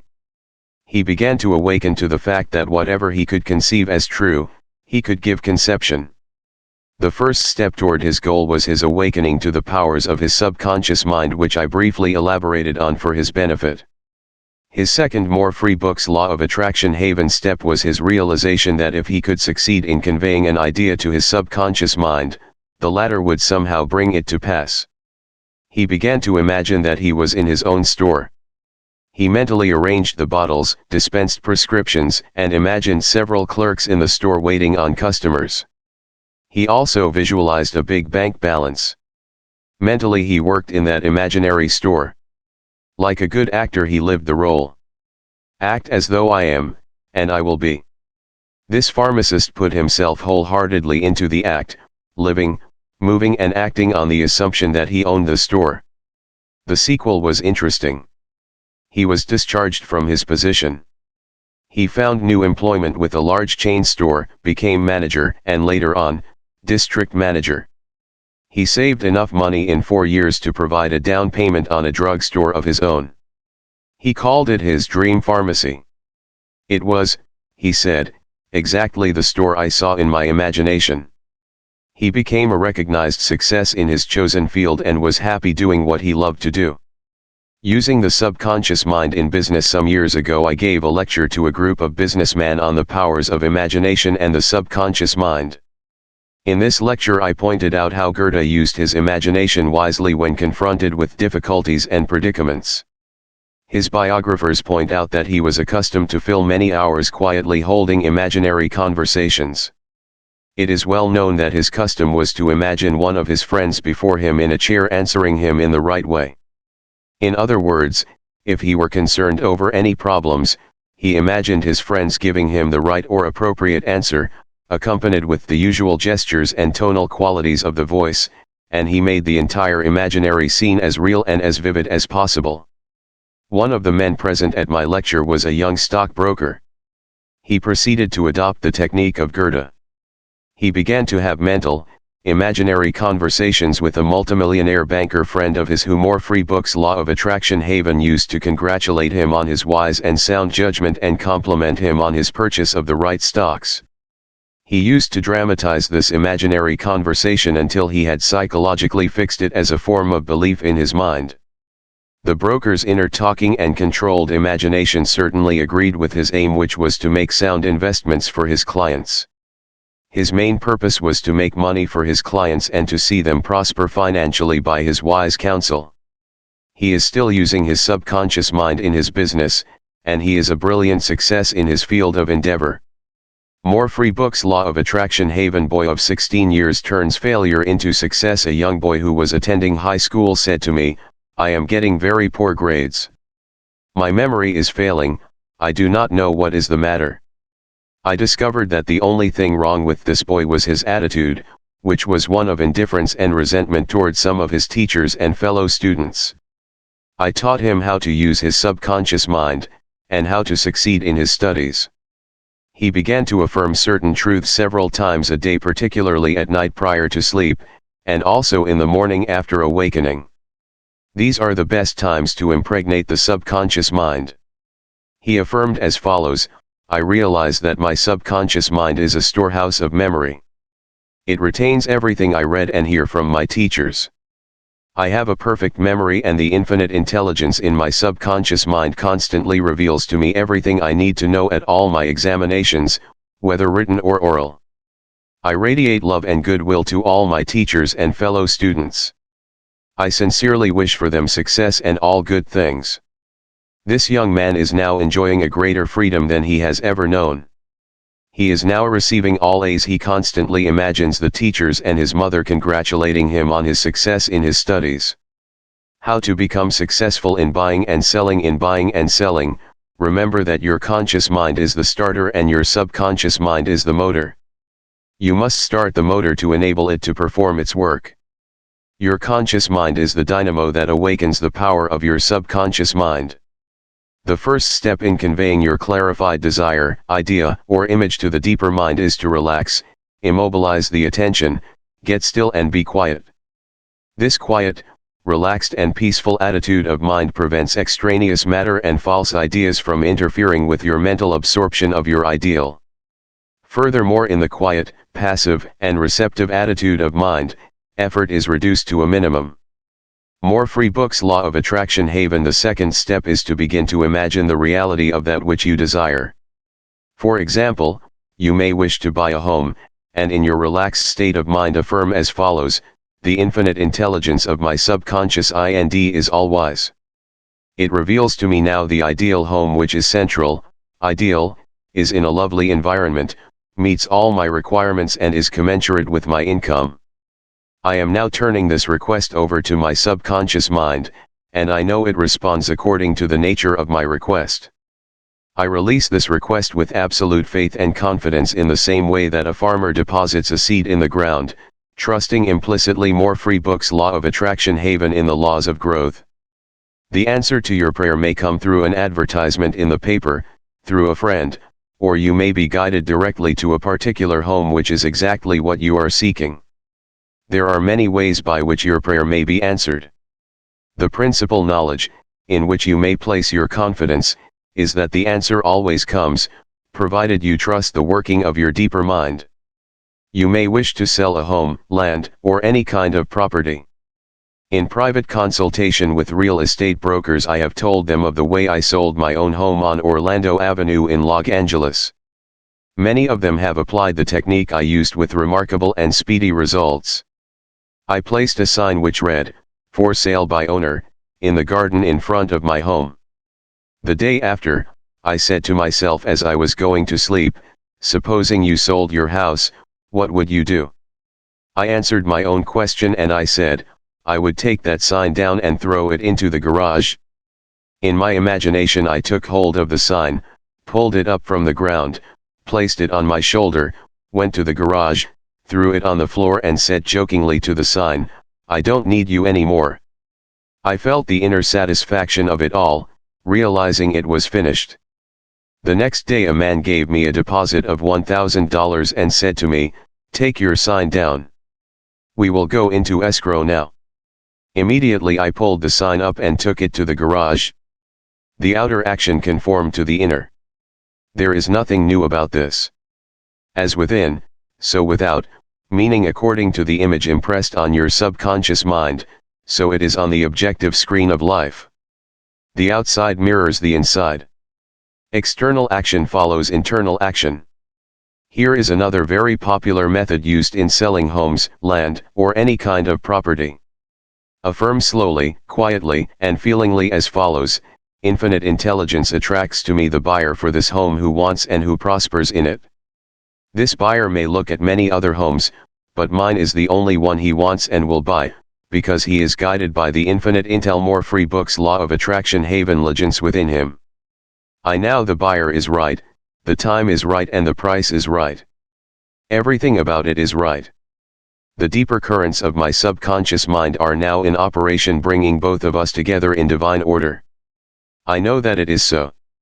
Remember always that what you are seeking is also seeking you, and whenever you want to sell a home or property of any kind, there is always someone who wants what you have to offer.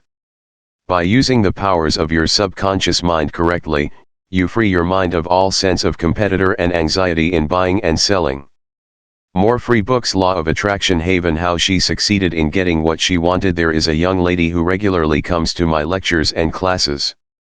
She had to change buses 3 times, it took her 1.5 hours each time to come to the lectures. In one lecture I explained how a young man needed a car in his work and received one.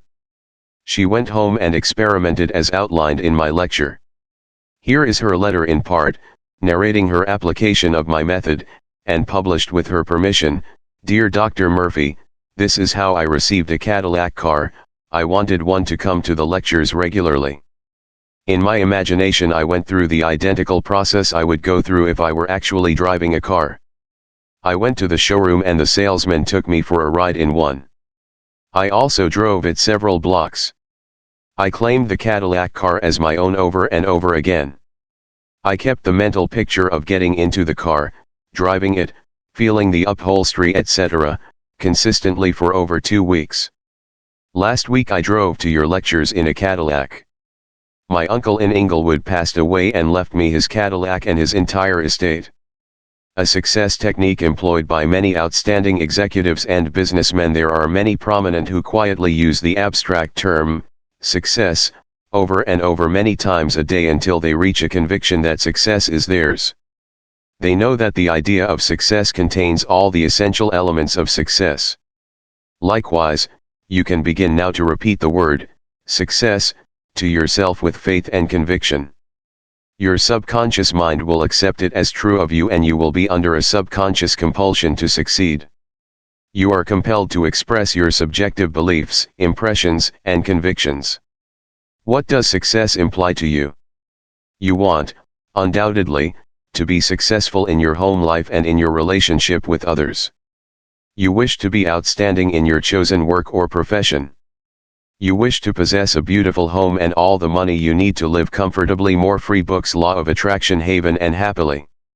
You want to be successful in your prayer life and in your contact with the powers of your subconscious mind. You are a businessman also because you are in the business of living. Become a successful businessman by imagining yourself doing what you long to do, and possessing the things you long to possess. Become imaginative, mentally participate in the reality of the successful state. Make a habit of it. Go to sleep feeling successful every night, and perfectly satisfied, and you will eventually succeed in implanting the idea of success in more free books. Law of Attraction. Haven your subconscious mind.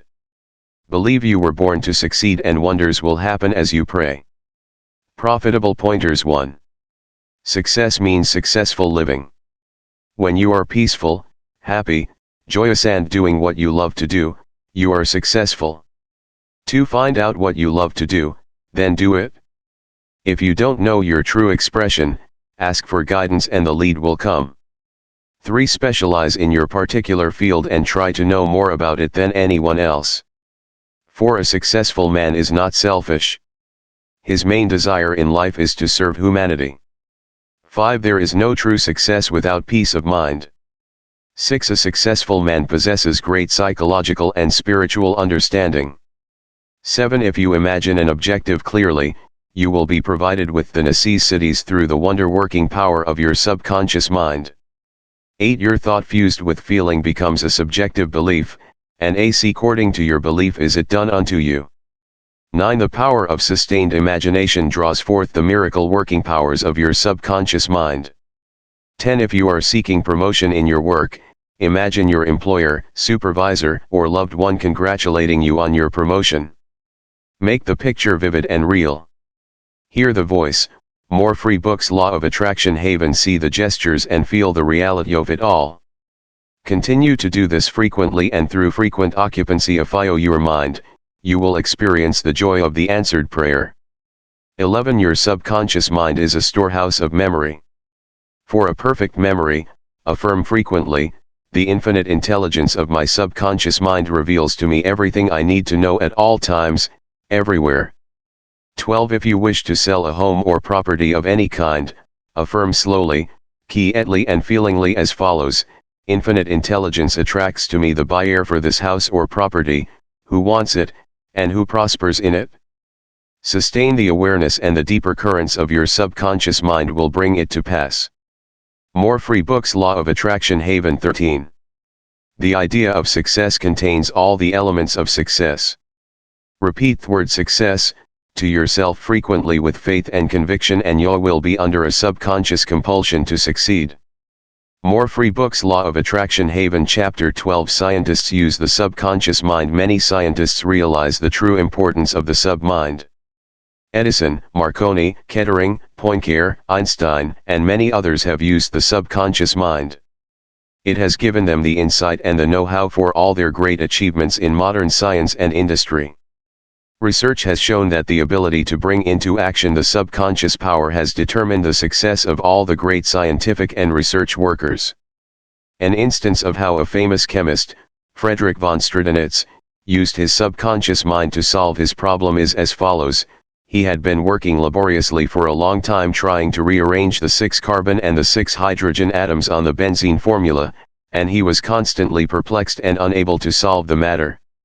Tired and exhausted, he turned the request over completely to his subconscious mind. Shortly afterward, as he was about to board a London bus, his subconscious presented his conscious mind with a sudden flash of a snake biting its own tail and turning around like a pinwheel. This answer, from his subconscious mind, gave him the long-sought answer of the circular rearrangement of the atoms that is known as the benzene ring. How a distinguished scientist brought forth his inventions. Nikola Tesla was a brilliant electrical scientist who brought forth the most amazing innovations. When an idea for a new invention came into his mind, he would build it up in his imagination, knowing that his subconscious mind would reconstruct and reveal to his conscious mind all the parts needed for its manufacture in concrete form. Through quietly contemplating every possible improvement, he spent no time in correcting defects and was able to give the technicians the perfect product of his mind. He said, invariably, "My device works as I imagined it should." In 20 years there has not been a single exception.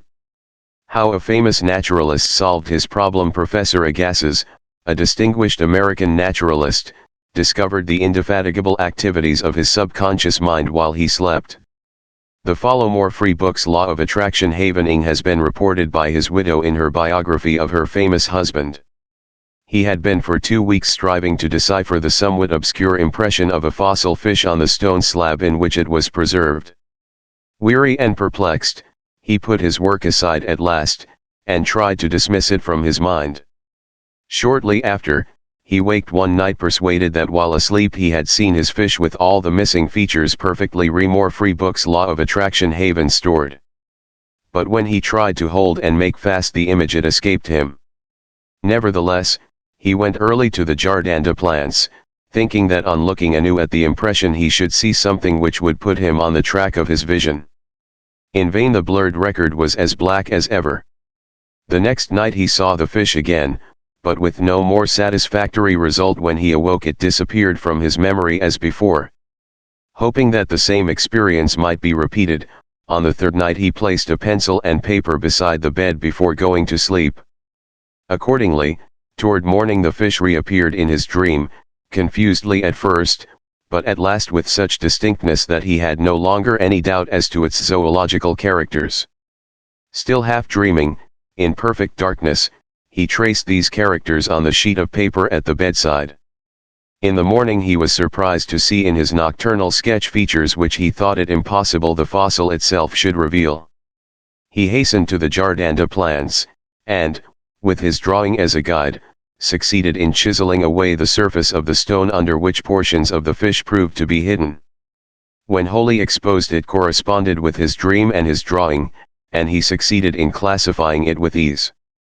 An outstanding physician solved the problem of diabetes some years ago. I received clipping from a magazine describing the origin of the discovery of insulin. This is the essence of the article as I recall it. About 40 years ago or more, Dr. Frederick Banting, a brilliant Canadian physician and surgeon, was concentrating his attention on the ravages of diabetes. At that time medical science offered not effective method of arresting the disease.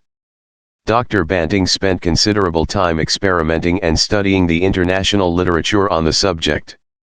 One night he was exhausted and fell asleep. While asleep, his subconscious mind instructed him to extract a residue from the degenerated pancreatic duct of dogs. This was the origin of insulin which has helped millions of people. You will note that Dr. Banting had been consciously dwelling on the problem for some time, seeking a solution, a way out, and his subconscious responded accordingly. More free books. Law of Attraction. Haven. It does not follow that you will always get an answer overnight. The answer may not come for some time. Do not be discouraged. Keep on turning the problem over every night to the subconscious mind prior to sleep, as if you had never done it before. One of the reasons for the delay may be that you look upon it as a major problem. You may believe it will take a long time to solve it. Your subconscious mind is timeless and spaceless. Go to sleep believing you have the answer. No, do not postulate the answer in the future. Have more free books. Law of Attraction. Haven. An abiding faith in the outcome. Become convinced now as you read this book that there is an answer and a perfect solution for you. How a famous scientist and physicist escaped from a Russian concentration camp. Dr. Lithax von Blankschmidt, a member of the Rocket Society and an outstanding research electronic engineer, gives the following condensed summary of how he used his subconscious mind to free himself from certain death at the hands of brutal guards in a Russian prison camp coal mine. He states as follows: I was a prisoner of war in a coal mine in Russia, and I saw men dying all around me in that prison compound. We were watched over by brutal guards, arrogant officers, and sharp, fast-thinking commissars. After a short medical checkup, a quota of coal was assigned to each person. My quota was 300 pounds per day. In case any man did not fill his quota, his small food ration was cut down, and in a short time he was resting in the cemetery. I started concentrating on my escape. I knew that my subconscious mind would somehow find a way. My home in Germany was destroyed, my family wiped out, all my friends and former associates were either killed in the war or were in concentration camps. I said to my subconscious mind, I want to go to Los Angeles, and you will find the way. I had seen pictures of Los Angeles and I remembered some of the boulevards very well as some of the buildings. Every day and night I would imagine I was walking down Wilshire Boulevard with an American girl whom I met in Berlin prior to the war. She is now my wife. In my imagination we would visit the stores, ride buses, and eat in restaurants. Every night I made it a special point to drive my imaginary American automobile up and down the boulevards of Los Angeles. I made all this vivid and real. These pictures in my mind were as real and as natural to me as one of the trees outside the prison camp. More free books. Law of Attraction Haven. Every morning the chief guard would count the prisoners as they were lined up. He would call out 1, 2, 3, etc., and when 17 was called out, which was my number in sequence, I stepped aside. In the meantime, the guard was called away for a minute or so, and on his return he started by mistake on the next man as number 17. When the crew returned in the evening, the number of men was the same, and I was not missed, and the discovery would take a long time. I walked out of the camp undetected and kept walking for 24 hours, resting in a deserted town the next day. I was able to live by fishing and killing some wildlife. I found coal trains going to Poland and Trav. More free books. Law of Attraction Haven. Held on them by night, until finally I reached Poland. With the help of friends, I made my way to Lucerne, Switzerland. One evening at the Palace Hotel, Lucerne, I had a talk with a man and his wife from the United States of America. This man asked me if I would care to be a guest at his home in Santa Monica, California. I accepted, and when I arrived in Los Angeles, I found that their chauffeur drove me along Wilshire Boulevard and many other boulevards which I had imagined so vividly in the long months in the Russian coal mines. I recognized the buildings which I had seen in my mind so often. It actually seemed as if I had been in Los Angeles before. I had reached my goal. I will never cease to marvel at the wonders of the subconscious mind. Truly, it has ways we know not of. How archaeologists and paleontologists reconstruct ancient scenes. These scientists know that their subconscious mind has a memory of everything that has ever transpired. As they study the ancient ruins and fossils, through their imaginative perception, their subconscious mind aids them in reconstructing the ancient scenes. The dead past becomes alive and audible once more. Looking at these ancient temples and studying the pottery, statuary, tools, and household utensils of these ancient times, the scientist tells us of an age when there was no language. Communication was done by grunts, groans, and signs. The keen concentration and disciplined imagination of the scientist awakens the latent powers of his subconscious mind, enabling him to clothe the ancient temples with roofs, and surround them with gardens, pools, and fountains. The fossil remains are clothed with eyes, sinews, and muscles, and they again walk and talk. The past becomes the living present, and we find that in mind there is no time or space.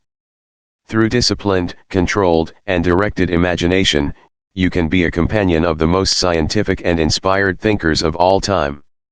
How to receive guidance from your subconscious when you have what you term a difficult decision to make, or when you fail to see the solution to your problem. Begin at once to think. Construct more free books. Law of Attraction Haven. Tivoli about it. If you are fearful and worried, you are not really thinking. True thinking is free from fear. Here is a simple technique you can use to receive guidance on any subject. Quiet the mind and still the body. Tell the body to relax, it has to obey you. It has no volition, initiative, or self-conscious intelligence. Your body is an emotional disk which records your beliefs and impressions. Mobilize your attention, focus your thought on the solution to your problem. Try to solve it with your conscious mind. Think how happy you would be about the perfect solution. Sense the feeling you would have if the perfect More Free Books Law of Attraction Haven answer were yours now.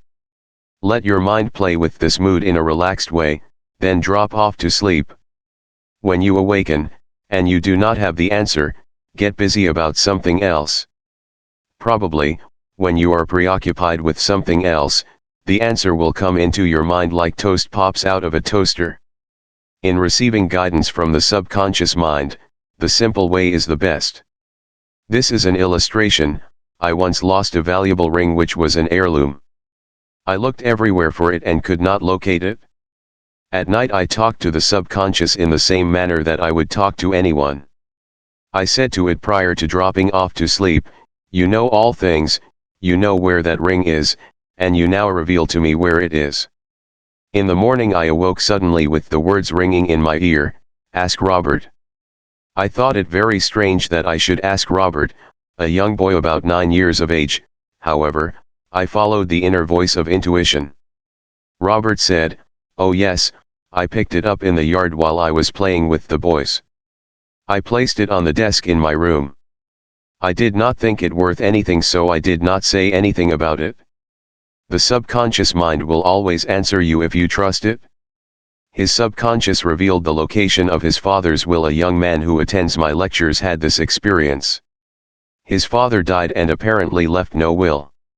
However, this man's sister told him that their father had confided to her that a will had been executed which was fair to all. Every attempt to locate the will failed. Prior to sleep he talked to his deeper mind as follows: "I now turn this request over to the subconscious mind. It knows just where that will is and reveals it to me." Then he condensed his request down to one word, "Answer," repeating it over and over again as a lullaby. He lulled himself to sleep with the word, "Answer." More Free Books Law of Attraction Haven. The next morning this young man had an overpowering hunch to go to a certain bank in Los Angeles where he found a safe deposit vault registered in the name of his father, the contents of which solved all his problems. Your thought, as you go to sleep, arouses the powerful latency which is within you. For example, let us suppose you are wondering whether to sell your home, buy a certain stock, sever partnership, move to New York or stay in Los Angeles, dissolve the present contract or take a new one. Do this, sit quietly in your armchair or at the desk in your office. Remember More Free Books Law of Attraction Haven that there is a universal law of action and reaction. The action is your thought. The reaction is the response from your subconscious mind. The subconscious mind is reactive and reflexive. This is its nature. It rebounds, rewards, and repays.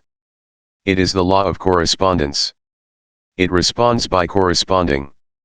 As you contemplate right action, you will automatically experience a reaction or response in yourself which represents the guidance or answer of your subconscious mind. In seeking guidance, you simply think quietly about right action, which means that you are using the infinite intelligence resident in the sub-mind to the point where it begins to use you. From there on, your course of action is directed and controlled by the subjective wisdom within you which is all-wise and omnipotent. Your decision will be right. There will only be right action because you are under a subjective compulsion to do the right thing. I use the word compulsion because the law of the subconscious is compulsion. The secret of guidance or right action is to mentally devote yourself to the right answer, until you find its response in you. The response is a feeling, an inner awareness, an overpowering hunch whereby you know that you know. You have used the power to the point where it begins to use you. You cannot possibly fail or make one false step while operating under the subjective wisdom within you. You will find that all your ways are pleasantness and all your paths are peace. Highlights to recall: 1. Remember that the subconscious mind has determined the success and wonderful achievements of all great scientific workers.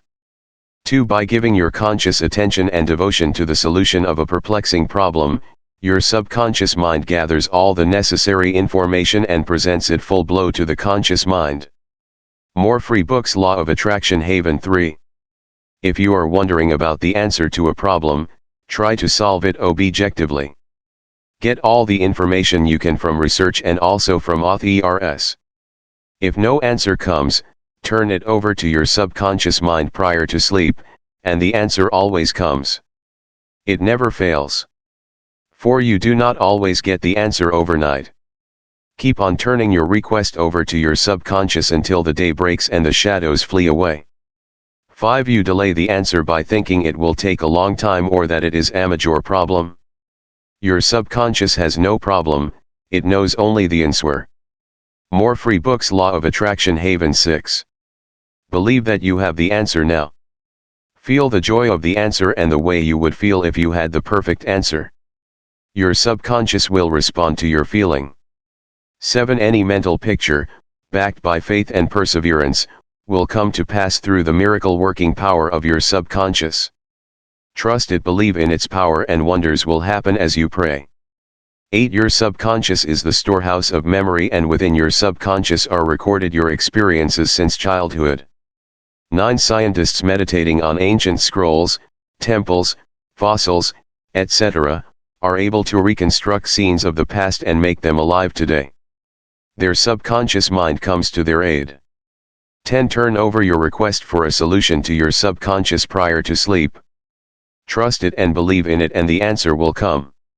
It knows all and sees all, but you must not doubt or question its powers. 11. The action is your thought, and the reaction is the response of your subconscious mind. If your thoughts are wise, your actions and decisions will be wise. 12. Guidance comes as a feeling, an inner awareness, an overpowering hunch whereby you know that you know. It is an inner sense of touch. Follow it. More free books. Law of Attraction Haven Chapter 13. Your subconscious and the wonders of sleep. You spend about 8 out of every 24 hours, or 1/3 of your entire life, in sleep. This is an inexorable law of life. This also applies to the animal and vegetable kingdoms. Sleep is a divine law, and many answers to our problems come to us when we are sound asleep upon the bed. Many people have advocated the theory that you get tired during the day, that you go to sleep to rest the body, and that a reparative process takes place while you sleep. Nothing rests in sleep. Your heart, lungs, and all your vital organs functions while you are asleep. If you eat prior to sleep, the food is digested and assimilated. Also, your skin secretes perspiration, and your nails and hair continue to grow. Your subconscious mind never rests or sleeps. It is always active, controlling all your vital forces. The healing process takes place more rapidly while you are asleep, as there is no interference from your conscious mind. Remarkable answers are given to you while you are asleep. Why we sleep. Dr. John Bigelow, a famous research authority on sleep. Dr. John Bigelow, The Mystery of Sleep, New York and London, Harper Brothers, 1903, demonstrated that at night while asleep you receive impressions showing that the nerves of the eyes, ears, nose, and taste buds are active during sleep, and also that the nerves of your brain are quite active. He says that the main reason we sleep is because the nobler part of the soul is united by abstraction to our higher nature and becomes a participant in the wisdom and foreknowledge of the gods.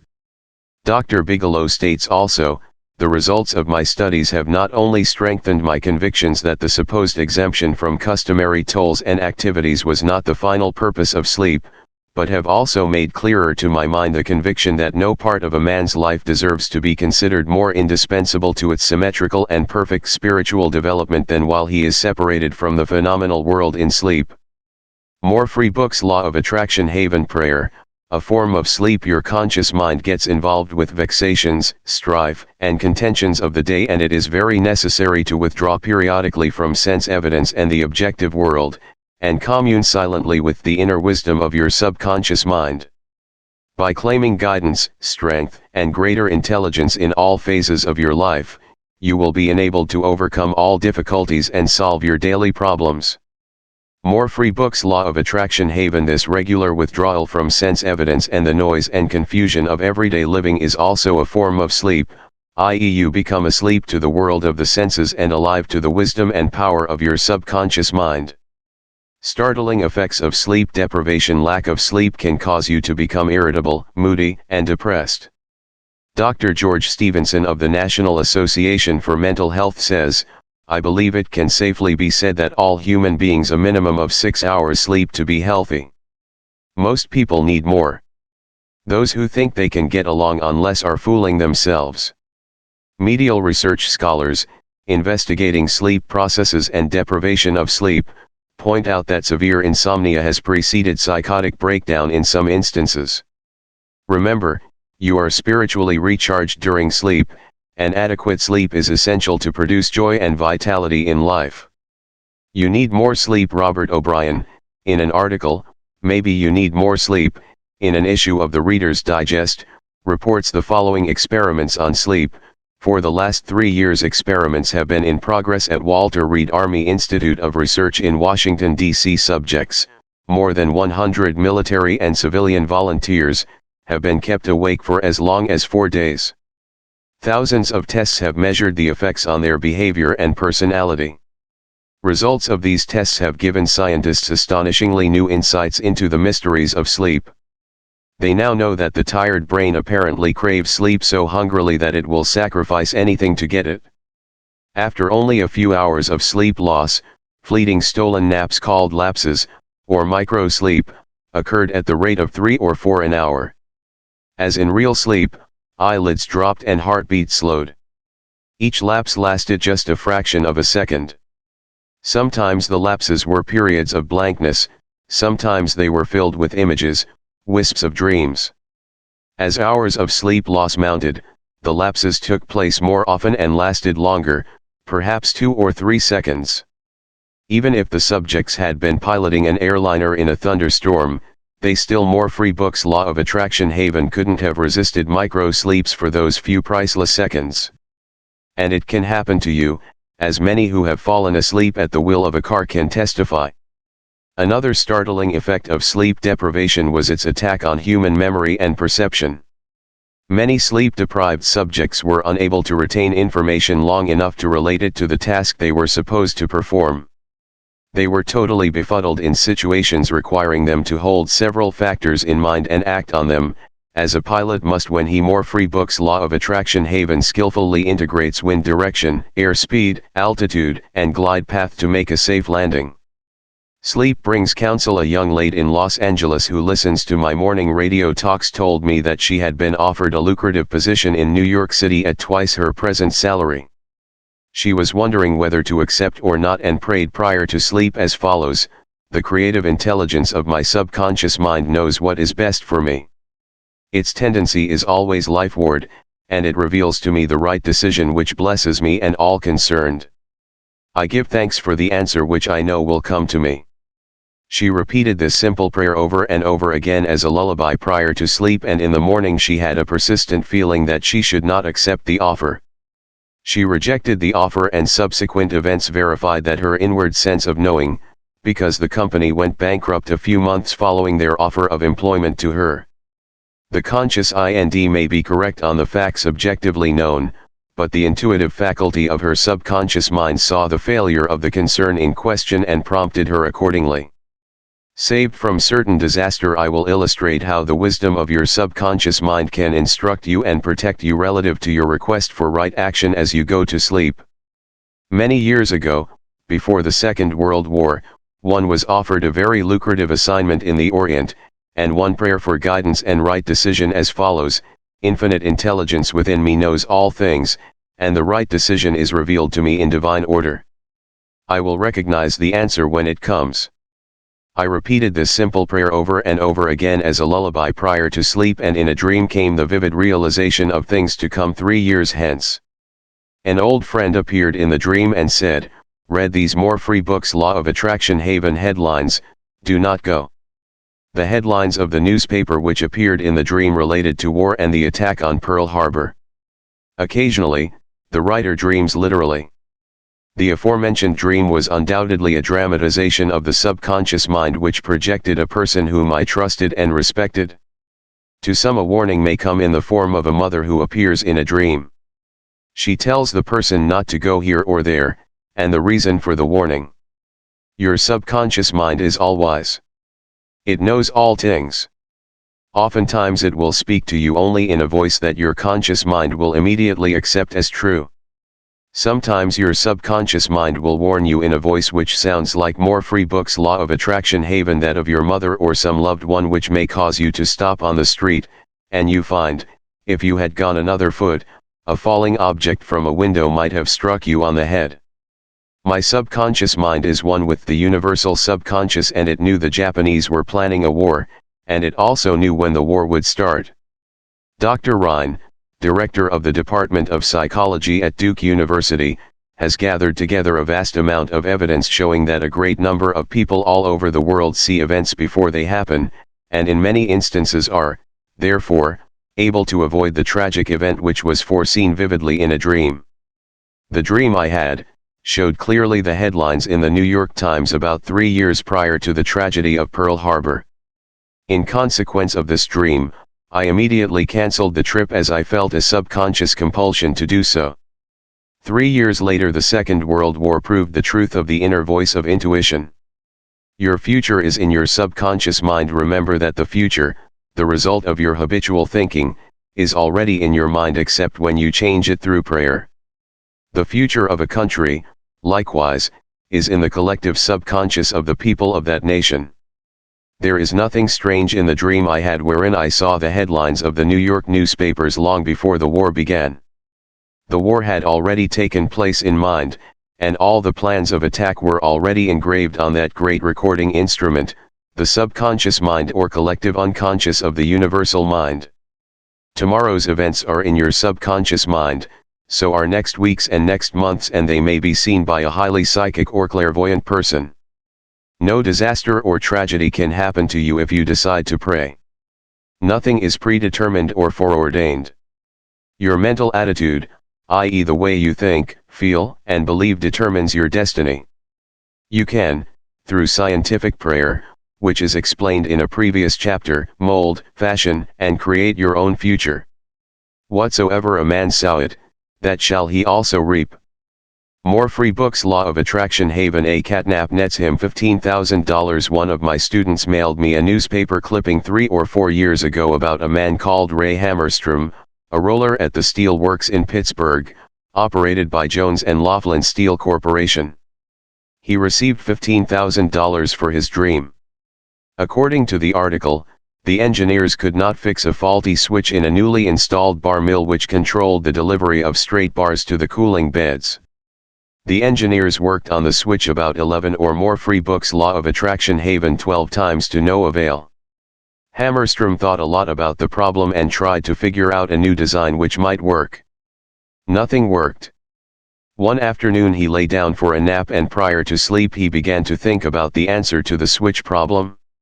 He had a dream in which the perfect design for the switch was portrayed. When he awoke, he sketched his new design according to the outline of his dream.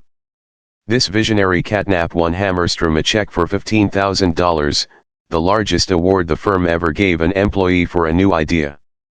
How a famous professor solved his problem in sleep. Dr. H.V. Helprecht, professor of Assyrian at the University of Pennsylvania, wrote as follows: "One Saturday evening I had been wearying myself in the vain attempt to decipher 2 small fragments of agate which were supposed to belong to the finger rings of some Babylonians. About midnight, weary and exhausted, I went to bed and dreamed the following remarkable dream. A tall thin priest of Nippur, about 40 years of age, led me to the treasure chamber of the temple, a small, low-ceilinged room without windows, with scraps of agate and lapis lazuli scattered on the floor. Here he addressed me as follows: the 2 fragments, which you have published separately on pages 22 and 26, belong together, and are not finger rings. The first 2 rings served as earrings for the statue of God, the 2 fragments you have are the portions of them. If you will put them together you will have confirmation of my words." I awoke at once. I examined the fragments and to my astonishment found the dream verified. The problem was then at last solved. This demonstrates clearly the creative manifestation of his subconscious mind, which knew the answer to all his problems. More free books. Law of Attraction Haven. How the Subconscious Worked for a Famous Right While He Slept. Robert Louis Stevenson, in one of his books, Across the Plains, devotes a whole chapter to dreams. He was a vivid dreamer and had the persistent habit of giving specific instructions to his subconscious every night prior to sleep. He would request his subconscious to evolve stories for him while he slept. For example, if Stevenson's funds were at a low ebb, his command to his subconscious would be something like this: give me a good thrilling novel which will be marketable and profitable. His subconscious responded magnificently. Stevenson says, these little brownies, the intelligences and powers of his subconscious, can tell me a story piece by piece, like a serial, and keep more free books. Law of Attraction Haven. Me, its supposed creator, all the while in total ignorance of where they aim. And he added, that part of my work which is done when I am up and about, which he is consciously aware and awake, is by no means necessarily mine, since all goes to show that the brownies have a hand in it even then. Sleep in peace and wake in joy. To those who suffer from insomnia, you will find the following prayer very effective. Repeat it slowly, quietly, and lovingly prior to sleep. My toes are relaxed, my ankles are relaxed, my abdominal muscles are relaxed, my heart and lungs are relaxed, my hands and arms are relaxed, my neck is relaxed, my brain is relaxed, my face is relaxed, my eyes are relaxed, my whole mind and body are relaxed. I fully and freely forgive everyone, and I sincerely wish for them harmony, health, peace, and all the blessings of life. I am at peace, I am poised, serene and calm. I rest in security and in peace. A great stillness steals over me, and a great calm quiets my whole being as I realize the divine presence within me. I know that the realization of life and love heals me. I wrap myself in the mantle of love and fall asleep filled with goodwill for all. Throughout the night peace remains with me, and in the morning I shall be filled with life and love. A circle of love is drawn around me. I will fear no evil, for thou art with me. I sleep in peace, I wake in joy, and in him I live, move, and have my being. Summary of your aids to the wonders of sleep. 1. If you are worried that you will not wake up on time, suggest to your subconscious mind prior to sleep the exact time you wish to arise, and it will awaken you. It needs no clock. Do the same thing with all problems. There is nothing too hard for your subconscious. 2. Your subconscious never sleeps. It is always on the job. It controls all your vital functions. Forgive yourself and everyone else before you go to sleep, and healing will take place much more rapidly. 3. Guidance is given you while you are asleep, sometimes in a dream. The healing currents are also released, and in the morning you feel refreshed and rejuvenated. More free books. Law of Attraction Haven. 4. When troubled by the vexations and strife of the day, still the wheels of your mind and think about the wisdom and intelligence lodged in your subconscious mind, which is ready to respond to you. This will give you peace, strength, and confidence. 5. Sleep is essential for peace of mind and health of body. Lack of sleep can cause irritation, depression, and mental disorders. You need 8 hours sleep. More free books. Law of Attraction Haven. 6. Medical research scholars point out that insomnia precedes psychotic disorders. 7. You are spiritually recharged during sleep. Adequate sleep is essential for joy and vitality in life. 8. Your tired brain craves sleep so hungrily that it will sacrifice anything to get it. Many who have fallen asleep at the wheel of an automobile can testify to this. 9. Many sleep-deprived people have poor memories and lack proper coordination. They become befuddled, confused, and disorientated. 10. Sleep brings counsel. Prior to sleep, claim that the infinite intelligence of your subconscious mind is guiding and directing you. Then, watch for the lead which comes, perhaps on awakening. 11. Trust your subconscious completely. Know that its tendency is always lifeward. Occasionally, your subconscious answers you in a very vivid dream and a vision in the night. You can be forewarned in a dream in the same way as the author of this book was warned. 12. Your future is in your mind now, based on your habitual thinking and beliefs. Claim that infinite intelligence leads and guides you, and that all good is yours, and your future will be wonderful. Believe it and accept it. Expect the best and invariably the best will come to you. 13. If you are writing a novel, play or book or are working on an invention, speak to your subconscious mind at night and claim boldly that its wisdom, intelligence, and power are guiding, directing and revealing to you the ideal play, novel, book or revealing the perfect solution whatever it may be.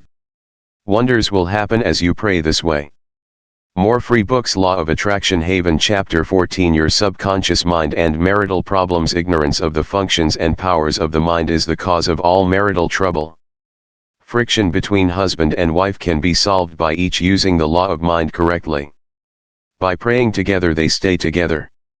The contemplation of divine ideals, the study of the laws of life, the mutual agreement on a common purpose and plan, and the enjoyment of personal freedom bring about that harmonious marriage, that wedded bliss, that sense of oneness where the two become one. The best time to prevent divorce is before marriage. It is not wrong to try to get out of a very bad situation. But, why get into the bad situation in the first place? Would it not be better to give attention to the real cause of marital problems, in other words, to really get at the root of the matter involved? As with all other problems of men and women, the problems of divorce, separation, annulment, and endless litigation are directly traceable to lack of knowledge of the working and interrelationship of the conscious and subconscious mind. The meaning of marriage to be real must first be on a spiritual basis. It must be of the heart, and the heart is the chalice of love. Honesty, sincerity, kindness, and integrity are also forms of love. Each partner should be perfectly honest and sincere with the other. It is not a true marriage when a man marries a woman for her money, social position, or to lift his ego, because this indicates a lack of security, honesty, and true love. Such a marriage is a farce, a sham and a masquerade. When a woman says, "I am tired of working, I want to get married because I want security," her premise is false. She is not using the laws of mind correctly. Her security depends upon her knowledge of the interaction of the conscious and subconscious mind and its application. More free books. Law of Attraction Haven. For example, a woman will never lack for wealth or health if she applies the techniques outlined in the respective chapters of this book. Her wealth can come to her independent of her husband, father, or anyone else. A woman is not dependent on her husband for health, peace, joy, inspiration, guidance, love, wealth, security, happiness, or anything in the world. Her security and peace of mind come from her knowledge of the inner powers within her and from the constant use of the laws of her own mind in a constructive fashion. How to attract the ideal husband. More free books. Law of Attraction Haven. You are now acquainted with the way your subconscious mind works. You know that whatever you impress upon it will be experienced in your world. Begin now to impress your subconscious mind with the qualities and characteristics you desire in a man. The following is an excellent technique. Sit down at night in your armchair, close your eyes, let go, relax your body, become very quiet, passive, and receptive. Talk to your subconscious mind and say to it, "I am now attracting a man into my experience who is honest, sincere, loyal, faithful, peaceful, happy and prosperous. These qualities which I admire are sinking down into my subconscious mind now. As I dwell upon these characteristics, they become a part of me and are embodied subconsciously. I know there is an irresistible law of attraction and that I attract to me a man according to my subconscious belief. I attract that which I feel to be true in my subconscious mind. I know I can contribute to his peace and happiness. He loves my ideals, and I love his ideals. He does not want to make me over, neither do I want to make him over. There is mutual love, freedom, and respect." Practice this process of impregnating your subconscious.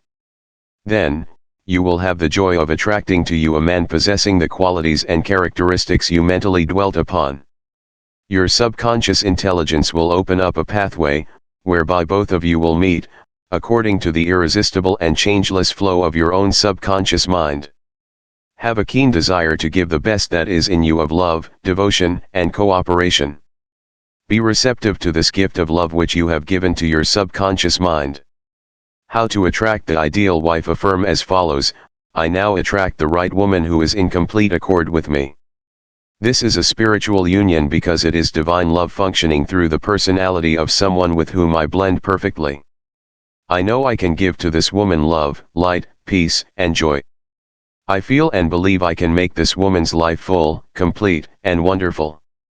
More free books. Law of Attraction Haven. I now decree that she possesses the following qualities and attributes.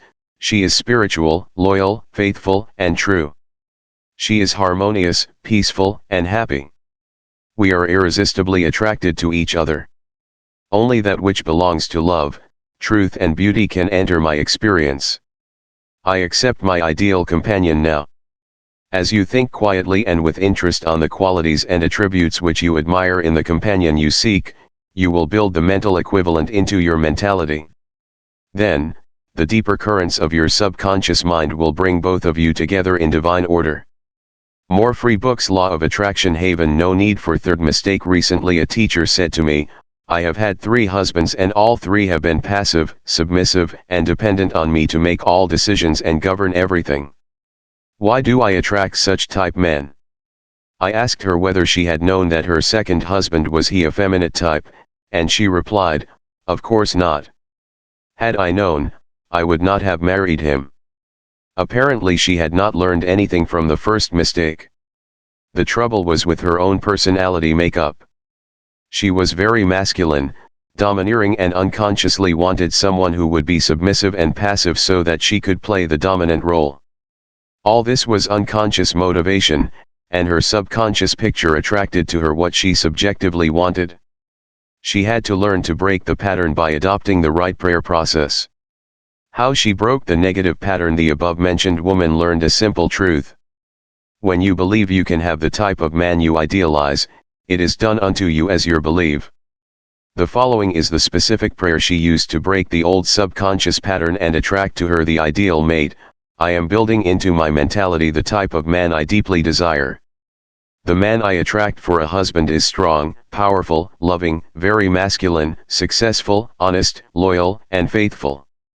He finds love and happiness with me. I love to follow where he leads. I know he wants me, and I want him. I am honest, sincere, loving, and kind. I have wonderful gifts to offer him. They are goodwill, a joyous heart, and a healthy body. He offers me the same. It is mutual, I give and I receive. Divine intelligence knows where this man is, and the deeper wisdom of my subconscious mind is now bringing both of us together in its own way, and we recognize each other immediately. I release this request to my subconscious mind, which knows how to bring my request to pass. I give thanks for the perfect answer. She prayed in the above manner night and morning, affirming these truths and knowing that through frequent occupation of the mind she would reach the mental equivalent of that which she sought. More free books. Law of Attraction Haven. The answer to her prayer. Several months went by. She had a great number of dates and social engagements, none of which was agreeable to her. When she was about to question, waver, doubt, and vacillate, she reminded herself that the infinite intelligence was bringing it to pass in its own way and that there was nothing to be concerned about. Her final decree in her divorce proceedings was granted, which brought her a great sense of release and mental freedom. More free books. Law of Attraction Haven. Shortly afterward she went to work as a receptionist in a doctor's office. She told me that the minute she saw the physician she knew he was the man she was praying about. Apparently he knew it too, because he proposed to her the first week she was in the office, and their subsequent marriage was ideally happy. This physician was not the passive or submissive type, but was a real man, a former football player, an outstanding athlete, and was a deeply spiritual man, though he was completely devoid of any sectarian or denominational affiliation. She got what she prayed for because she claimed it mentally until she reached the point of saturation. In other words, she mentally and emotionally united with her idea, and it became a part of her in the same way that an apple becomes a part of her bloodstream. Should I get a divorce? Divorce is an individual problem. It cannot be generalized. In some cases, of course, there never should have been a marriage. In some cases, divorce is not the solution, no more so than marriage is the solution for a lonely man. Divorce may be right for one person and wrong for another. A divorced woman may be far more sincere and noble than may of her married sisters who perhaps are living a lie. For example, I once talked with a woman whose husband was a dope fiend, an ex-convict, a wife beater and a non-provider. She had been told it was wrong to get a divorce. I explained to her that marriage is of the heart. If two hearts blend harmoniously, lovingly, and sincerely, that is the ideal marriage. The pure action of the heart is love. Following this explanation, she knew what to do. She knew in her heart that there is no divine law which compelled her to be browbeaten, intimidated, and beaten because someone said, "I pronounce you man and wife." If you are in doubt as to what to do, ask for guidance, knowing that there is always an answer, and you will receive it. Follow the lead that comes to you in the silence of your soul. It speaks to you in peace. Drifting into divorce. More free books. Law of Attraction Haven. Recently a young couple, married only for a few months, were seeking a divorce. I discovered that the young man had a constant fear that his wife would leave him. He expected rejection and he believed that she would be unfaithful. These thoughts haunted his mind and became an obsession with him. His mental attitude was one of separation and suspicion. She felt unresponsive to him. It was his own feeling or atmosphere of loss and separation operating through them. This brought about a condition or action in accordance with the mental pattern behind it. There is a law of action and reaction, or cause and effect. The thought is the action and the response of the subconscious mind is the reaction. More free books. Law of Attraction Haven. His wife left home and asked for a divorce, which is what he feared and believed she would do. Divorce begins in the mind. Divorce takes place first in the mind, the legal proceedings follow after. These two young people were full of resentment, fear, suspicion, and anger. These attitudes weaken, exhaust, and debilitate the whole being. They learned that hate divides and that love unites. They began to realize what they had been doing with their minds. Neither one of them knew the law of mental action, and they were misusing their minds and bringing on chaos and misery. These two people went back together at my suggestion and experimented with prayer therapy. They began to radiate love, peace, and goodwill to each other. Each one practiced radiating harmony, health, peace, and love to the other, and they alternated in the reading of the Psalms every night. Their marriage is growing more beautiful every day. The nagging wife. Many times the reason the wife nags is because she gets no attention. Oftentimes, it is a craving for love and affection. Give your wife attention and show your appreciation. Praise and exalt all her many good points. There is also the nagging type of woman who wants to make the man conform to her particular pattern. This is about the quickest way in the world to get rid of a man. The wife and the husband must cease being scavengers, always looking at the petty faults or errors in each other. Let each give attention and praise for the constructive and wonderful qualities in the other. The brooding husband, if a man begins to brood, grows morbid against his wife because of the things she said or did, he is, psychologically speaking, committing adultery. One of the meanings of adultery is idolatry, i.e., giving attention to or uniting mentally with that which is negative and destructive.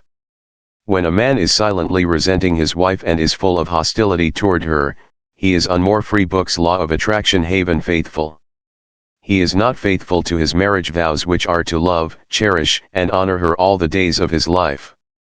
The man who is brooding, bitter and resentful can swallow his sharp remarks, abate his anger, and he can go to great lengths to be considerate, kind, and courteous.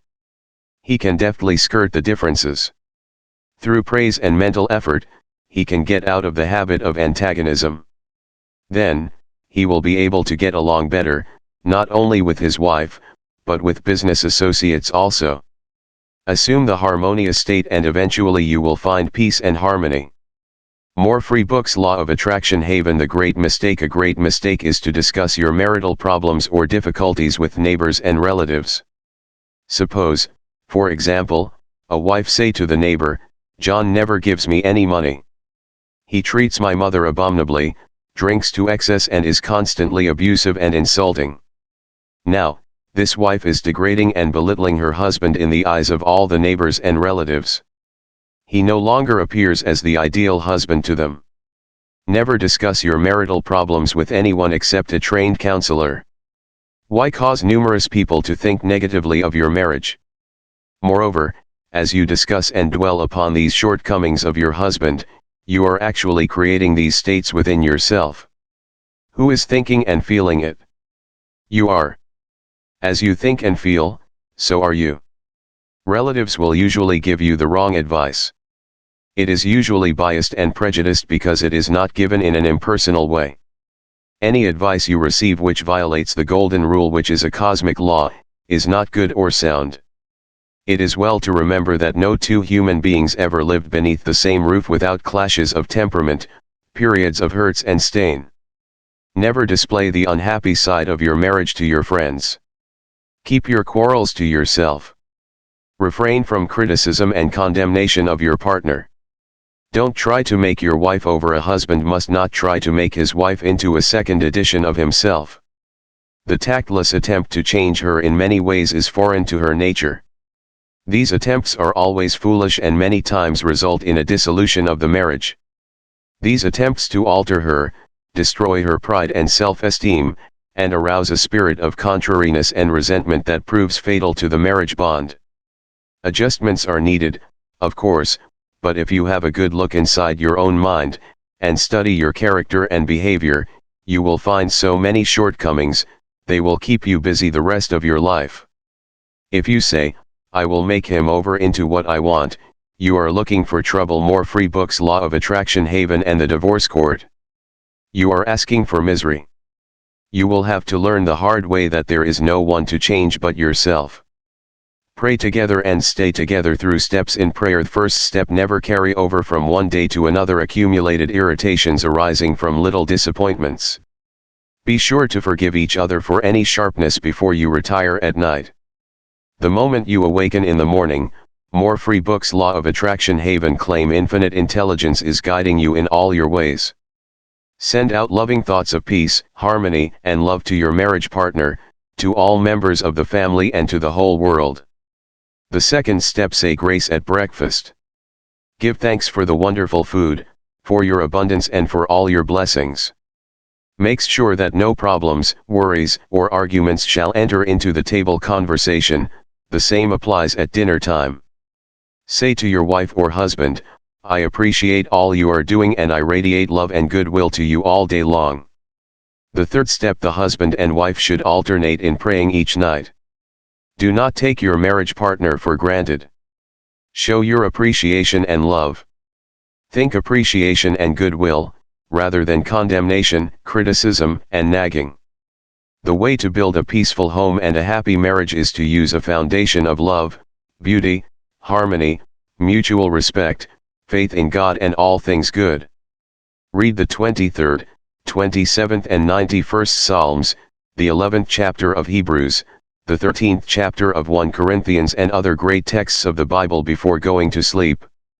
As you practice these truths, your marriage will grow more and more blessed through the years. Review your actions. 1. Ignorance of mental and spiritual laws is the cause of all marital unhappiness. By praying scientifically together, you stay together. 2. The best time to prevent divorce is before marriage. If you learn how to pray in the right way, you will attract the right mate for you. 3. Marriage is the union of a man and woman who are bound together by love. Their hearts beat as one and they move onward, upward and Godward. More free books, Law of Attraction Haven. 4. Marriage does not bequeath happiness.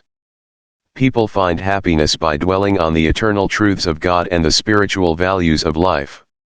Then the man and woman can contribute to each other's happiness and joy. 5. You attract the right mate by dwelling on the qualities and characteristics you admire in a woman or a man, and then your subconscious mind will bring you together in divine order. 6. You must build into your mentality the mental equivalent of what you want in a marriage partner. If you want to attract an honest, sincere and loving partner in life, you must be honest, sincere, and loving yourself. 7. You do not have to repeat mistakes in marriage. When you really be more free. Books Law of Attraction Haven. Leave. You can have the type of man or woman you idealize, it is done unto you as you believe. To believe is to accept something as true. Accept your ideal companion now mentally. 8. Do not wonder how, why, or where you will meet that mate you are praying for. Trust implicitly the wisdom of your subconscious mind. It hast know how, and you don't have to assist it. 9. You are mentally divorced when you indulge in peeves, grudges, ill will and hostility toward your marriage partner. You are mentally dwelling with her in the bed of your mind. Adhere to your marriage vows. I promise to cherish, love and honor him, her, all the days of my life. 10. Cease projecting fear patterns to your marriage partner. Project love, peace, harmony, and goodwill, and your marriage will grow more beautiful and more wonderful through the years. 11. Radiate love, peace, and goodwill to each other. These vibrations are picked up by the subconscious mind, resulting in mutual trust, affection, and respect. 12. A nagging wife is usually seeking attention and appreciation. She is craving for love and affection. Praise and exalt her many good points. Show her that you love her and appreciate her. 13. A man who loves his wife does not do anything unloving or unkind in word, manner, or action. Love is what love does. 14. In marital problems, always seek expert advice. You would not go to a carpenter to pull a tooth, neither should you discuss your marriage problems with relatives or friends. You should go to a trained person for counsel.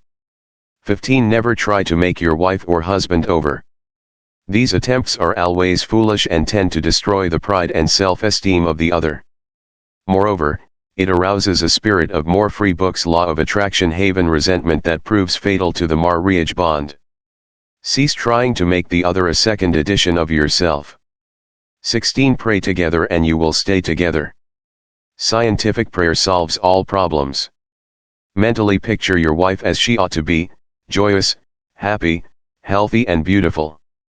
See your husband as he ought to be, strong, powerful, loving, harmonious and kind. Maintain this mental picture and you will experience the marriage made in heaven, which is harmony and peace. More free. Books Law of Attraction Haven. Chapter 15. Your Subconscious Mind and Happiness. William James, father of American psychology, said that the greatest discovery of the 19th century was not in the realm of physical science. The greatest discovery was the power of the subconscious touched by faith. In every human being is that limitless reservoir of power which can overcome any problem in the world. True and lasting happiness will come into your life the day you get the clear realization that you can overcome any weakness, the day you realize that your subconscious can solve your problems, heal your body and prosper you beyond your fondest dream. You might have felt very happy when your child was born, when you got married, when you graduated from college, or when you won a great victory or a prize. You might have been very happy when you became engaged to the loveliest girl or the most handsome man. You could go on and list innumerable experiences which have made you happy. However, no matter how marvelous these experiences are, they do not give real lasting happiness, they are transitory. The book of Proverbs gives the answer: whosoever trusteth in the Lord, happy is he. When you trust in the Lord, the power and wisdom of your subconscious mind, to lead, guide, govern and direct all your ways, you will become poised, serene and relaxed. As you radiate love, peace, and goodwill to all, you are building a superstructure of happiness for all the days of your life. You must choose happiness. Happiness is a state of mind. There is a phrase in the Bible which says, "Choose ye this day whom ye will serve." You have the freedom to choose happiness. This may seem extraordinarily simple, and it is. Perhaps this is why people stumble over the way to happiness. They do not see the simplicity of the key to happiness. The great things of life are simple, dynamic, and creative. They produce well-being and happiness. More free. Books Law of Attraction Haven. St. Paul reveals to you how you can think your way into a life of dynamic power and happiness in these words: finally, brethren, whatsoever things are true, whatsoever things are honest, whatsoever things are just, whatsoever things are pure, whatsoever things are lovely, Whatsoever things are of good report, if there be any virtue, and if there be any praise, think on these things. Phil, 4:8. How to choose happiness. Begin now to choose happiness. This is how you do it. When you open More Free Books Law of Attraction Haven your eyes in the morning, say to yourself, divine order takes charge of my life today and every day. All things work together for good for me today. This a new and wonderful day for me. There will never be another day like this one. I am divinely guided all day long and whatever I do will prosper. Divine love surrounds me, enfolds me, and enwraps me, and I go forth in peace. Whenever my attention wanders away from that which is good and constructive, I will immediately bring it back to the contemplation of that which is lovely and of good report. I am a spiritual and mental magnet attracting to myself all things which bless and prosper me. I am going to be a wonderful success in all my undertakings today. I am definitely going to be happy all day long.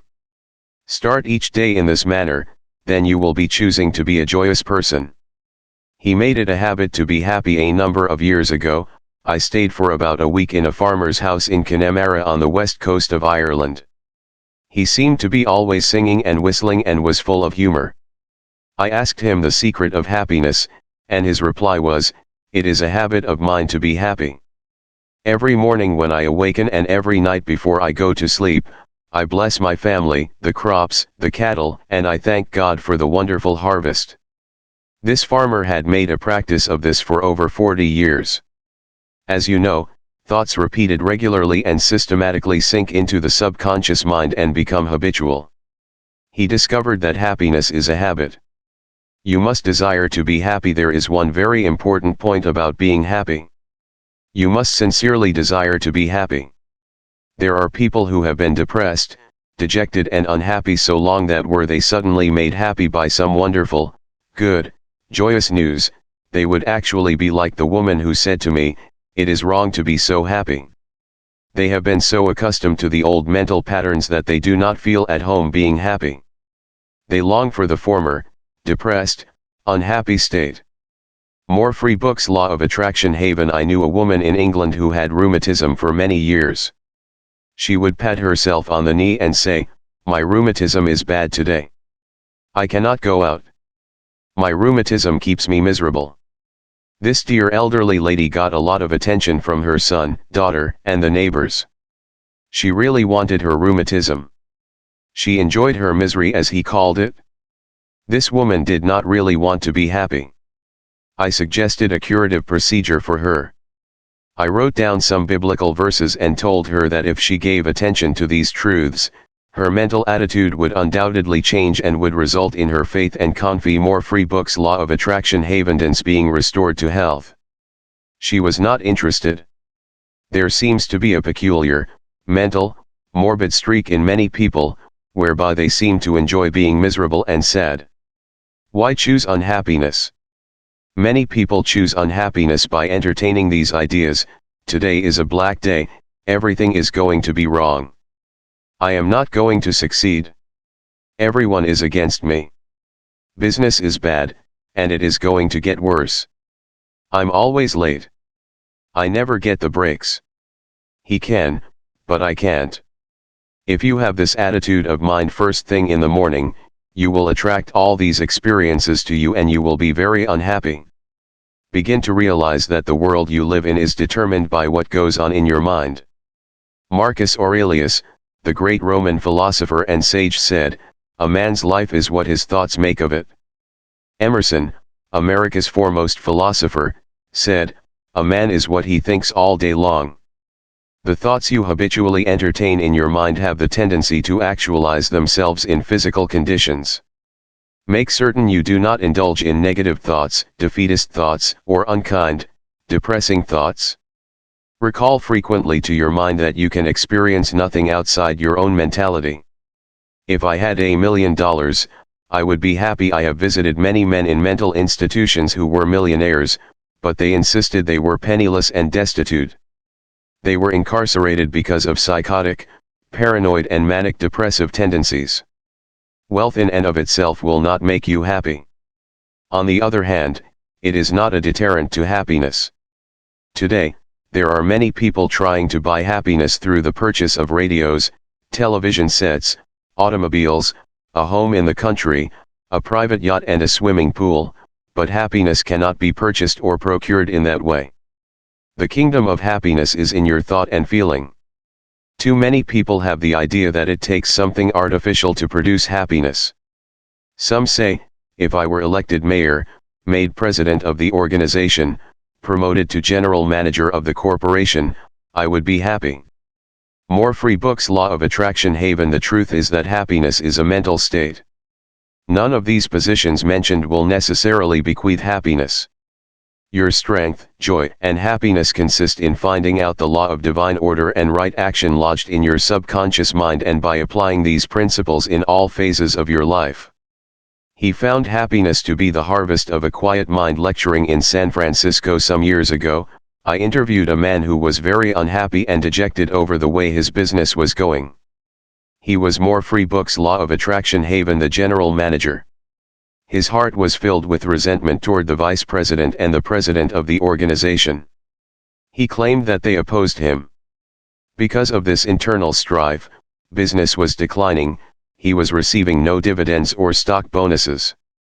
This is how he solved his business problem. The first thing in the morning he affirmed quietly as follows: all those working in our corporation are honest, sincere, cooperative, faithful, and full of goodwill to all. They are mental and spiritual links in the chain of this corporation's growth, welfare, and prosperity. I radiate love, peace, and goodwill in my thoughts, words and deeds to my 2 associates and to all those in the company. The president and the vice president of our company are divinely guided in all their undertakings. The infinite intelligence of my subconscious mind makes all decisions through me. There is only right action in all our business transactions and in our relationship with each other. I send the messengers of peace, love, and goodwill before me to the office. Peace and harmony reign supreme in the minds and hearts of all those in the company, including myself. I now go forth into a new day, full of faith, confidence, and trust. This business executive repeated the above meditation slowly 3 times in the morning, feeling the truth of what he affirmed. When fearful or angry thoughts came into his mind during the day, he would say to himself, "Peace, harmony and poise govern my mind at all times." As he continued disciplining his mind in this manner, all the harmful thoughts ceased to come and peace came into his mind. He reaped the harvest. Subsequently, he wrote me to the effect that at the end of about 2 weeks of reordering his mind, the president and vice president called him into the office, praised his operations and his new constructive ideas, and remarked how fortunate they were in having him as a general manager. He was very happy in discovering that man finds happiness within himself. The block or stump is not really there. I read a newspaper article some years ago which told about a horse who had shied when he came to a stump on the road. Subsequently, every More Free Books Law of Attraction Haven time the horse came to that same stump, he shied. The farmer dug the stump out, burned it and leveled the old road. Yet, for 25 years, every time the horse passed the place where the former stump was, he shied. The horse was shying at the memory of a stump. There is no block to your happiness save in your own thought life and mental imagery. Are fear or worry holding you back? Fear is a thought in your mind. You can dig it up this very moment by supplanting it with faith in success, achievement, and victory over all problems. More Free Books Law of Attraction Haven. I knew a man who failed in business. He said to me, "I made mistakes. I've learned a lot. I am going back into business and I will be a tremendous success." He faced up to that stump in his mind. He did not whine or complain, but he tore up the stump of failure and through believing in his inner powers to back him up, he banished all fear thoughts and old depressions. Believe in yourself and you will succeed and be happy. The happiest people, the happiest man is he who constantly brings forth and practices what is best in him. Happiness and virtue complement each other. The best are not only the happiest, but the happiest are usually the best in the art of living life successfully. God is the highest and best in you. Express more of God's love, light, truth, and beauty, and you will become one of the happiest persons in the world today. Epictetus, the Greek Stoic philosopher, said, "There is but one way to tranquility of mind and happiness. Let this, therefore, be always ready at hand with thee, both when thou wakest early in the morning, and all day long, and when thou goest too late to sleep, to account no external things thine own, but commit all these to God." Summary of Steps to Happiness 1. William James said that the greatest discovery of the 19th century was the power of the subconscious mind touched by faith. 2. There is tremendous power within you. Happiness will come to you when you acquire a sublime confidence in this power. Then, you will make your dreams come true. 3. You can rise victorious over any defeat and realize the cherished desires of your heart through the marvelous power of your subconscious mind. This is the meaning of whosoever trusteth in the Lord, spiritual laws of the subconscious mind, happy is he. 4. You must choose happiness. Happiness is a habit. It is a good habit to ponder often on whatsoever things are true, whatsoever things are honest, whatsoever things are just. More Free Books Law of Attraction Haven. Whatsoever things are pure, whatsoever things are lovely, whatsoever things are of good report, if there be any virtue, and if there be any praise, think on these things. Philosophy 4:8. 5. When you open your eyes in the morning, say to yourself, I choose happiness today. I choose success today. I choose right action today. I choose love and goodwill for all today. I choose peace today. Pour life, love, and interest into this affirmation, and you have chosen happiness. More Free Books Law of Attraction Haven 6. Give thanks for all your blessings several times day. Furthermore, pray for the peace, happiness, and prosperity of all members of your family, your associates, and all people everywhere. 7. You must sincerely desire to be happy. Nothing is accomplished without desire. Desire is a wish with wings of imagination and faith. Imagine the fulfillment of your desire, and feel its reality, and it will come to pass. Happiness comes in answered prayer. 8. By constantly dwelling on thoughts of fear, worry, anger, hate, and failure, you will become very depressed and unhappy. Remember, your life is what your thoughts make of it. 9. You cannot buy happiness with all the money in the world. Some millionaires are very happy, some are very unhappy. Many people with very little worldly good are very happy and some are very unhappy. Some married people are happy and some are very unhappy. Some single people are happy and some are very unhappy. The kingdom of happiness is in your thought and feeling. 10. Happiness is the harvest of a quiet mind. Anchor your thoughts on peace, poise, security, and divine guidance, and your mind will be productive of happiness. 11. There is no block to your happiness. External things are not causative, these are effects, not cause. Take your cue from the only creative principle within you. Your thought is cause, and new cause produces a new effect. Choose happiness. 12. The happiest man is he who brings forth the highest and the best in him. God is the highest and best in him, for the kingdom of God is within. More Free Books Law of Attraction Haven Chapter 16. Your subconscious mind and harmonious human relations. In studying this book, you learn that your subconscious mind is a recording machine which faithfully reproduces whatever you impress upon it. This is one of the reasons for the application of the Golden Rule in human relations. Matthew 7:12 says, All things whatsoever ye would that men should do unto you, do ye even so to them. This quotation has outer and inner meanings. You are interested in its inner meaning from the standpoint of your subconscious mind, which is, as you would the men should think about you, think you about them in like manner. As you would that men should feel about you, feel you also about them in like manner. As you would want men to act toward you, act you toward them in like manner. For example, you may be polite and courteous to someone in your office, but when his back is turned, you are very critical and resentful toward him in your mind. Such negative thoughts are highly destructive to you. It is like taking poison. You are actually taking mental poisons which rob you of vitality, enthusiasm, strength, guidance, and goodwill. These negative thoughts and emotions sink down into your subconscious, and cause all kinds of difficulties and maladies in your life. The master key to happy relationships with others: judge not, that ye be not judged. For with that judgment ye judge, ye shall be judged, and with what measure ye meet, it shall be measured to you again. Matthew 7:1-2. A study of these verses and the application of the inner truths therein contained represent the real key to harmonious relations. To judge is to think, to arrive at a mental verdict or conclusion in your mind. The thought you have about the other person is your thought, because you are thinking it.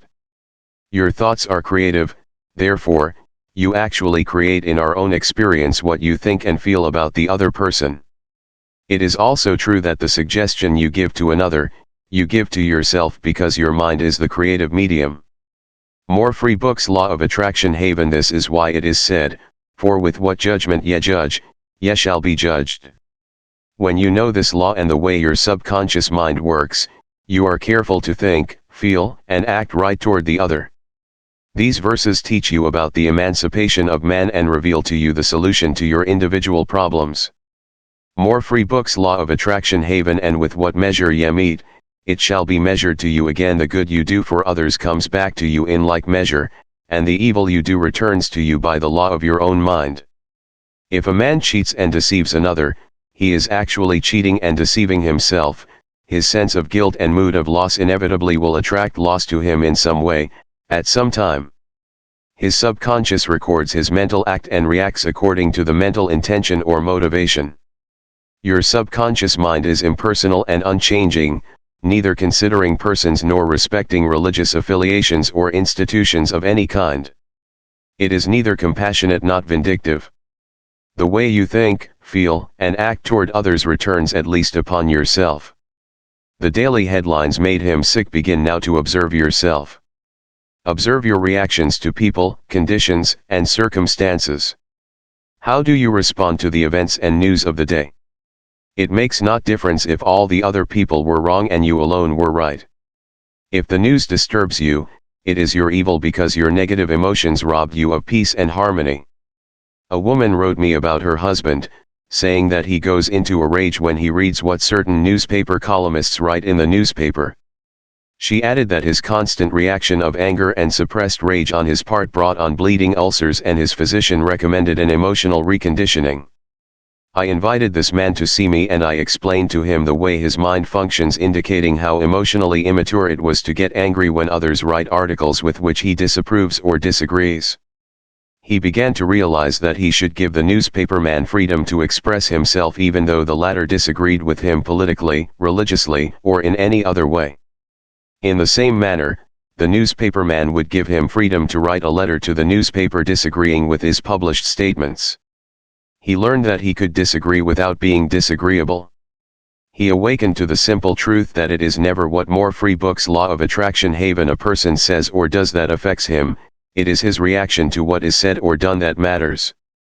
This explanation was the cure for this man, and he realized that with a little practice he could master his morning tantrums. His wife told me, subsequently, that he laughed at himself and also at what the columnists say. They no longer have power to disturb, annoy, or irritate him.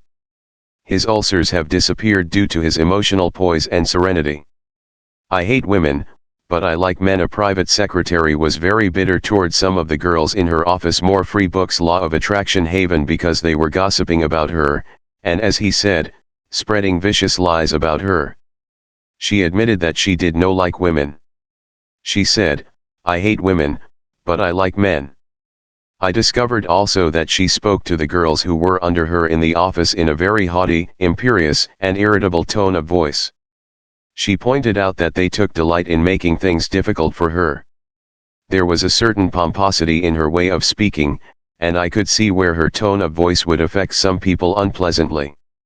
If all the people in the office of factory annoy you, isn't it a possibility that the vibration, annoyance, and turmoil may be due to some subconscious pattern or mental projection from you? We know that a dog will react ferociously if you hate or fear dogs. Animals pick up your subconscious vibrations and react accordingly. Many undisciplined human beings are just as sensitive as dogs, cats, and other animals. I suggested a process of prayer to this private secretary who hated women, explaining to her that when she began to identify herself with spiritual virtues and commenced to affirm the truths of life, her voice, mannerisms, and hatred of women would completely disappear. She was surprised to know that the emotion of hatred shows up in a person's speech, actions, in his writings and in all phases of his life. She ceased reacting in the typical, resentful, and angry way. She established a pattern of prayer, which she practiced regularly, systematically, and conscientiously in the office. The prayer was as follows: I think, speak, and act lovingly, quietly and peacefully. I now radiate love, peace, tolerance, and kindness to all the girls who criticized me and gossiped about me. I anchor my thoughts on peace, harmony, and goodwill to all. Whenever I am about to react negatively, I firmly to myself, I am going to think, speak, and act from the standpoint of the principle of harmony, health and peace within myself. Creative intelligence leads, rules and guides me in all my ways. The practice of this prayer transformed her life and she found that all criticism and annoyance ceased. The girls became co-workers and friends along life's journey. She discovered that there is no one to change but myself. His inner speech held back his promotion. More free books. Law of Attraction Haven. One day a salesman came to see me and described his difficulties in working with the sales manager of his organization. He had been with the company 10 years and had received no promotion or recognition of any kind. He showed me his sales figures, which were greater proportionately than the other men in the territory. He said that his sales manager did not like him, that he was unjustly treated, and that at conferences the manager was rude to him and at times ridiculed his suggestions. I explained that undoubtedly the cause was to a great degree within him. More free books. Law of Attraction Haven. Self, and that his concept and belief about his superior bore witness to the reaction of this man. The measure we meet, shall be measured to us again. His mental measure or concept of the sales manager was that he was mean and cantankerous. He was filled with bitterness and hostility toward the executive. On his way to work he conducted a vigorous conversation with himself filled with criticism, mental arguments, recriminations, and denunciations of his sales manager. What he gave out mentally, he was inevitably bound to get back.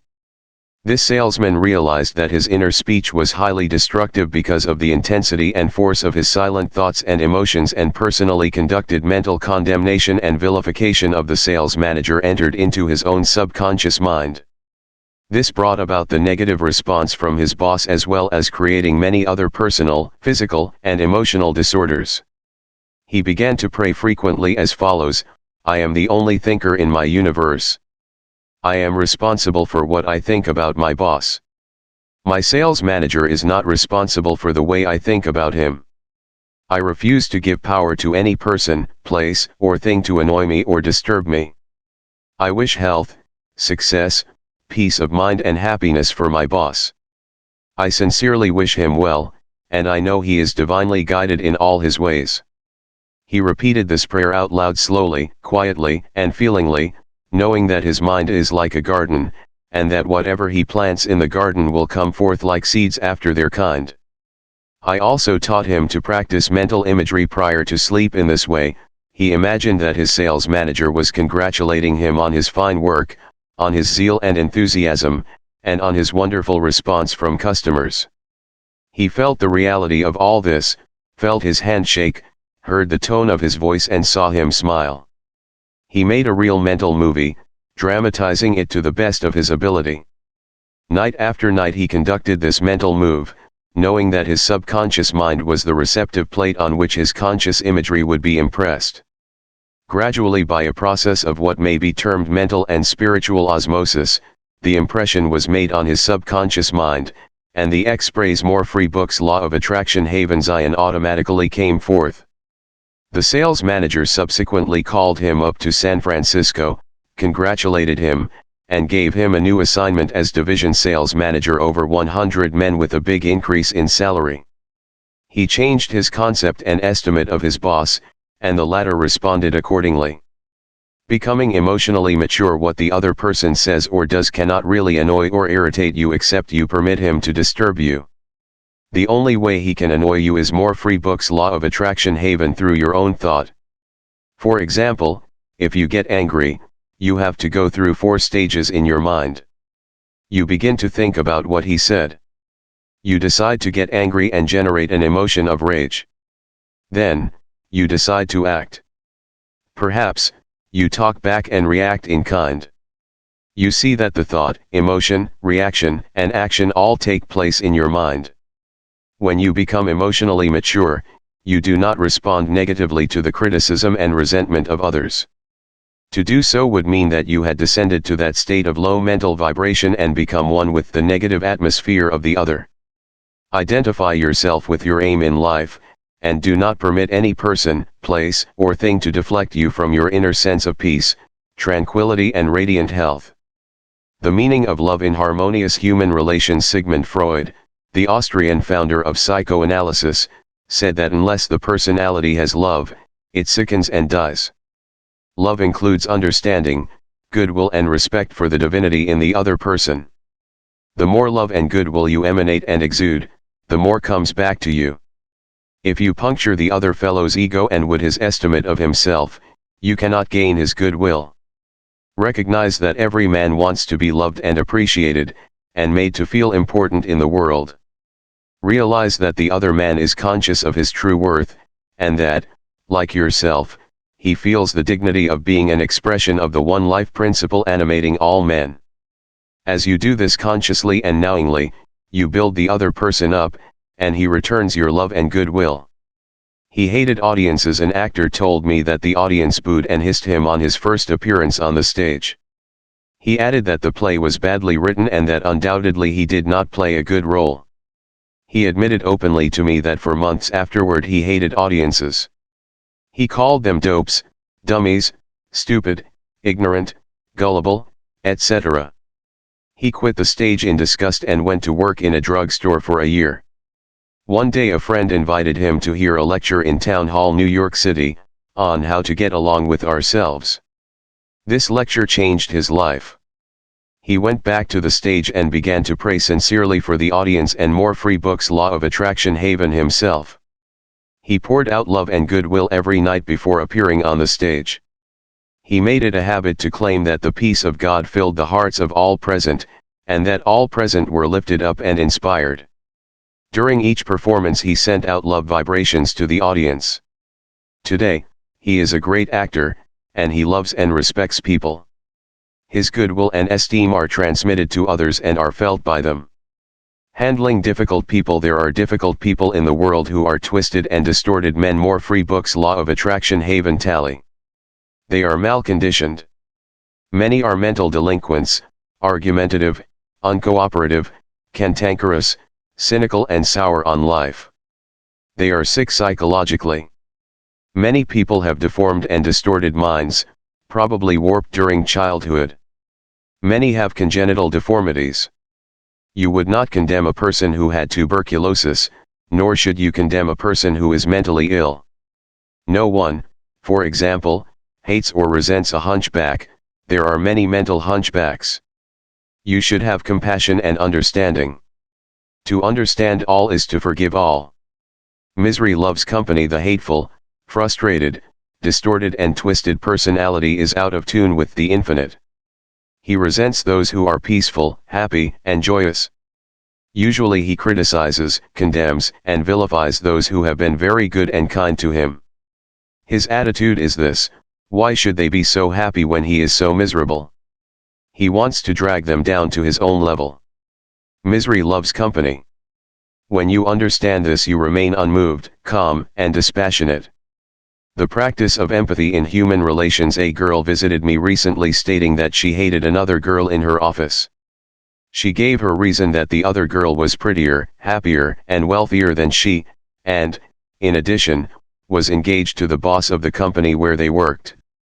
One day after the marriage had taken place, the crippled daughter, by a former marriage, of the woman whom she hated came into the office. The child put her arms around her mother and said, "Mommy, "Mommy, I love my new daddy. Look what he gave me." She showed her mother a wonderful new toy. She said to me, my heart went out to that little girl, and I knew how happy she must feel. I got a vision of how happy this woman was. All of a sudden I felt love for her, and I went into the office, wished her all the happiness in the world, and I meant it. In psychological circles today, this is called empathy, which simply means the imaginative projection of your mental attitude into that of another. She projected her mental mood or the feeling of her heart into that of the other woman, and began to think and look out through the other woman's brain. She was actually thinking and feeling as the other woman, and also More Free Books' Law of Attraction Haven as the child, because she likewise had projected herself into the mind of the child. She was looking out from that vantage point on the child's mother. If tempted to injure or think ill of another, project yourself mentally into the mind of Moses and think from the standpoint of the 10 Commandments. If you are prone to be envious, jealous, or angry, project yourself into the mind of Jesus and think from that standpoint, and you will feel the truth of the words love ye one another. More Free Books Law of Attraction Haven. Appeasement never wins. Do not permit people to take advantage of you and gain the point by temper tantrums, crying jags, or so-called heart attacks. These people are dictators who try to enslave you and make you do their bidding. Be firm but kind, and refuse to yield. Appeasement never wins. Refuse to contribute to their delinquency, selfishness, and possessiveness. Remember, do that which is right. You are here to fulfill your ideal and remain true to the eternal verities and spiritual values of life which are eternal. Give no one in all the world the power to deflect you from your goal, your aim in life, which is to express your hidden talents to the world, to serve humanity, and to reveal more and more of God's wisdom, truth, and beauty to all people in the world. Remain true to your ideal. Know definitely and absolutely that whatever contributes to your peace, happiness, and fulfillment must of necessity bless all men who walk the earth. The harmony of the part is the harmony of the whole, for the whole is in the part, and the part is in the whole. All you owe the other, as Paul says, is love, and love is the fulfilling of the law of health, happiness, and peace of mind. Profitable pointers in human relations. 1. Your subconscious mind is a recording machine which reproduces your habitual thinking. Think good of the other, and you are actually thinking good about yourself. 2. A hateful or resentful thought is a mental poison. Do not think ill of another, for to do so is to think ill of yourself.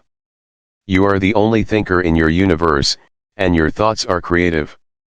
3. Your mind is a creative medium, therefore, what you think and feel about the other, you are bringing to pass in your own experience. This is the psychological meaning of the golden rule. As you that man should think about you, think you about them in the same manner. 4. To cheat, rob, or defraud another brings lack, loss, and limitation to yourself. Your subconscious mind records your inner motivations, thoughts, and feelings. These being of More Free Books' Law of Attraction Haven a negative nature, loss, limitation, and trouble come to you in countless ways. Actually, what you do to the other, you are doing to yourself. 5. The good you do, the kindness proffered, the love and goodwill you send forth, will all come back to you multiplied in many ways.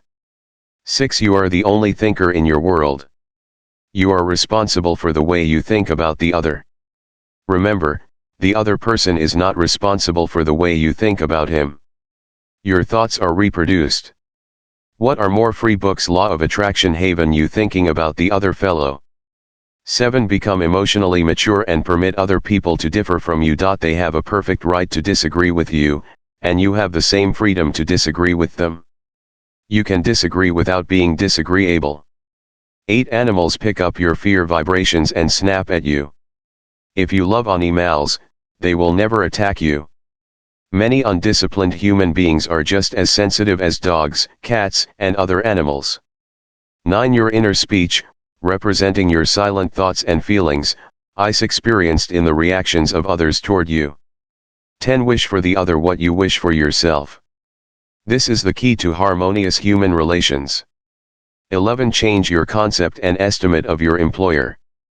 Feel and know he is practicing the golden rule and the law of love, and he will respond accordingly. 12. The other person cannot annoy you or irritate you except you permit him. Your thought is creative, you can bless him. If someone calls you a skunk, you have the freedom to say to the other, God's peace fills your soul. 13. Love is the answer to getting along with others. Love is understanding, goodwill and respecting the divinity of the other. 14. You would not hate a hunchback or cripple. You would have compass Zion. Have compassion and understanding for mental hunchbacks who have been conditioned negatively. To understand all is to forgive all. 15. Rejoice in the success, promotion, and good fortune of the other. In doing so, you attract good fortune to yourself. More free books. Law of Attraction Haven 16. Never yield to emotional scenes and tantrums of others. Appeasement never wins. Do not be a doormat. Adhere to that which is right. Stick to your ideal, knowing that the mental outlook which gives you peace, happiness and joy is right, good, and true. What blesses you, blesses all. All you owe any person in the world is love, and love is wishing for everyone what you wish for yourself, health, happiness, and all the blessings of life. More free books. Law of Attraction Haven Chapter 17. How to use your subconscious for forgiveness. Life plays no favorites. God is life, and this life principle is flowing through you this moment. God loves to express himself as harmony, peace, beauty, joy, and abundance through you. This is called the will of God or the tendency of life. If you set up resistance in your mind to the flow of life through you, this emotional congestion will get snarled up in your subconscious mind and cause all kinds of negative conditions. God has nothing to do with unhappy or chaotic conditions in the world. All these conditions are brought about by man's negative and destructive thinking. Therefore, it is silly to blame God for your trouble or sickness. Many persons habitually set up mental resistance to the flow of life by accusing and reproaching God for the sin, sickness, and suffering of mankind. Others cast blame on God for their pains, aches, loss of loved ones, personal tragedies, and accidents. They are angry at God and they believe He is responsible for their misery. As long as people entertain such negative concepts about God, they will experience the automatic negative reactions from their subconscious minds. Actually, such people do not know that they are punishing themselves. They must see the truth, find release, and give up all condemnation, resentment and anger against anyone or any power outside themselves. Otherwise, they cannot go forward into a healthy, happy or creative activity. The minute these people entertain a God of love in their minds and hearts, and when they believe that God is the loving Father who watches over them, cares for them, guides them, sustains and strengthens them, this concept and belief about God or the life principle will be accepted by their subconscious mind, and they will find themselves blessed in countless ways. Life always forgives you. Life forgives you when you cut your finger. The subconscious intelligence within you sets about immediately to repair it. New cells build bridges over the cut. Should you take some tainted food by error, life forgives you. More free books. Law of Attraction Haven and causes you to regurgitate it in order to preserve you. If you burn your hand, the life principle reduces the edema and congestion, and gives you new skin, tissue, and cells. Life holds no grudges against you, and it is always forgiving you. Life brings you back to health, vitality, harmony, and peace, if you cooperate by thinking in harmony with nature. Negative, hurtful, memories, bitterness and ill will clutter up and impede the free flow of the life principle in you. More free books. Law of Attraction Haven. How he banished that feeling of guilt. I knew a man who worked every night until about 1 o'clock in the morning. He paid no attention to his 2 boys or his wife. He was always too busy working hard.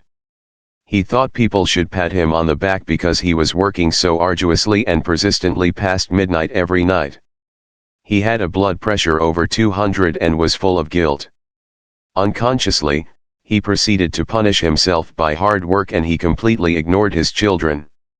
A normal man does not do that. He is interested in his boys and in their development.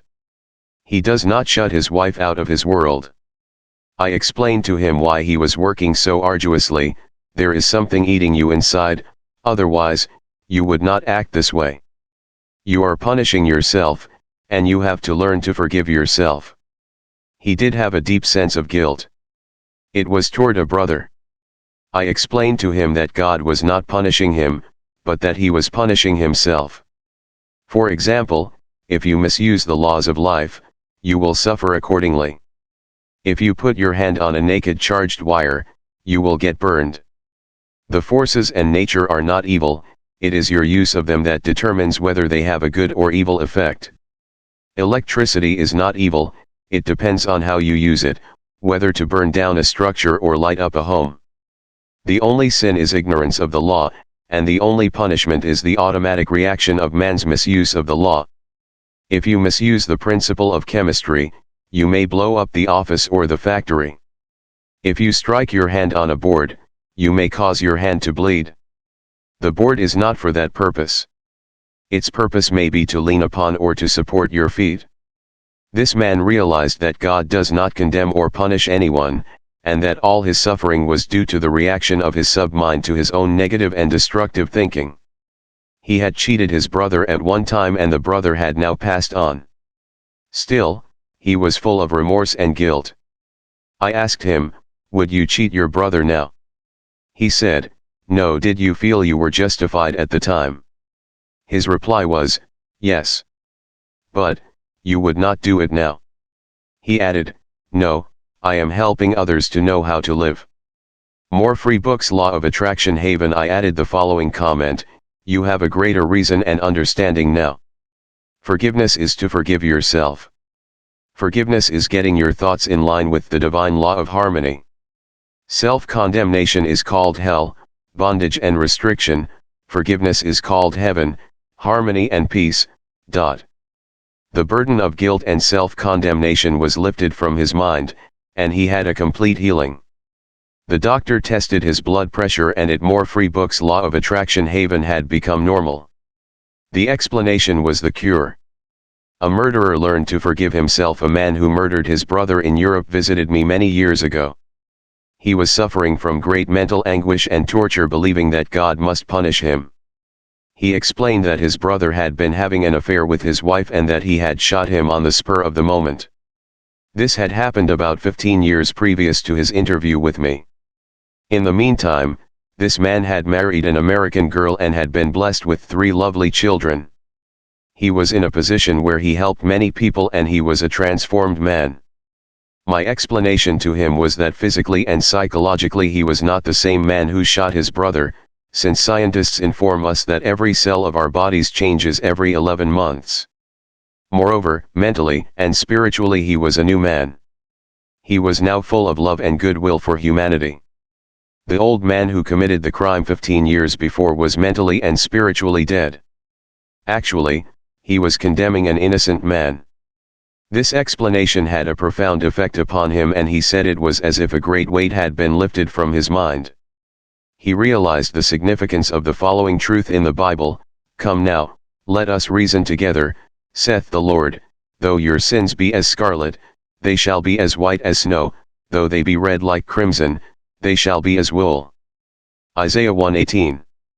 Criticism cannot hurt you without your consent. A school teacher told me that one of her associates criticized a speech she had given, saying to her that she spoke too fast, she swallowed some of her words, she couldn't be heard, her diction was poor and her speech ineffective.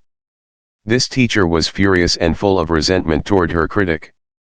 She admitted to me that the criticisms were just. Her first reaction was really childish, and she agreed that the letter was really a blessing and a marvelous corrective. She proceeded immediately to supplement her deficiencies in her speech by enrolling in a course in public speaking at City College. She wrote and thanked the writer of the note for her interest. More free books. Law of Attraction Haven, pressing appreciation for her conclusions and findings, which enabled the teacher to correct the matter at once. How to be compassionate. Suppose none of the things mentioned in the letter had been true of the teacher. The latter would have realized that her class material had upset the prejudices, superstitions, or narrow sectarian beliefs of the writer of the note, and that a psychologically ill person was simply pouring forth her resentment because a psychological boil had been hurt. More free books. Law of Attraction Haven. To understand this fact is to be compassionate. The next logical step would be to pray for the other person's peace, harmony, and understanding. You cannot be hurt when you know that you are a master of your thoughts, reactions, and emotions. Emotions follow thoughts, and you have the power to reject all thoughts which may disturb or upset you. Left at the altar some years ago, I visited a church to perform a marriage ceremony. The young man did not appear, and at the end of 2 hours, the bride-to-be shed a few tears and then said to me, "I prayed for divine guidance. This might be the answer, for he never faileth." That was her reaction: faith in God and all things good. She had no bitterness in her heart because, as she said, "It must not have been right action because my prayer was for right action for both of us." Someone else having a similar experience would have gone into a tantrum, have had an emotional fit, required sedation, and perhaps needed hospitalization. Tune in with the infinite intelligence within your subconscious depths, trusting the answer in the same way that you trusted your mother when she held you in her arms. This is how you can acquire poise and mental and emotional health.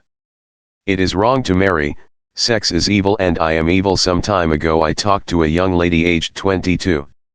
She was taught that it was a sin to dance, to play cards, to swim, and to go out with men. She was threatened by her mother, who told her she would burn eternally in hellfire if she disobeyed her will and her religious teachings. This girl wore a black dress and black stockings. She wore no rouge, lipstick, or any form of makeup because her mother said that these things were sinful. Her mother told her that all men were evil, and that sex was of the devil and simply diabolic debauchery. This girl had to learn how to forgive herself, as she was full of guilt. To forgive means to give for. She had to give up all these false beliefs for the truths of life and new estimate of herself. When she went out with young men in the office where she worked, she had a deep sense of guilt and thought that God would punish her. Several eligible young men proposed more free books, Law of Attraction Haven, to her, but she said to me, "It is wrong to marry. Sex is evil and I am evil." This was her conscience of early conditioning speaking. She came to me once weekly for about 10 weeks and I taught her the workings of the conscious and subconscious mind set forth in this book. This young girl gradually came to see that she had been completely brainwashed, mesmerized, and conditioned by an ignorant, superstitious, bigoted, and frustrated mother. She broke away completely from her family and started to live a wonderful life. More free books, Law of Attraction Haven. At my suggestion, she dressed up and had her hair attended to. She took lessons in dancing from a man, and she also took driving lessons. She learned to swim, play cards, and had a number of dates. She began to love life. She prayed for a divine companion by claiming that infinite spirit would attract to her a man who harmonized with her thoroughly. Eventually this came to pass. As he left my office one evening, there was a man waiting to see me and I casually introduced them. They are now married and harmonize with each other perfectly.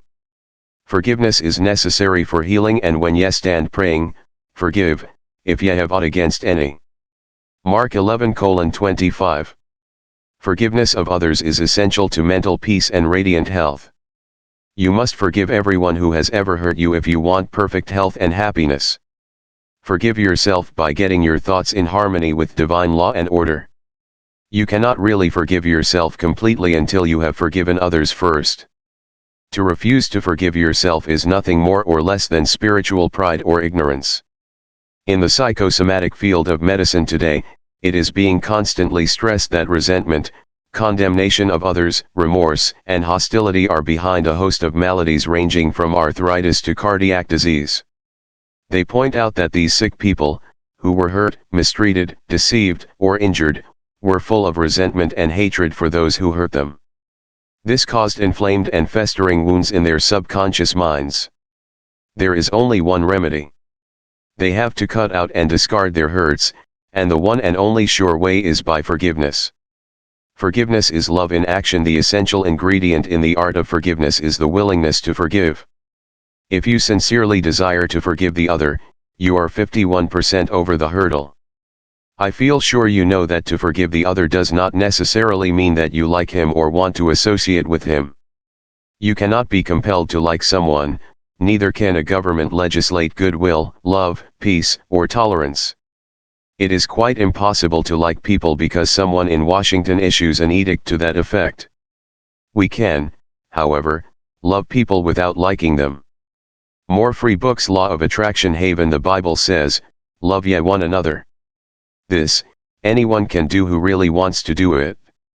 Love means that you wish for the other health, happiness, peace, joy, and all the blessings of life.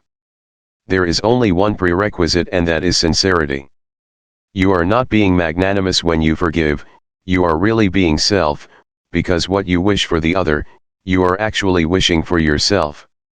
The reason is that you are thinking it and you are feeling it. As you think and feel, so are you. Could anything be simpler? More Free Books Law of Attraction Haven than that? Technique of forgiveness. The following is a simple method which works wonders in your life as you practice it. Quiet your mind, relax and let go. Think of God and His love for you, and then affirm, I fully and freely forgive. Mention the name of the offender, I release him mentally and spiritually. I completely forgive everything connected with the matter in question. I am free, and he/she is free. It is a marvelous feeling. It is my day of general amnesty. I release anybody and everybody who has ever hurt me, and I wish for each and everyone health, happiness, peace, and all the blessings of life.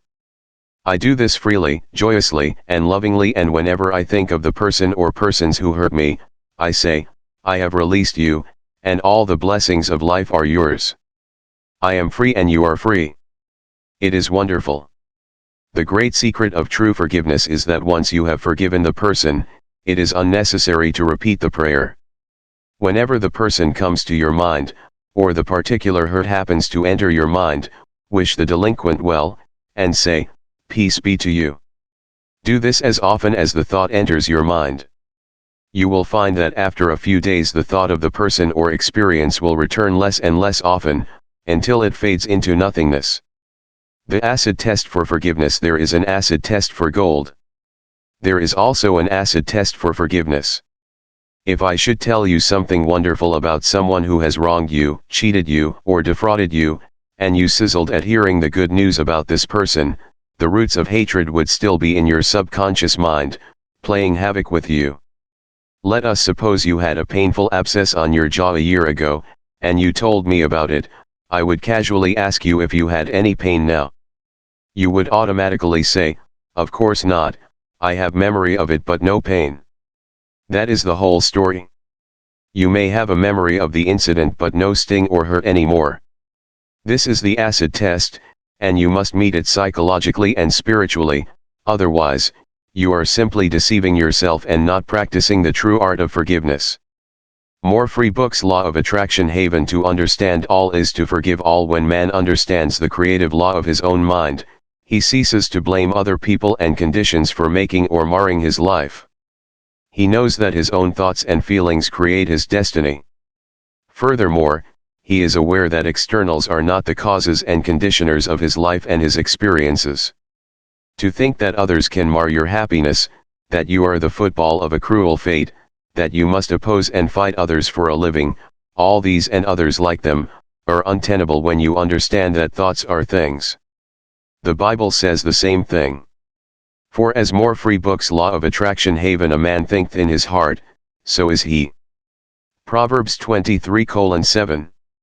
Summary of your aids to forgiveness. 1. God, or life, is no respecter of persons. Life plays no favorites.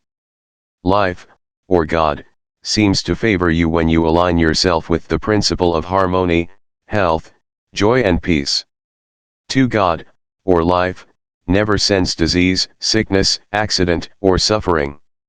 We bring these things on ourselves by our own negative thinking based upon the law. As we sow, so shall we reap.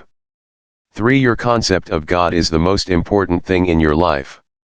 If you really believe in a God of love, your subconscious mind will respond in countless blessings to you. Believe in a God of love. 4. Life, or God, holds no grudge against you. Life never condemns you. Life heals a severe cut on your hand.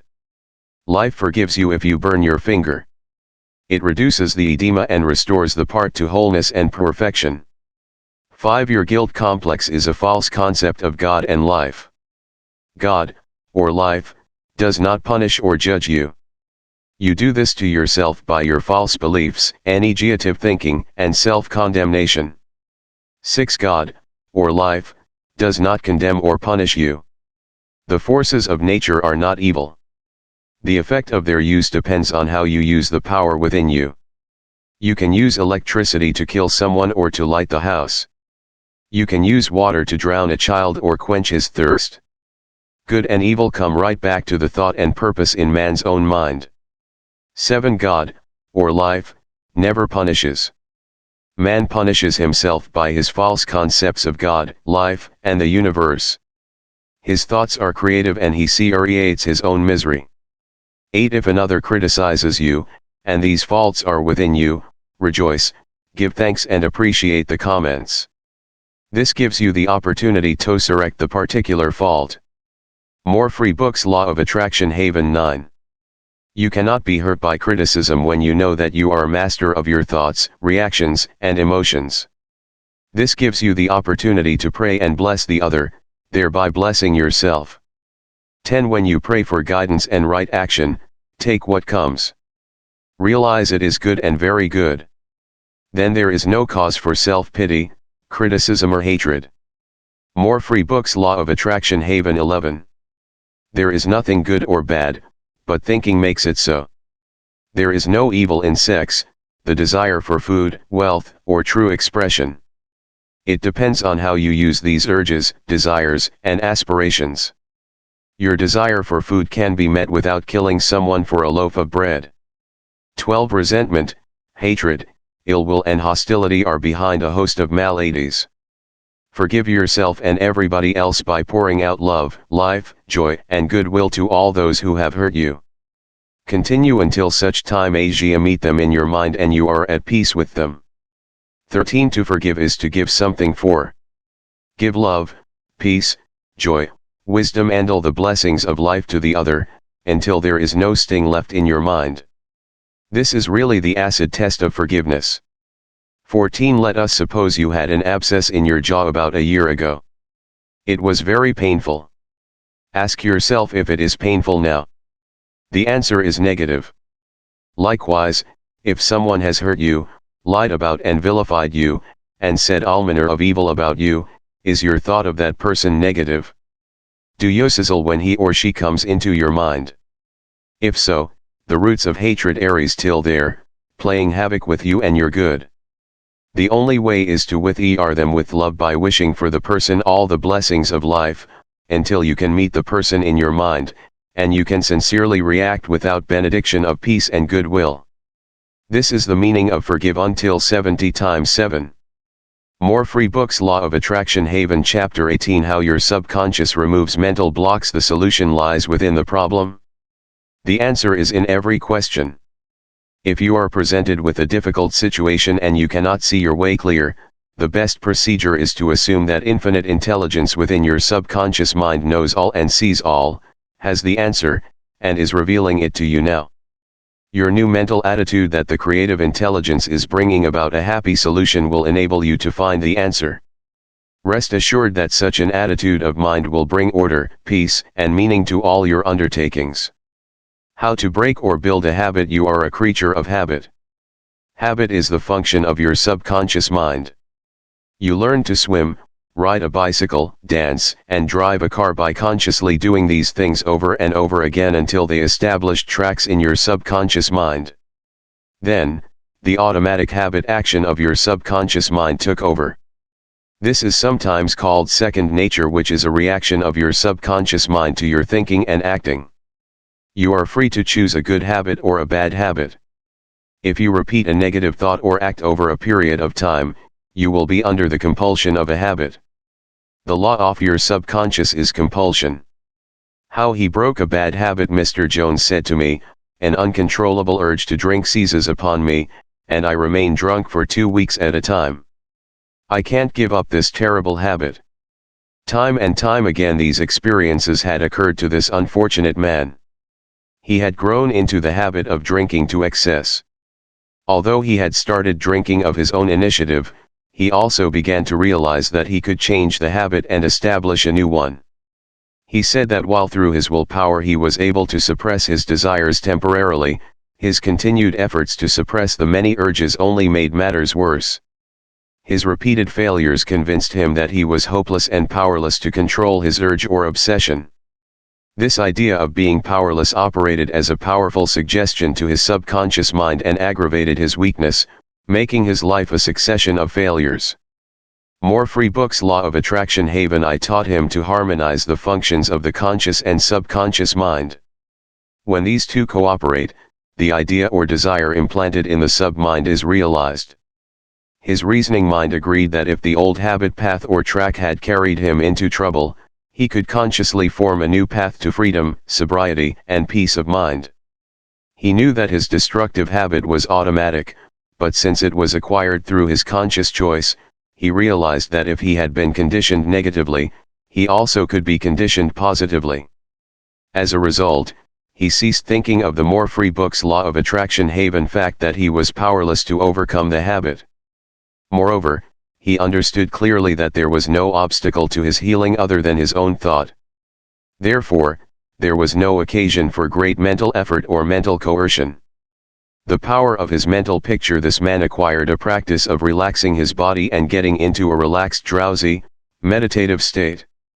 Then he filled his mind with the picture of the desired end, knowing his subconscious mind could bring it about the easiest way. He imagined his daughter congratulating him on his freedom, and saying to him, "Daddy, it's wonderful to have you home." He had lost his family through drink. He was not allowed to visit them, and his wife would not speak to him. Regularly, systematically, he used to sit down and meditate in the way outlined. When his attention wandered, he made it a habit to immediately recall the mental picture of his daughter with her smile and the scene of his home enlivened by her cheerful voice. All this brought about a reconditioning of his mind. It was a gradual process. He kept it up. He persevered, knowing that sooner or later he would establish a new habit pattern in his subconscious mind. I told him that he could liken his conscious mind to a camera, that his subconscious mind was the sensitive plate on which he registered and impressed the picture. This made a profound impression on him, and his whole aim was to firmly impress the picture on his mind and develop it there. Films are developed in the dark. Likewise, mental pictures are developed in the darkroom of the subconscious mind. Focused attention. Realizing that his conscious mind was simply a camera, he used no effort. There was no mental struggle. He quietly adjusted his thoughts and focused his attention on the scene before him until he gradually became identified with the picture. He became absorbed in the mental atmosphere, repeating the mental movie frequently. There was no room for doubt that a healing would follow. When there was any temptation to drink, he would switch his imagination from any reveries of drinking bouts to the feeling of being at home with his family. He was successful because he confidently expected to experience the picture he was developing in his More Free Books Law of Attraction Haven mind. Today he is president of a multimillion-dollar concern and is radiantly happy. He said a jinx was following him. Mr. Block said that he had been making an annual income of $20,000, but for the past 3 months all doors seemed to jam tightly. He brought clients up to the point where they were about to sign on the dotted line, and then at the 11th hour the door closed. He added that perhaps a More Free Books Law of Attraction Haven jinx was following him. In discussing the matter with Mr. Block, I discovered that 3 months previously he had become very irritated, annoyed, and resentful toward a dentist who, after he had promised to sign a contract, had withdrawn at the last moment. He began to live in the unconscious fear that other clients would do the same, thereby setting up a history of frustration, hostility, and obstacles. He gradually built up in his mind a belief in obstruction and last-minute cancellations until a vicious circle had been established. What I fear most has come upon me. Mr. Block realized that the trouble was in his own mind and that it was essential to change his mental attitude. His run of so-called misfortune was broken in the following way. I realize I am one with the infinite intelligence of my subconscious mind, which knows no obstacle, difficulty, or delay. I live in the joyous expectancy of the best. My deeper mind responds to my thoughts. I know that the work of the infinite power of my subconscious cannot be hindered. Infinite intelligence always finishes successfully whatever it begins. Creative wisdom works through me, bringing all my plans and purposes to completion. Whatever I start, I bring to a successful conclusion. My aim in life is to give wonderful service, and all those whom I contact are blessed by what I have to offer. All my work comes to full fruition in divine order. He repeated this prayer every morning before going to call on his customers, and he also prayed each night prior to sleep. In a short time he had established a new habit pattern in his subconscious mind, and he was back in his old accustomed stride as a successful salesman. How much do you want what you want? A young man asked Socrates how he could get wisdom. Socrates replied, "Come with me." He took the lad to a river, pushed the boy's head under the water, held it there until the boy was gasping for air, then relaxed and released his head. When the boy regained his composure, he asked him, "What did you desire most when you were underwater?" "I wanted air," said the boy. More free books. Law of Attraction Haven. Socrates said to him, "When you want wisdom as much as you wanted air when you were immersed in the water, you will receive it. Likewise, when you really have an intense desire to overcome any block in your life, and you come to a clear-cut decision that there is a way out, and that is the course you wish to follow, then victory and triumph are assured. If you really want peace of mind and inner calm, you will get it, regardless." More free books. Law of Attraction Haven. Of how unjustly you have been treated, or how unfair the boss has been, or what a mean scoundrel someone has proved to be. All this makes no difference to you when you awaken to your mental and spiritual powers. You know what you want, and you will definitely refuse to let the thieves, thoughts, of hatred, anger, hostility, and ill will rob you of peace, harmony, health and happiness. You cease to become upset by people, conditions, news, and events by identifying your thoughts immediately with your aim in life. Your aim is peace, health, inspiration, harmony, and abundance. Feel a river of peace flowing through you now. Your thought is the immaterial and invisible power, and you choose to let it bless, inspire, and give you peace.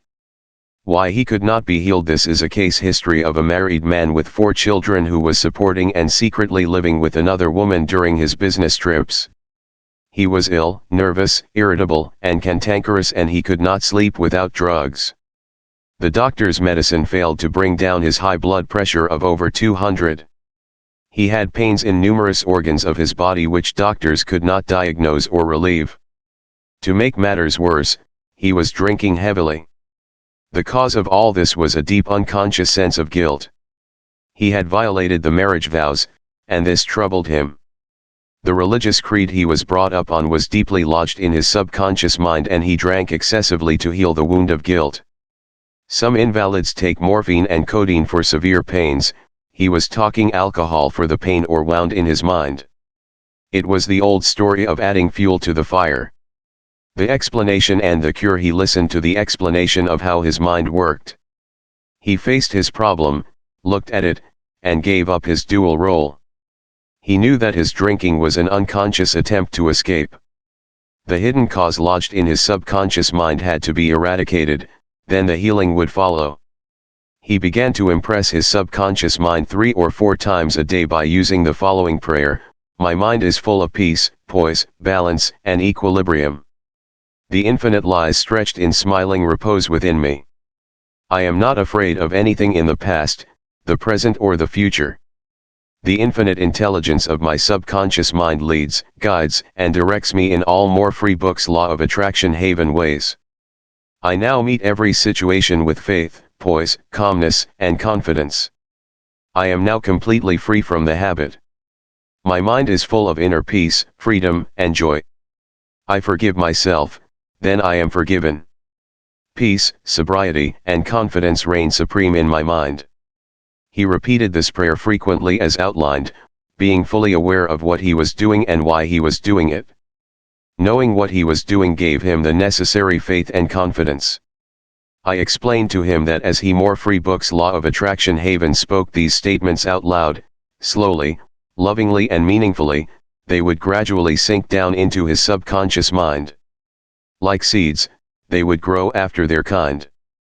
These truths, on which he concentrated, went in through his eyes, his ears heard the sound, and the healing vibrations of these words reached his subconscious mind and obliterated all the negative mental patterns which caused all the trouble. Light dispels darkness. The constructive thought destroys the negative thought. He became a transformed man within a month.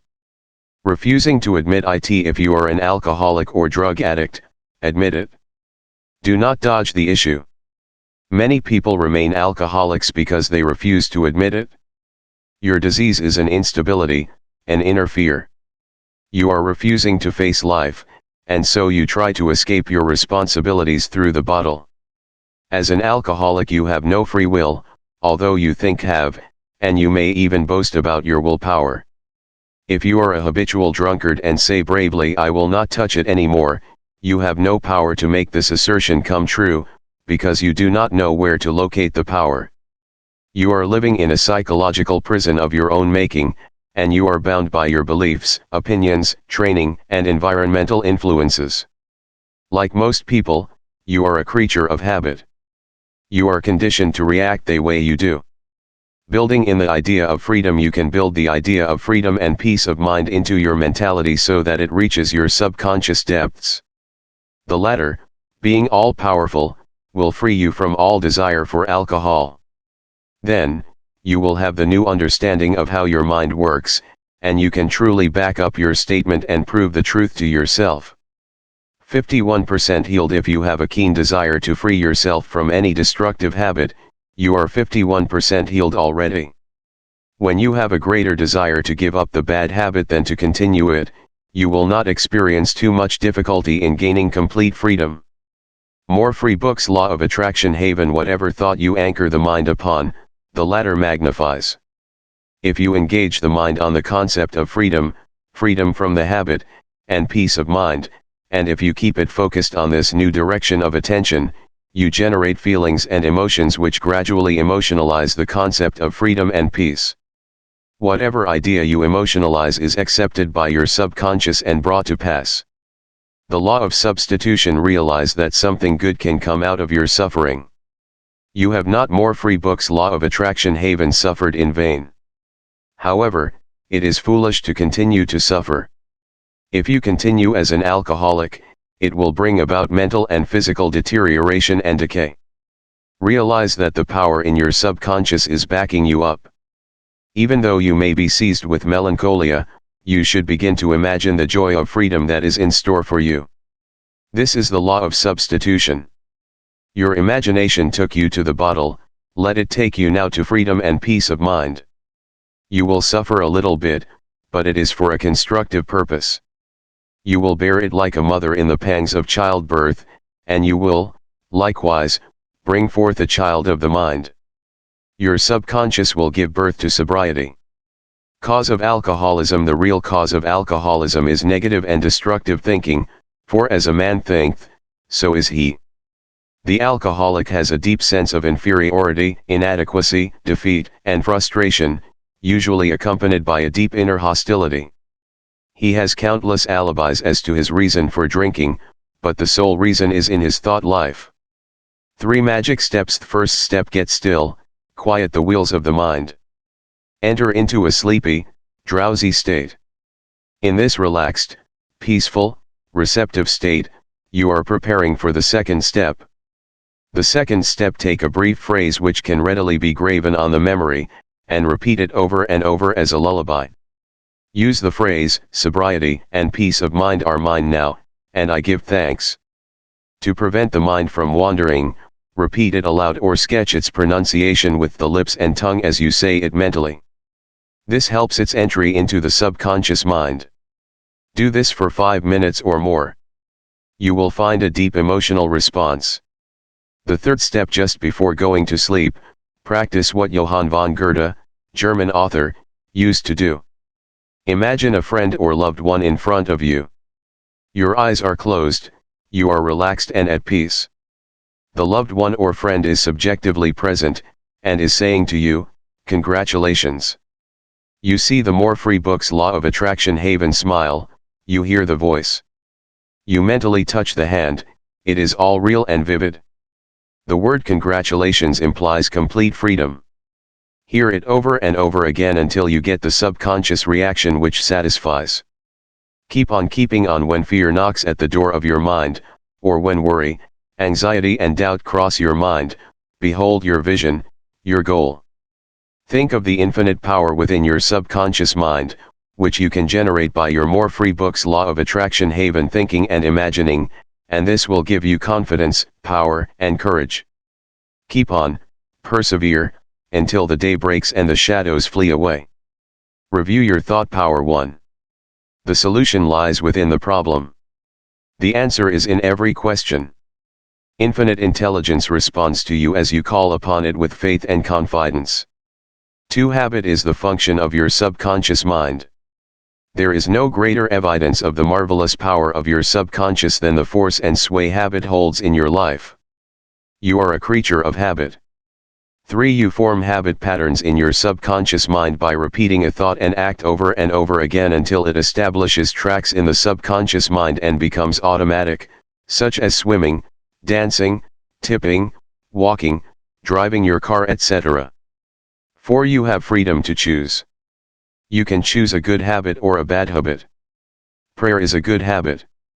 5. Whatever mental picture, backed by faith, you behold in your conscious mind, your subconscious mind will bring to pass. 6. The only obstacle to your success and achievement is your own thought or mental image. 7. When your attention wanders, bring it back to the contemplation of your good or goal. Make a habit of this. This is called disciplining the mind. 8. Your conscious mind is the camera, and your subconscious mind is the sensitive plate on which you register or impress the picture. More Free Books Law of Attraction Haven. 9. The only jinx that follows anyone is a fear thought repeated over and over in the mind. Break the jinx by knowing that whatever you start you will bring to a conclusion in divine order. Picture the happy ending and sustain it with confidence. 10. To form a new habit, you must be convinced that it is desirable. When your desire to give up the bad habit is greater than your desire to continue, you are 51% healed already. 11. The statements of others cannot hurt you except through your own thoughts and mental participation. Identify yourself with your aim, which is peace, harmony, and joy. You are the only thinker in your universe. More Free Books Law of Attraction Haven. 12. Excessive drinking is an unconscious desire to escape. The cause of alcoholism is negative and destructive thinking. The cure is to think of freedom, sobriety, and perfection and to feel the thrill of accomplishment. 13. Many people remain alcoholics because they refuse to admit it. 14. The law of your subconscious mind, which held you in bondage and inhibited your freedom of action, will give you freedom and happiness. It depends on how you use it. 15. Your imagination took you to the bottle, let it take you to freedom by imagining you are free. 16. The real cause of alcoholism is negative and destructive thinking. As a man thinketh in his heart, subconscious mind, so is he. 17. When fear knocks at the door of your mind, let faith in God and all things good open the door. More Free Books Law of Attraction Haven. Chapter 19. How to use your subconscious mind to remove fear. One of our students told me that he was invited to speak at a banquet. He said he was panic-stricken at the thought of speaking before 1,000 people. He overcame his fear this way. For several nights she sat down in an armchair for about 5 minutes and said to himself slowly, quietly and positively, "I am going to master this fear. I am overcoming it now. I speak with poise and confidence. I am relaxed and at ease." He operated a definite law of mind and overcame his fear. The subconscious mind is amenable to suggestion and is controlled by suggestion. When you still your mind and relax, the thoughts of your conscious mind sink down into the subconscious through a process similar to osmosis, whereby fluids separated by a porous membrane intermingle. As these positive seeds, or thoughts, sink into the subconscious they grow after their kind and you become poised, serene and calm. Man's greatest enemy is said that fear is man's greatest enemy. Fear is behind failure, sickness, and poor human relations. Millions of people are afraid of the past, the future, old age, insanity, and death. Fear is a thought in your mind and you are afraid of your own thoughts. A little boy can be paralyzed with fear when he is told there is a boogeyman under his bed who is going to take him away. When his father turns on the light and shows him there is no boogeyman, he is freed from fear. The fear in the mind of the boy was as real as if there really was a boogeyman there. He was healed of a false thought in his mind. The thing he feared did not exist. Likewise, most of your fears have no reality. They are merely a conglomeration of sinister shadows, and shadows have no reality. Do the thing you fear. Ralph Waldo Emerson, philosopher and poet, said, "Do the thing you are afraid to do, and the death of fear is certain." There was a time when the writer of this chapter was filled with unutterable fear when standing before an audience. The way I overcame it was to stand before the hmurphy Books Law of Attraction Haven Inc., do the thing I was afraid to do, and the death of fear was certain. When you affirm positively that you are going to master your fears, and you come to a definite decision in your conscious mind, you release the power of the subconscious which flows in response to the nature of your thought. Banishing stage fright. A young lady was invited to an audition. She had been looking forward to hmurphy Books Law of Attraction Haven the interview. However, on 3 previous occasions, she had failed miserably due to stage fright. She possessed a very good voice, but she was certain that when the time came for her to sing, she would be seized with stage fright. The subconscious mind takes your fears as a request, proceeds to manifest them and then brings them into your experience. On 3 previous auditions she sang wrong notes, and she finally broke down and cried. The cause, as previously outlined, was an involuntary autosuggestion, i.e. a silent fear thought emotionalized and subjectified. She overcame it by the following technique: 3 times a day she isolated herself in a room. She sat down comfortably in an armchair, relaxed her body and closed her eyes. She stilled her mind and body to the best of her ability. Physical inertia favors passivity and renders the mind more receptive to suggestion. She counteracted the fear suggestion by saying to herself, "I sing beautifully, I am poised, serene, confident and calm." She repeated the statement slowly, quietly, and with feeling from 5 to 10 times at each sitting. She had 3 such sittings every day and 1 immediately prior to sleep. At the end of a week she was completely poised and confident, and gave an outstanding audition. Carry out the above procedure, and the death of fear is certain.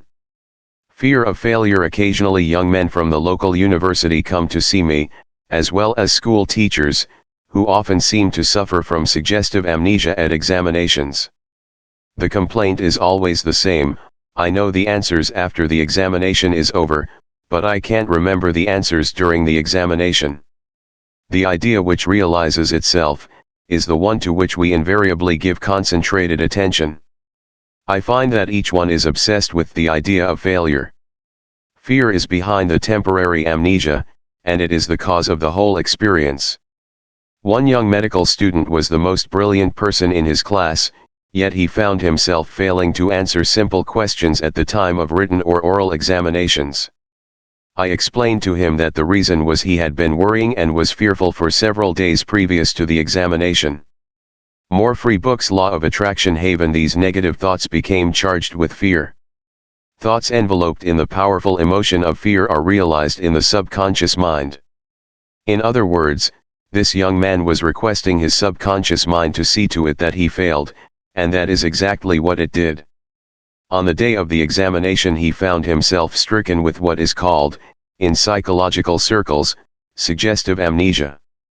How to overcome fear. hmurphy Books Law of Attraction Haven. He learned that his subconscious mind was the storehouse of memory, and that it had a perfect record of all he had heard and read during his medical training.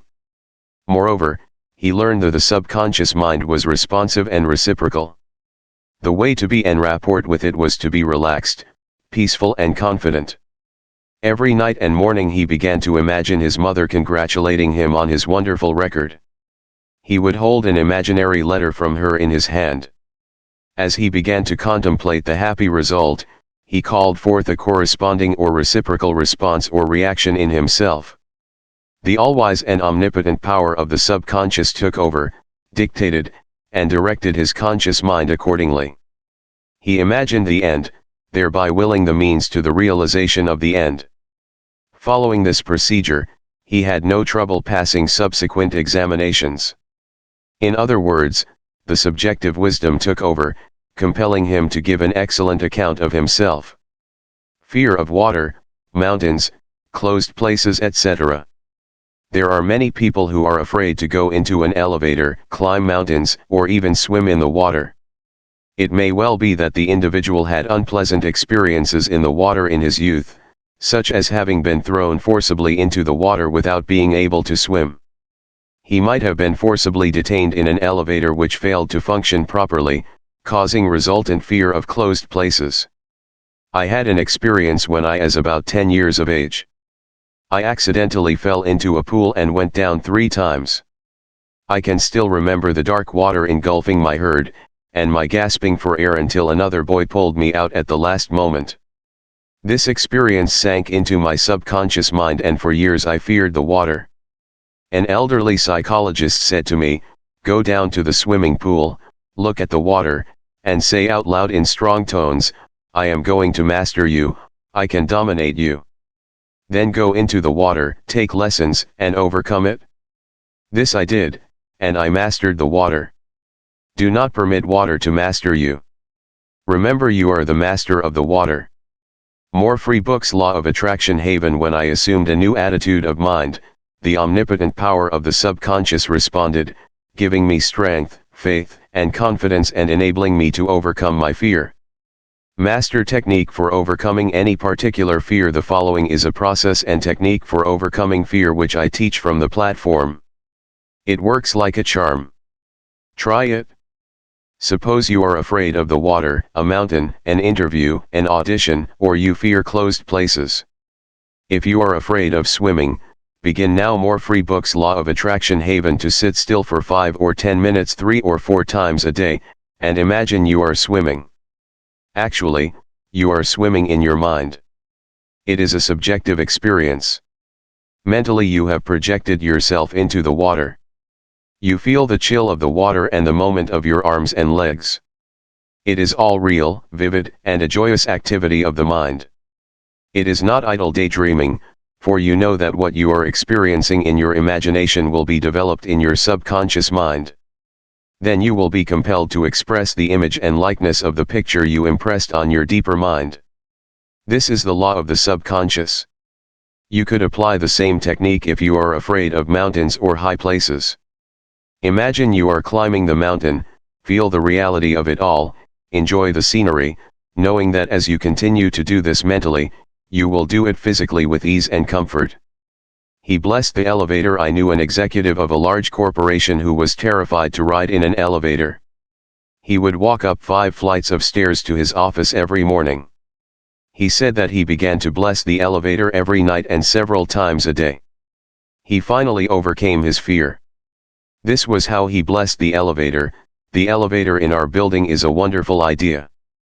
It came out of the universal mind. It is a boon and a blessing to all our employees. It gives wonderful service. It operates in divine order. I ride in it in peace and joy. I remain silent now while the currents of life, love, and understanding flow through the patterns of my thought. In my imagination I am now in the elevator, and I step out into my office. The elevator is full of our employees. I talk to them and they are friendly, joyous, and free. It is a wonderful experience of freedom, faith, and confidence. I give thanks. He continued this prayer for about 10 days, and on the 11th day, he walked into the elevator with other members of the organization and felt completely free. Normal and abnormal fear. Man is born with 2 fears, the fear of falling and the fear of noise. These are a sort of alarm system given you by nature as a means of self-preservation. Normal fear is good. You hear an automobile coming down the road, and you step aside to survive. The momentary fear of being run. More free books. Law of Attraction. Haven over is overcome by your action. All other fears were given to you by parents, relatives, teachers, and all those who influenced your early years. Abnormal fear takes place when man lets his imagination run riot. I knew a woman who was invited to go on a trip around the world by plane. She began to cut out of the newspapers all reports of airplane catastrophes. She pictured herself going down in the ocean, being drowned, etc. This is abnormal fear. Had she persisted in this, she would undoubtedly have at more free books. Law of Attraction. Haven tracked what she feared most. Another example of abnormal fear is that of a businessman in New York, who was very prosperous and successful. He had his own private mental motion picture of which he was the director. He would run this mental movie of failure, bankruptcy, empty shelves, and no bank balance until he sank into a deep depression. He refused to stop this morbid imagery and kept reminding his wife that this can't last, there will be a recession, I feel sure we will go bankrupt, etc. His wife told me that he finally did go into bankruptcy, and all the things he imagined and feared came to pass. The things he feared did not exist, but he brought them to pass by constantly fearing, believing, and experiencing financial disaster. Job said, "The thing I feared has come upon me." There are people who are afraid that something terrible will happen to their children, and that some dreadful catastrophe will befall them. When they read about an epidemic or rare disease, they live in fear that they will catch it, and some imagine they have the disease already. All of this is abnormal fear. The answer to abnormal fear: move mentally to the opposite. To stay at the extreme of fear is stagnation plus mental and physical deterioration. When fear arises, there immediately comes with it a desire for something opposite to the thing feared. Place your attention on the thing immediately desired. Get absorbed and engrossed in your desire, knowing that the subjective always overturns the objective.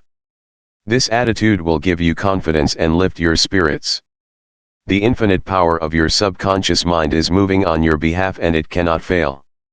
Therefore, peace and assurance is yours. Examine your fears. The president of a large organization told me that when he was a salesman he used to walk around the block 5 or 6 times before he called on a customer. The sales manager came along one day and said to him, "Don't be afraid of the boogeyman behind the door. There is no boogeyman. It is a false belief." More free books. Law of Attraction. Haven. The manager told him that whenever he looked at his own fears he stared them in the face and stood up to them, looking them straight in the eye. Then they faded and shrank into insignificance. He landed in the jungle. A chaplain told me of his experiences in the Second World War. He had to parachute from a damaged plane and land in the jungle. He said he was frightened, but he knew there were 2 kinds of fear, normal and abnormal, which we have previously pointed out. More free books. Law of Attraction. Haven. He decided to do something about the fear immediately, and he began to talk to himself saying, "John, you can't surrender to your fear. Your fear is a desire for safety and security and a way out." He began to claim, "Infinite intelligence which guides the planets in their courses is now leading and guiding me out of the jungle." He kept saying this out loud to himself for 10 minutes or more. Then, he added, something began to stir inside me. A mood of confidence began to seize me, and I began to walk. After a few days, I miraculously came out of the jungle and was picked up by a rescue plane. His changed mental attitude saved him. His confidence and trust in the subjective wisdom and power within him was the solution to his problem. He said, "Had I begun to bemoan my fate and indulge my fears, I would have succumbed to the monster fear and probably would have died of fear and starvation." He dismissed himself. The general manager of an organization told me that for 3 years he feared he would lose his position. He was always imagining failure. The thing he feared did not exist, save as a morbid anxious thought in his own mind. His vivid imagination dramatized the loss of his job until he became nervous and neurotic. Finally, he was asked to resign. Actually, he dismissed himself. His constant negative imagery and fear suggestions to his subconscious mind caused the latter to respond and react accordingly. It caused him to make mistakes and foolish decisions which resulted in his failure as a general manager. His dismissal would never have happened, if he had immediately moved to the opposite in his mind. They plotted against him during a recent world lecture tour. I had a 2-hour conversation with a prominent government official. He had a deep sense of inner peace and serenity. He said that all the abuse he receives politically from newspa more free books law of attraction haven purse and the opposition party never disturb him. His practice is to sit still for 15 minutes in the morning and realize that in the center of himself is a deep still ocean of peace. Meditating in this way, he generates tremendous power which overcomes all manner of difficulties and fears. Sometime previously, a colleague called him at midnight and told him a group of people were plotting against him. This is what he said to his colleague: "I am going to sleep now in perfect peace. You can discuss it with me at 10:00 a.m. tomorrow." More free books law of attraction haven. He said to me, "I know that no negative thought can ever manifest except if emotionalize the thought and accept it mentally. I refuse to entertain their suggestion of fear. Therefore, no harm can come to me." Notice how calm he was, how cool, how peaceful. He did not start getting excited, tearing his hair, or wringing his hands. At his center he found the still water, an inner peace, and there was a great calm. Deliver yourself from all your fears. Use this perfect formula for casting out fear. I sought the Lord, and he heard me, and delivered me from all my fears. Psalm 34:4. The Lord is ancient word meaning law, the power of your subconscious mind. Learn the wonders of your subconscious, and how it works and functions. Master the techniques given to you in this chapter. Put them into practice now, today. Your subconscious will respond, and you will be free of all fears. I sought the Lord, and he heard me, and delivered me from all my fears. Step this way to freedom from fear. 1. Do the thing you are afraid to do, and the death of fear is certain. Say to yourself and mean it: I am going to master this fear, and you will. 2. Fear is a negative thought in your mind. Supplant it with a constructive thought. Fear has killed millions. Confidence is greater than fear.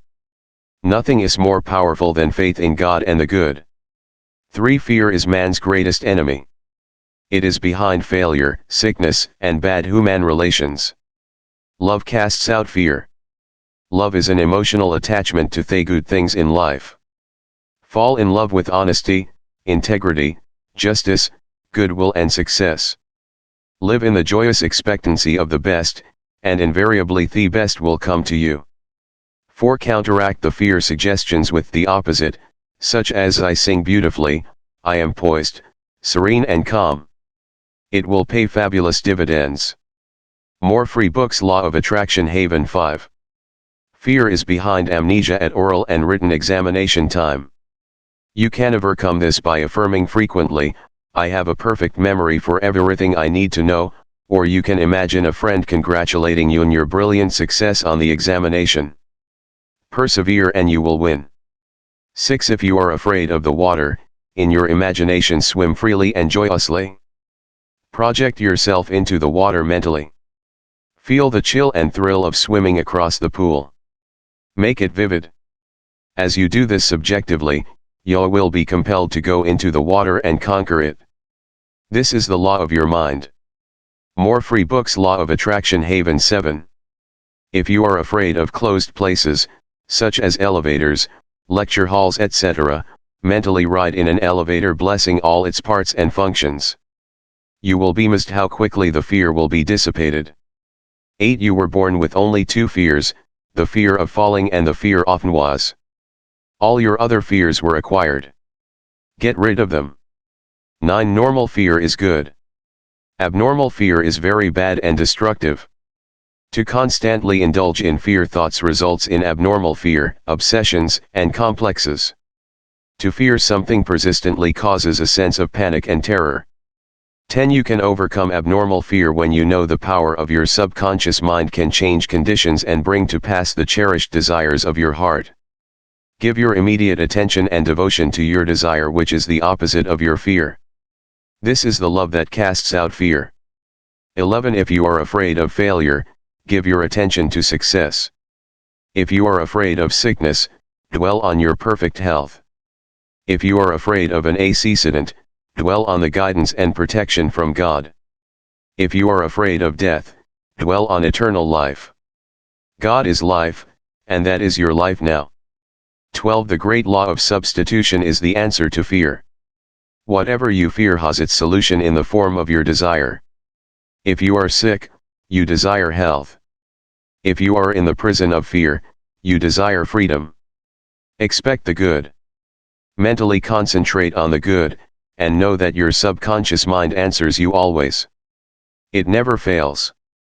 13. The things you fear do not really exist except as thoughts in your mind. Thoughts are creative. This is why Job said, "The thing I feared has come upon me." Think good and good follows. 14. Look at your fears, hold them up to the light of reason. Learn to laugh at your fears. That is the best medicine. More free books. Law of Attraction Haven 15. Nothing can disturb you but your own thought. The suggestions, statements, or threats of other persons have no power. The power is within you, and when your thoughts are focused on that which is good, then God's power is with your thoughts of good. There is only one creative power, and it moves as harmony. There are no divisions or quarrels in it. Its source is love. This is why God's power is with your thoughts of good. More free books. Law of Attraction Haven Chapter XX. How to stay young in spirit forever. Your subconscious mind never grows old. It is timeless, ageless, and endless. It is a part of the universal mind of God which was never born, and it will never die. Fatigue or old age cannot be predicated on any spiritual quality or power. Patience, kindness, veracity, humility, goodwill, peace, harmony, and brotherly love are attributes and qualities which never grow old. If you continue to generate these qualities here on this plane of life, you will always remain young in spirit. I remember reading an article in one of our magazines some years ago which stated that a group of eminent medical men at the DeCourcy Clinic, in Cincinnati, Ohio, reported that years alone are not responsible for bringing about degenerative disorders. These same physicians stated that it is the fear of time, not time itself, that has a harmful aging effect on our minds and bodies, and that the neurotic fear of the effects of time may well be the cause of premature aging. During the many years of my public life, I have had occasion to study the biographies of the famous men and women who have continued their productive activities into the years well beyond the normal span of life. Some of them achieve their greatness in old age. At the same time, has been my privilege to meet and to know countless individuals of no prominence who, in their lesser sphere, belong to those hardy mortals who have proved that old age of itself does not destroy the creative powers of the mind and body. He had grown old in his thought life. A few years ago I called on an old friend in London, England. He was over 80 years of age, very ill, and obviously was yielding to his advancing years. Our conversation revealed his physical weakness, his sense of frustration, and a general deterioration almost approaching lifelessness. His cry was that he was useless and that no one wanted him. With an expression of hopelessness he betrayed his false philosophy: we are born, grow up, become old, good for nothing, and that's the end.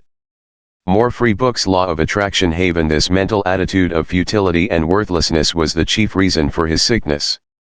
He was looking forward only to senescence, and after that, nothing.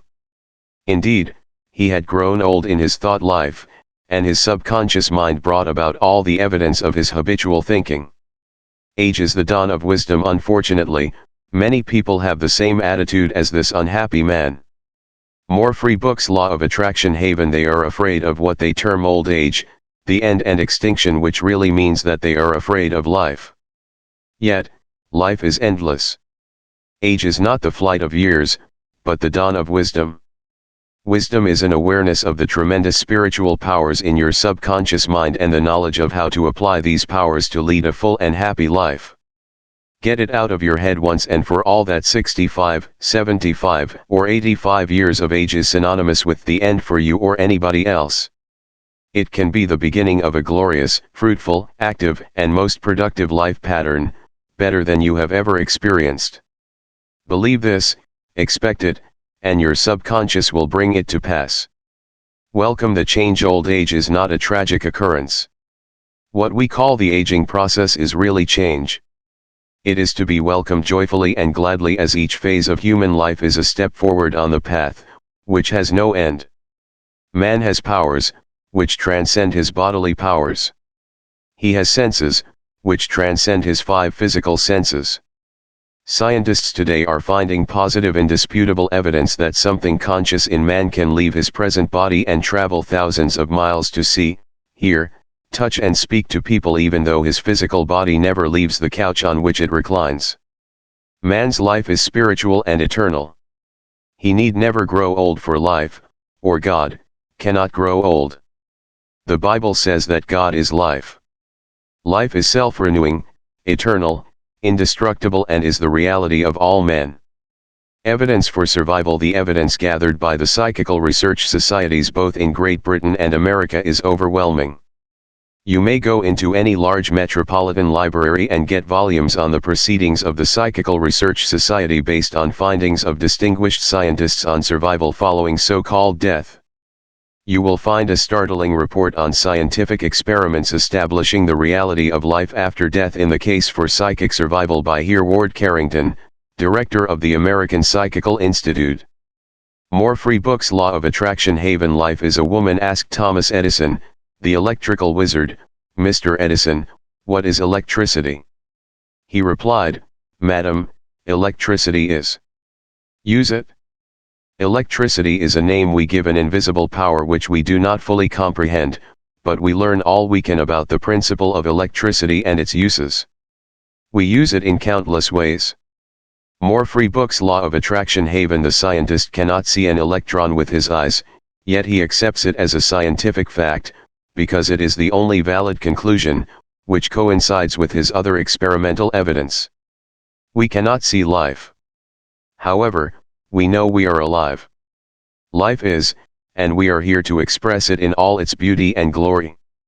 Mind and spirit do not grow old, the Bible says, and this is life eternal, that they might know thee, the only true God. John 17:3. The man who thinks or believes that the earthly cycle of birth, adolescence, youth, maturity, and old age is all there is to life is indeed to be pitied.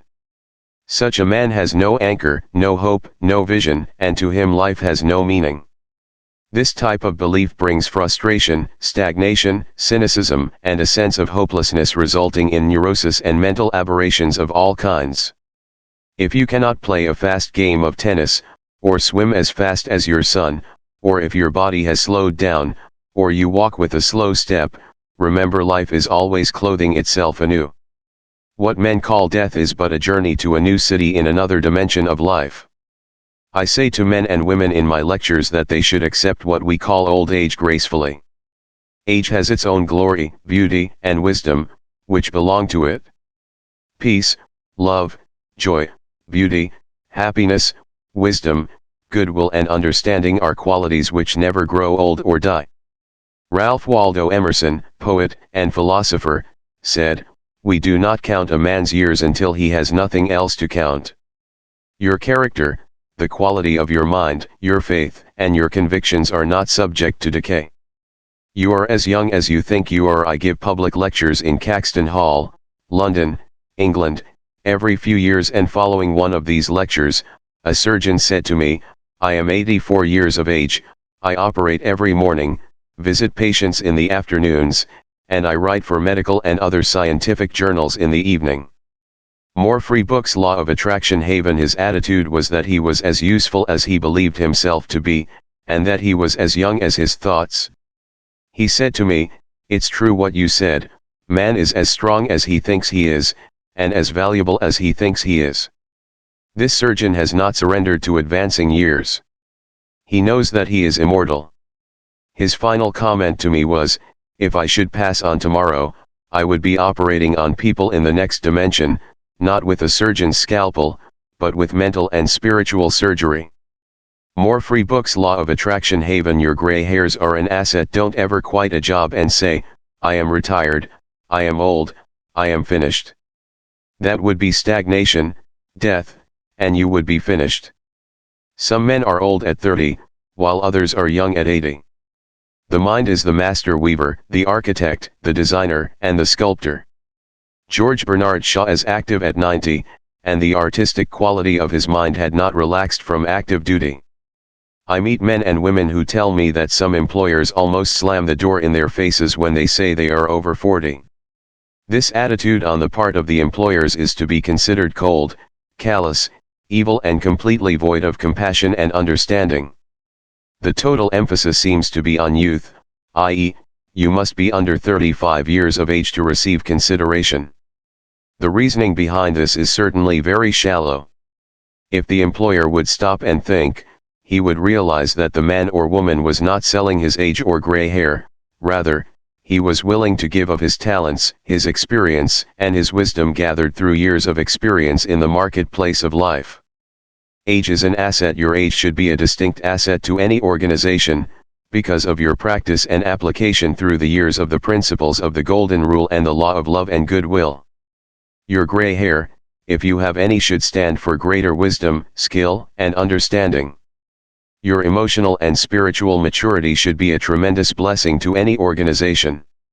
A man should not be asked to resign when he is 65 years of age. That is the time of life when he could be most useful in handling personnel problems, making plans for the future, making decisions, and guiding others in the realm of creative ideas based on his experience and insight into the nature of the business. Be your age. A motion picture writer in Hollywood told me that he had to write scripts which would cater to the 12-year-old mind. This is a tragic state of affairs if the great masses of people are expected to become emotionally and spiritually mature. It means that the emphasis is placed on youth in more free books. Law of Attraction Haven. Spite of the fact that youth stands for inexperience, lack of discernment, and hasty judgment. I can keep up with the best of them. I am now thinking of a man 65 years of age who is trying frantically to keep young. He swims with young men every Sunday, goes on long hikes, plays tennis, and boasts of his prowess and physical powers, saying, "Look, I can keep up with the best of them." More free books. Law of Attraction Haven. He should remember the great truth, as a man thinketh in his heart, so is she. Prov 23:7. Diets, exercises, and games of all kinds will not keep this man young. It is necessary for him to observe that the grows old or remains young in accordance with his processes of thinking. Your subconscious mind is conditioned by your thoughts. If your thoughts are constantly on the beautiful, the noble, and the good, you will remain young regardless of the chronological years. Fear of old age. Job said, "The things which I greatly feared is come upon me." There are many people who fear old age and are uncertain about the future, because they anticipate mental and physical deterioration as the years advance. What they think and feel comes to pass. You grow old when you lose interest in life, when you cease to dream, to hunger after new truths, and to search for new worlds to conquer. When your mind is open to new ideas, new interests, and when you raise the curtain and let in the sunshine and inspiration of new truths of life and the universe, you will be young and vital. You have much to give. If you are 65 or 95 years of age, realize you have much to give. You can help stabilize, advise, and direct the younger generation. You can give the benefit of your knowledge, your experience, and your wisdom. You can always look ahead, for at all times you are gazing into infinite life. You will find that you can never cease to unveil the glories and wonders of life. Try to learn something new every moment of the day, and you will find your mind will always be young. 110 years old. Some years ago, while lecturing in Bombay, India, I was introduced to a man who said he was 110 years old. He had the most beautiful face I have ever seen. He seemed transfigured by the radiance of an inner light. There was a rare beauty in his eyes, indicating he had grown old in years, with gladness, and with no indicating that his mind had dimmed its lights. More free books. Law of Attraction Haven. Retirement.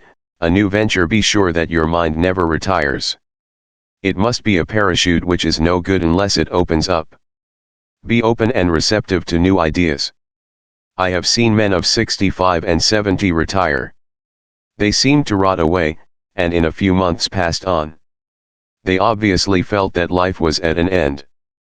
Retirement can be a new venture, a new challenge, a new path, the beginning of the fulfillment of a long dream.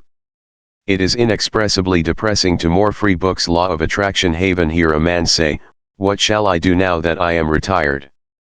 He is saying in effect, I am mentally and physically dead. My mind is bankrupt of ideas. All this is a false picture. The real truth is that you can accomplish more at 90 than you did at 60, because each day you are growing in wisdom and understanding of life and the universe through your new studies and interest. He graduated to a better job. An executive, who lives near me, was forced to retire a few months ago because he had reached the age of 65.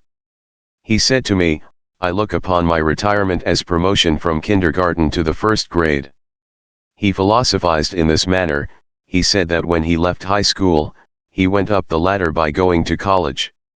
He realized this was a step forward in his education and understanding of life in general. Likewise, he added, now he could do the things he had always wanted to do, and therefore, his retirement was still another step forward on the ladder of life and wisdom. He came to the wise conclusion that he was no longer going to concentrate on making a living. Now he was going to give all his attention to living life. He is an amateur photographer, and he took additional courses on the subject. He took a trip around the world and took movies of famous places. He now lectures before various groups, lodges and clubs and is in popular demand. There are countless ways of taking an interest in something worthwhile outside yourself. Become enthusiastic over new creative ideas, make spiritual progress and continue to learn and to grow. In this manner you remain young in heart, because you are hungering and thirsting after new truths, and your body will reflect your thinking at all times. You must be a producer and not a prisoner of society. The newspapers are taking cognizance of the fact that the voting population of the elderly in California elections is increasing by leaps and bounds. This means that their voices will be heard in the legislature of the state and also in the halls of Congress. I believe there will be enacted a federal law prohibiting employers from discrimination against men and women because of age. More free books. Law of Attraction Haven. A man of 65 years may be younger mentally, physically, and psychologically than many men at 30. It is stupid and ridiculous to tell a man he cannot be hired because he is over 40. It is like saying to him that he is ready for the scrap heap or the junk pile. What is a man of 40 or over to do? Must he bury his talents and hide his light under a bushel? Men, who are deprived and prevented from working because of age, must be sustained by government treasuries at county, more free books. Law of Attraction Haven. State and federal levels. The many organizations who refuse to hire them and benefit from their wisdom and experience will be taxed to support them. This is a form of financial suicide. Man is here to enjoy the fruit of his labor, and he is here to be a producer and not a prisoner of society which compels him to idleness. Man's body slows down gradually as he advances through the years, but his conscious mind can be made much more active, alert, alive and quick and by the inspiration from his subconscious mind. His mind, in reality, never grows old. Job said, "Oh that I were as in months past, as in the days when God preserved me, when his candle shined upon my head, and when by his light I walked through darkness, as I was in the days of my youth, when the secret of God was upon my tabernacle." Job 29:2-4. Secret of youth. To recapture the days of your youth, feel the miraculous, healing, self-renewing power of your subconscious mind moving through your whole being. Know and feel that you are inspired, lifted up, rejuvenated, revitalized and recharged spiritually. You can bubble over with enthusiasm and joy, as in the days of your youth, for the simple reason that you can always mentally and emotionally recapture the joyous state. The candle, which shines upon your head, is divine intelligence and reveals to you everything you need to know. It enables you to affirm the presence of your good, regardless of appearances. You walk by the guidance of your subconscious mind, because you know that the dawn appears and the shadows flee away. Get a vision instead of saying, I am old, say, I am wise in the way of the divine life. Don't let the corporation, newspapers, or statistics hold a picture before you of old age, declining years, decrepitude, senility and uselessness. Reject it, for it is a lie. Refuse to be hypnotized by such propaganda. Affirm life, not death. Get a vision of yourself as happy, radiant, successful, serene, and powerful. More free books. Law of Attraction Haven. Your mind does not grow old. Former President Herbert Hoover, now 88 years old, is very active and is performing monumental work. I interviewed him a few years ago in his suite at the Waldorf Astoria, New York City. I found him healthy, happy, vigorous, and full of life and enthusiasm. He was keeping several secretaries busy handling his correspondence and was himself writing books of a political and historical nature. Like all great men, I found him affable, genial, amiable, loving, and most understanding. His mental acumen and sagacity gave me the thrill of a lifetime. He is a more free books. Law of Attraction Haven. Deeply religious man and is full of faith in God and in the triumph of the eternal truth of life. He was subjected to a barrage of criticism and condemnation in the years of the Great Depression, but he weathered the storm and did not grow old in hatred, resentment, ill will and bitterness. On the contrary, he went into the silence of his soul and communing with the divine presence within him, he found peace, which is the power at the heart of God. His mind active at 99. My father learned the French language at 65 years of age, and became an authority on it at 70.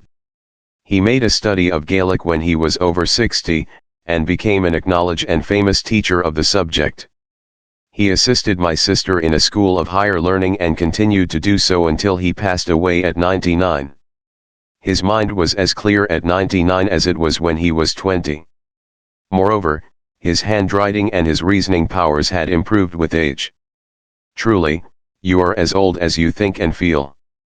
We need our senior citizens. Marcus Porcius Cato, the Roman patriot, learned Greek at 80.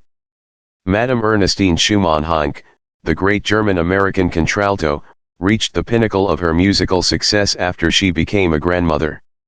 It is wonderful to behold the accomplishments of the oldsters.